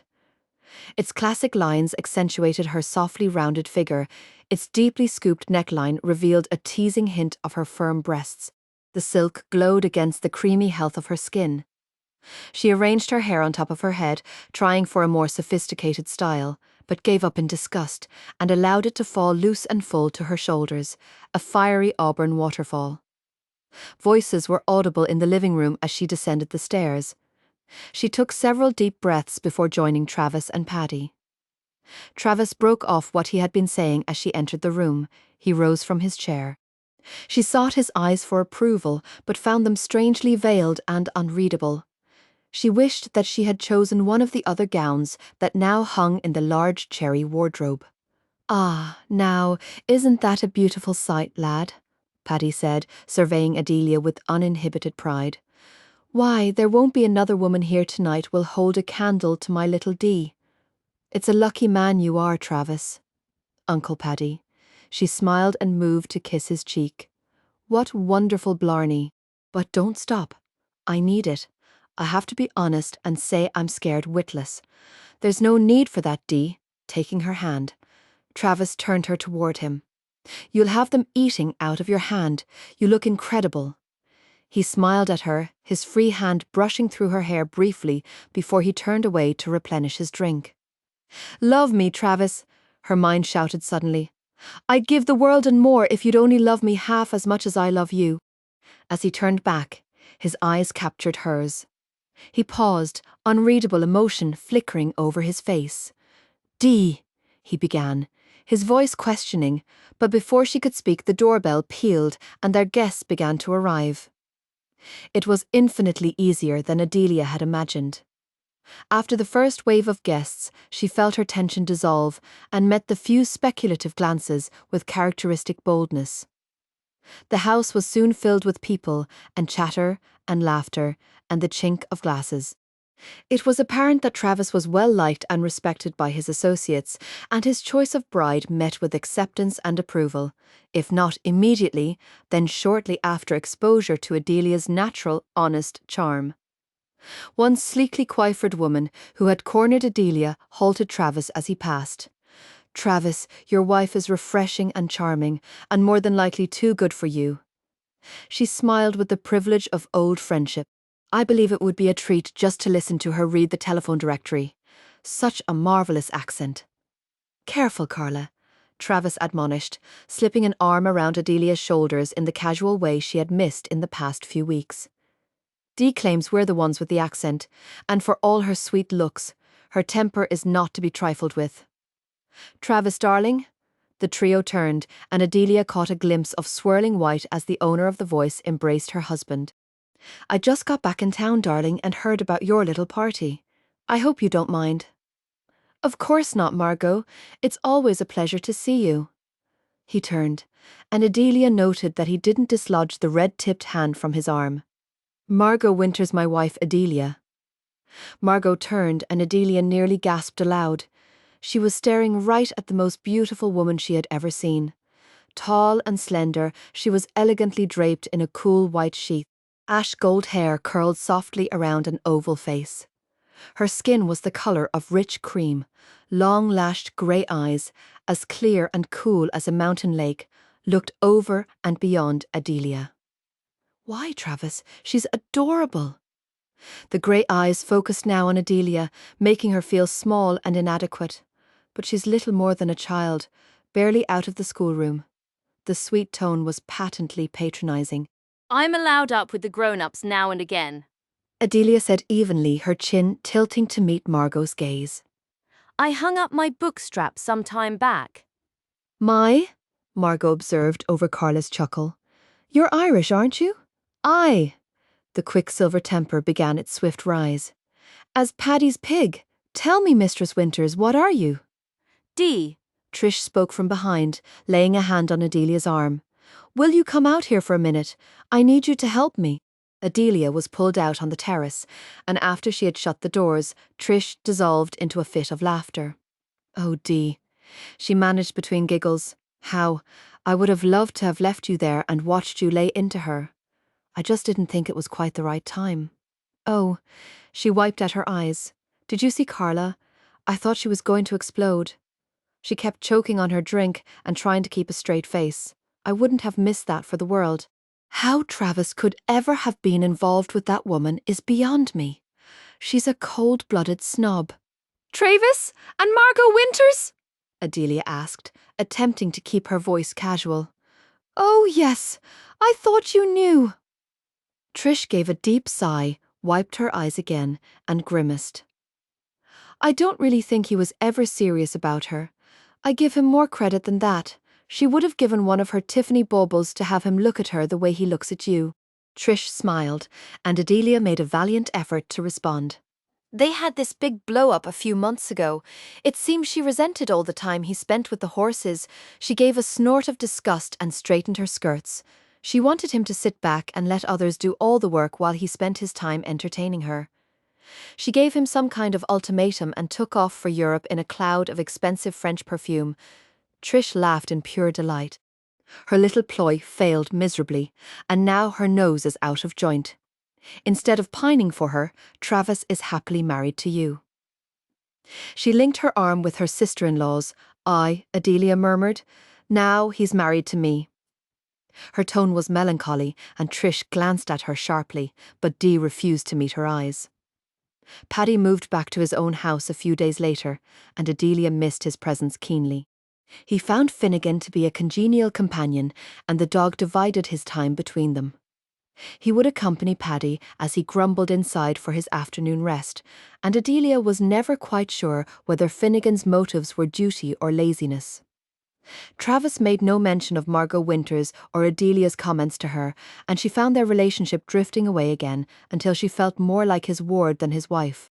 When they attended social functions, he treated her with the warm attentiveness expected of a newly married husband, but once they were alone again in their own home, he was distant, showing her only the casual affection he might give to a favoured cousin.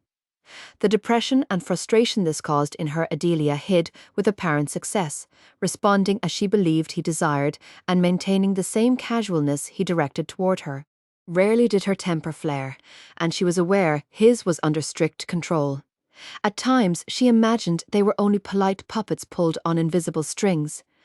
Desperately she wondered how long they could go on. One afternoon, as July brought summer's throbbing heat to the air, Adelia answered the summons of the bell and found herself confronted with the elegantly clad form of Margot Winters, her finely penciled brows lifted at Adelia's attire of jeans and shirt. She glided over the threshold without invitation. "Good afternoon to you, Mistress Winters," Adelia greeted her, determined to act the part of hostess. "Please come in and sit down. Travis is down at the stables, but I'll be glad to send for him." "That's not necessary, Adelia." Margot strolled into the living room and seated herself in a wing-back chair as if she belonged there. "I came to have a little chat with you. Hannah." She glanced over at the housekeeper who had entered behind Adelia. "I'll have some tea." Hannah looked pointedly at Adelia, who merely nodded and moved to join her uninvited guest. "I shall come straight to the point," Margot began, sitting back and linking her fingers together in an imperious gesture. "I'm sure you're aware that Travis and I were about to be married before we had a slight disagreement a few months ago. Is that the truth of it?" Adelia asked with apparently idle interest. "Yes, it was common knowledge," Margot stated with a regal wave of her hand. "I thought to teach Travis a lesson by going to Europe and giving him time to think things through. He's a very stubborn man." She gave Adelia a small knowing smile. "When I saw the picture of him in the paper, kissing this little ragamuffin, I thought nothing of it. The press will blow these things out of proportion. But when I heard he'd actually married some little stable hand," she shivered delicately, "I knew it was time to come back and set things straight. And may the stable hand ask how you mean to do that. When this little interlude is finished, Travis and I can proceed as planned." "And by interlude I suppose you're meaning my marriage?" Adelia inquired, her voice lowering to an ominous level. "Well, of course." Slender shoulders moved at the inevitable. "Just look at you. It's obvious. Travis only married you to bring me back. You can't possibly hope to hold him for very long. You haven't the breeding or style that's necessary to move in society." Straightening her spine, Adelia hid her pain with dignity. I'm telling you this as a fact, Mistress Winters. You had nothing to do with the reason that Travis and I were married. It's true I haven't your elegance or manner of speaking, but there's one thing I have you're lacking. I've Travis's ring on my finger, and you'll be having a good long wait before you can add his name to yours. Hannah entered bearing a tea tray, and Adelia rose and turned to her. Mistress Winters won't be staying for tea after all, Hannah. She was just leaving. Play the lady of the house while you can, Margot advised, rising and gliding past Adelia's stiff form. You'll be back in the stables sooner than you think. When the door closed with a sharp bang, Adelia let out a deep breath. She's got her nerve coming here and talking that way. An irate Hannah sputtered. We'll be paying her no mind. She patted the housekeeper's arm. And we'll keep this visit between the two of us, Hannah. If that's the way you want it, Missy, Hannah agreed with obvious reluctance. Aye, she replied, staring off into space. That's the way I want it. Adelia's nerves remained on edge for several days and showed all too plainly in increased temper. The atmosphere in the house went from a near-stagnant calm to volatile motion. Travis greeted her change in attitude with absent tolerance that changed to strained patience. She paced the living room after dinner one evening while he sat on the sofa and brooded over his brandy. I'm going to take Finnegan and go for a walk, she announced suddenly, unable to bear the silence between them any longer. Do as you like, he answered with a shrug. Do as you like. She whirled and snapped at him, nerves as tight as an overwound watch. It's sick to death I am of hearing you say that. I will not do as I like. I don't want to do as I like. Do you hear what you just said? He demanded, setting down his brandy and staring at her. That is the most ridiculous statement I have ever heard. It's not ridiculous. It's perfectly clear if you had the sense to understand it, what's gotten into you. You make more sense when you mutter in Gaelic. Nothing, she returned shortly. There's not a thing wrong with me. Then stop behaving like a shrew. I'm tired of putting up with your foul temper. A shrew, am I? Her colour rose. Precisely, he agreed with infuriating calm. Well, if you're tired of listening to me, I'll keep out of your way. Storming from the room, she flew past an astonished Hannah, out the back door, and into the warm summer night. She awoke the next morning ashamed, disgusted and contrite. She had spent an uneasy night struggling with the aftermath of temper and the realization that not only had she been unreasonable, she had made a fool of herself as well. One was as difficult to take as the other. Travis has done nothing to deserve the way I've been treating him, she decided, pulling on her working uniform of jeans and shirt and hurrying downstairs. She determined to apologize and make a study of being as sweet and mild a wife as any man could want. Hannah informed her that Travis had breakfasted early and gone out, so Adelia sat down in solitary misery, unable to ease her conscience. She worked hard in the stables that morning, doing self-imposed penance for her faults. And as morning melted into early afternoon, the manual labour began to erase the depression she carried with her. Dee, Travis spoke from outside the tack room, where she was busily hanging bridles. Come out here. I want to show you something. Travis? She ran after him as he strode away. Travis, catching up to him, she tugged on his arm in an attempt to make him slow his pace. I'm sorry, Travis. I'm sorry for the way I've been behaving, and for raging at you last night when I had no cause to. I know I've been mean and spiteful and no fun to have around, but if you'll forgive me, What are you smiling like that for? The smile spread to a grin. You apologize just as emphatically as you rage. It's fascinating. Now forget it, half-pint. He ruffled her hair and slipped an arm around her shoulders. Everyone has their black moods, look, he said simply and pointed. She gave a cry of pleasure at the glossy chestnut mare prancing around inside the paddock fence. Moving over, she stood on the first rung of fence and scanned the strong, clean lines. Oh, Travis, she's beautiful. The most beautiful horse I've ever seen. You say that about all of them. She smiled at him, then back at the horse with a deep sigh of pleasure. Aye, and it's always true. Who will you breed her with? That's not up to me. She's yours. Adelia turned wide, unbelieving eyes to his. Mine? I had thought to give her to you next month for your birthday, but, he shrugged and brushed a lock of hair from her face. I thought your spirits needed a lift, so she's yours a bit early. She shook her head, the still unfamiliar tears filling her eyes. But after the way I've been acting, you should have been beating me instead of buying me a present. The thought entered my mind last night, but this seemed a better solution. Oh, Travis. She flung herself into his arms without restraint. No one's ever given me such a grand present, and I don't deserve it. She drew her face from his cheek and pressed her lips to his. His arms tightened around her, the kiss changing from one of gratitude to one of smouldering passion, and she offered herself, lips parting and bones melting. Travis, she murmured, as his face lifted, his cheek brushing hers. He set her away from him abruptly. You'd better get acquainted with your mare, Dee. I'll see you at dinner. She watched him stride away, biting her lip to prevent herself from calling him back. Finnegan bounded over, and she swallowed the tears of rejection, burying her face in his fur. I don't have any appeal for him, she told her sympathetic companion, and I don't know how to go about making him see me as a woman, much less a wife. Chapter 10. Adelia woke to a blinding flash of lightning and a burst of thunder. The room glowed with brief intensity as the sky was broken with spider webs of light, and the wind moaned like a man mourning. Tossing back the covers, she rose from the bed and threw open the French doors leading to her balcony to let the storm enter the room. The hands of the wind pulled at her hair and whipped the soft material of her thin nightgown, moulding it against her. Rain fell in torrents like angry tears from the heavens, and she raised her arms wide, laughing in sheer delight at the raging elements. Dee? She turned her head and saw Travis silhouetted in the doorway. I thought you might be frightened. The electricity's out, and the storm's loud enough to wake the dead. Aye, she agreed triumphantly. It's wonderful.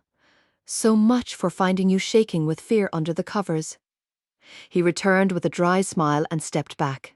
Oh, Travis, come look, she cried, as another bolt of lightning illuminated the murky sky and was followed by a deafening roar of thunder. He watched her slimness outlined against the blackness, the fullness of her hair flying riotously around her bare shoulders. He opened his mouth to speak, but Adelia cried out again. Oh, come, just look at it! Taking a deep breath, he moved to join her. It's so wild, so strong and powerful and free. She lifted her face to feel the full force of the wind on her cheeks. It's angry as the devil and doesn't give a hoot what anyone thinks. Listen to the wind screaming like a banshee. Ooh, but I love a storm that blows free. She turned and found his eyes on her. Lightning flooded the room, and she saw the naked desire darkening his unblinking blue stare. Her smile faded. Her heart pounded in her ears, drowning out the turbulence of the storm as he pulled her against him and crushed her lips in a violent, hungry kiss. Her arms clutched around his waist as they fused together, and she felt the need in him she had not known existed, and knew a moment's delirious pleasure that it was for her fire ignited fire. Her response was abandoned and uninhibited. His mouth ravished hers, hard and bruising, and she opened under the pressure like a flower to the sun. His hands slid to her shoulders, and the soft material of her nightgown sighed to the floor. Her hands fumbled with the belt of his robe until no barrier of silk came between them. With a swift, desperate gesture, he lifted her and carried her to the bed. The passionate violence of the storm paled against the turbulence of their lovemaking. His lips moved over hers slowly, his hands roaming with gentle experience over her trembling body, releasing her desire while he kept his own in check. When he made her his, she surrendered, drawing her pleasure from the gift she gave. Later, she slept in the warm circle of his arms, the deep, peaceful sleep of one who had been lost and searching and finally found home. Sunlight streamed warm and loving on Adelia's face, and she opened her eyes. Travis's face lay close to hers, and she studied it thoroughly and sighed, her love nearly bursting her heart. His breathing was slow and even, the deep blue of his eyes hidden by lowered lids and lashes, which seemed incredibly long and thick against the strongly masculine face. Her hand lifted and stroked the dark curls away from his forehead, and she snuggled closer, murmuring his name. His eyes opened at her movements and smiled into hers. "Hello," he said, simply as his arm tightened around her waist. "Do you always look this beautiful first thing in the morning?" "I don't know," she answered. "It's the first time I've ever woken with a man on my pillow." She rolled on top of him and peered down at his face critically. "You're not a hard sight on the eyes either." Grinning, she rubbed a hand over his chin. "Though it's a fact you're needing a shave." He tugged the hair that fell streaming from her head to his shoulders and brought her face down, claiming her lips. After a moment, she lay her head in the curve of his shoulder, sighing with absolute contentment as he caressed her back with slow, idle movements. "Travis," she said curiously, "that clock says it's after 10. He twisted to see for himself and groaned. "That's what it says." "But it can't be," Adelia objected, raising herself up in indignation. "Why, never in my life have I slept as late as that." "Well, you did this time," he grinned. "Even you can't argue the day back." "I'll pretend I didn't see it," she decided, and snuggled against his warmth. "As much as I'd like to do the same, I have an appointment, and I'm already going to be late." He kissed her again, rolling her over, and she clung to him, moving her hands over the rippling muscles of his back. "I've got to go."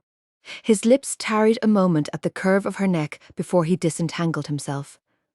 He rose and slipped on his robe, turning back to gaze at her slim form, scantily covered by rumpled sheets. "If you stay there for a couple of hours, I'll be back. You could stay now and be a bit later for your appointment," she suggested, with a smile as she sat up, clutching the sheet to her breast. "Don't tempt me." Moving over, he kissed her brow. "I'll be back as soon as I can." When the door closed behind him, she lay back with a blissful sigh and stretched. "I'm truly his wife now," she thought, closing her eyes as memories of the previous night ran through her mind. "I'm a married woman, and Travis is my husband, but he never said he loved me." She sighed and shook her head. "He said he needed me, and that's enough for now. I'll make him love me in time. I'll make our marriage work, and he'll not be thinking of ending it. I'll make him so happy he'll think he's found heaven." She jumped from the bed, full of confidence, and danced into the adjoining bathroom to shower. Later, she paused halfway down the stairs, her face lighting with pleasure as she heard Travis's voice coming from the living room. Before she could begin the rapid descent she had intended, another voice floated to her and she stopped, the smile fading as she recognized Margot Winters's voice raised in exasperation. "Travis, you know very well, I never meant those things I said before I left. I only went away so that you'd miss me and come after me. Did you expect me to drop everything and run off to Europe chasing you, Margot?" Adelia heard the slight amusement in his tone and bit her lip. "Oh, darling, I know it was foolish." The voice became low and seductive. "I never meant to hurt you. I'm so terribly sorry. I know you married that little groom to make me jealous. Is that so?" The answer was calm, and Adelia's hand tightened on the banister at his cool, dispassionate discussion of her. "Of course, darling, and it worked beautifully.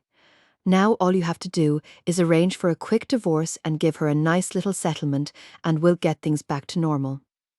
"That may be difficult, Margot. Adelia's Catholic. She'd never divorce me." Her stomach lurched at the easy remark, and she wrapped her arms around herself to ward off the sharp, piercing stab of pain.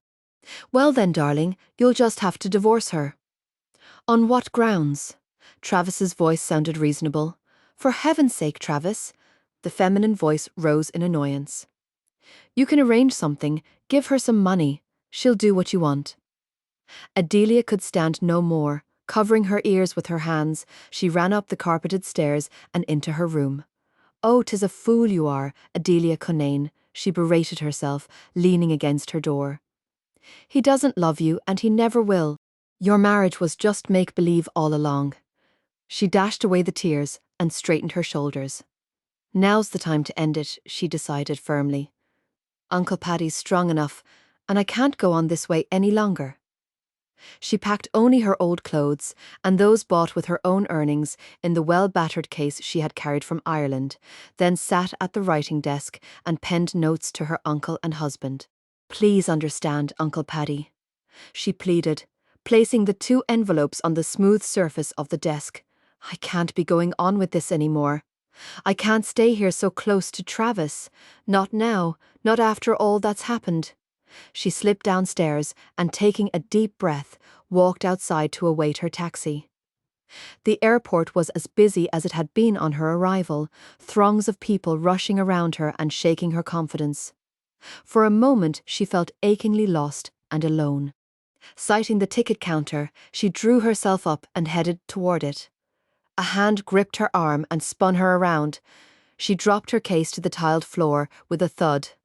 "What do you think you're doing?" she began indignantly, stopping open-mouthed as she looked up into Travis's furious face. "That's precisely what I wanted to ask you." He tossed back, his eyes boring into hers with a hard blue light. "Where do you think you're going?" "To Ireland, back to Skibbereen." "Are you stupid enough to think I'd let you get on that plane without a word?" he demanded, his grip on her arm increasing. She winced at his bruising fingers, but answered evenly. "I left you a note." "I saw your note," he hissed between his teeth. "It's a good thing I got back early, or I'd be chasing you across the Atlantic." "There's no need for you to be chasing me anywhere," Adelia insisted, pulling at her arm as the circulation began to slow down. "You're breaking my arm, Travis Grant. Take your hand off me." "You're lucky it's not your neck," he muttered, and lifting her case with his free hand, he began to pull her after him. "I'm not going with you. I'm going back to Ireland. You're coming with me," he corrected. "And you can walk on your own 2 feet, or I'll cart you out like a sack of Irish potatoes." "A sack of Irish potatoes, is it?" She spat at him. But as he towered over her, formidable and powerful, she tossed her head and went on calmly. "I'll walk, Master Grant. There'll be other planes." Muttering an oath, he strode purposefully out to his waiting car, towing her with him. He opened the door and gave her a none-too-gentle shove inside. "You've got a lot of explaining to do, Adelia," he said as he started the engine. She opened her mouth to retort, but he cut her off with a deadly look. "Save it until we get home. I have no desire to commit murder publicly." She remained silent on the drive home, stubbornly staring out the side window. Pulling up in front of the large stone house, Travis got out of the car, slamming his door with such force, Adelia was amazed that the glass remained intact. He pulled Adelia out and dragged her inside. "We're not to be disturbed," he announced to a gaping Hannah as he hauled Adelia up the staircase. Pushing her into her room, he slammed the door and locked it. "Now, let's hear it." "I've an earful for you, Travis Grant," she raged. "You great thundering blackguard, I'm sick to death of your shoving me and pushing me and tearing my arms from the sockets. I warn you, you black-hearted son of the devil, you'll not be battering me about any longer, unless you've a mind to have a few bruises of your own." "If you've finished," he returned evenly, "I'd like to see you use that double-edged tongue of yours for an explanation. I've no need to explain a blessed thing to the likes of you." Her eyes glittered bright green in her furious face. "I told you plain in the note, I want nothing from you. I've my pride if nothing else. Yes, you and your Irish pride," Travis growled, stepping forward and taking her by the shoulders. "I'd like to strangle you with your pride. What was all that about divorce and annulments?" "I thought my wording clear enough." She jerked away and backed up. "I said that, as an annulment was no longer possible, I was leaving and you'd be free to divorce me. I wanted none of your money and would pay you back for what I took with me. And you expect me to accept that?" he shouted at her, and she backed up another step. "Just calmly read your little note and go from marriage to divorce in one easy step?" "Don't you shout at me," she snapped back. "It was agreed when we started that this marriage was only for Uncle Paddy, and we'd have an annulment when he was better. Now that can't be, so you'll have to divorce me. I'm not able to do it myself. You can talk of annulments and divorce after last night." He threw back bitterly. "I thought it meant something to you. I can speak of it. I can speak of it, she roared out of control. You dare say that to me? The devil take you, Travis Grant, for your hypocrisy. You'd no more than left the bed when you spoke of divorcing me with your fine lady. Give me money to buy me off, will you?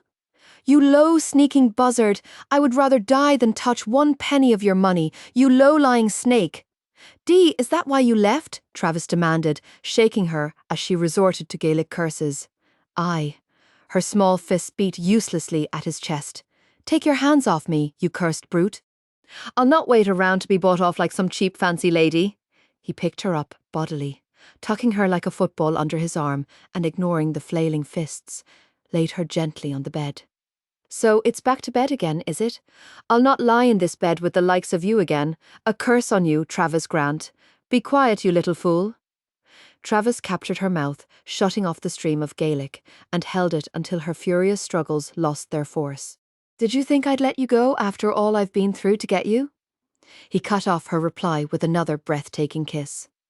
Now, you little spitfire, keep your mouth shut and listen. Margot came here this morning without invitation. She brought up the subject of divorce, not I, in the first place. Keep still, he warned as she squirmed beside him. Or I'll have to get tough. He demonstrated by closing his mouth over hers until for a moment her struggles lost their force. In the first place, he began again, I had never considered marrying her. Any plans in that direction were her own. We had a fairly compatible relationship for a while, Adelia. Hold still, you're going to hurt yourself. He shifted his weight, took both of her wrists in his hand, and held them over her head. She got it into her head that I should marry her and give up my work here, with some crazy notion about travelling the world and living in high style. I told her she was out of her mind, and she took off for Europe, telling me it was her or the horses. He grinned down at Adelia's flushed face. The horses won, hands down. She got it stuck in that small brain of hers that I married you to spite her. And when she came here this morning going on about divorce and settlements, I let her ramble, curious to see how big a fool she'd make of herself. He took Adelia's chin in his free hand and held her head still. Now, if you had listened to the entire conversation, you would have heard me tell her that I had no intention of divorcing a wife I loved, now or any time within the next 1,000 years. You said that? All struggles stopped, or words to that effect. The meaning was clear. Well, you might have told your wife you loved her. It would have saved a great deal of trouble.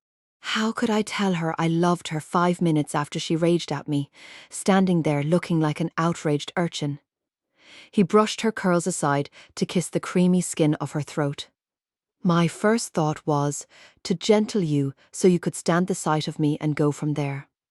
Did you really think I took you to Kentucky and New York just for majesty? His lips explored her smooth skin. I didn't dare let you out of my sight. Someone might have come along and snatched you away. I decided to wear you down slowly. His mouth moved over her face with slow, lingering kisses. I thought I was making some headway, but Paddy's heart attack changed everything. I felt the best way to help him was to assure him of your welfare, so I railroaded you into marriage with the promise of an annulment. Of course, his free hand began fresh explorations. I never intended to give you one. Let go of my hands, she demanded, and he raised his head and shook it. Not if I have to keep you here for the next 20 years. You thick-brained idiot, couldn't you see how I was dying for loving you? Let go of my hands, blast your eyes and kiss me. She pulled his head to hers with her freed hands and buried her face in the strong column of his neck. It appears, he murmured in her scented hair, we've wasted a great deal of time. You seemed so far away all those weeks you never even touched me. You never even said you loved me last night. I didn't dare touch you. I wanted you so much it was driving me mad. If I had told you I love you last night and how I wanted to, you might have thought I said it just to keep you in bed. I won't think that now, Travis. Let me hear you say it. I've been needing to hear you say it for such a long time. He obliged her, telling her over and over until his lips sought hers and told her silently.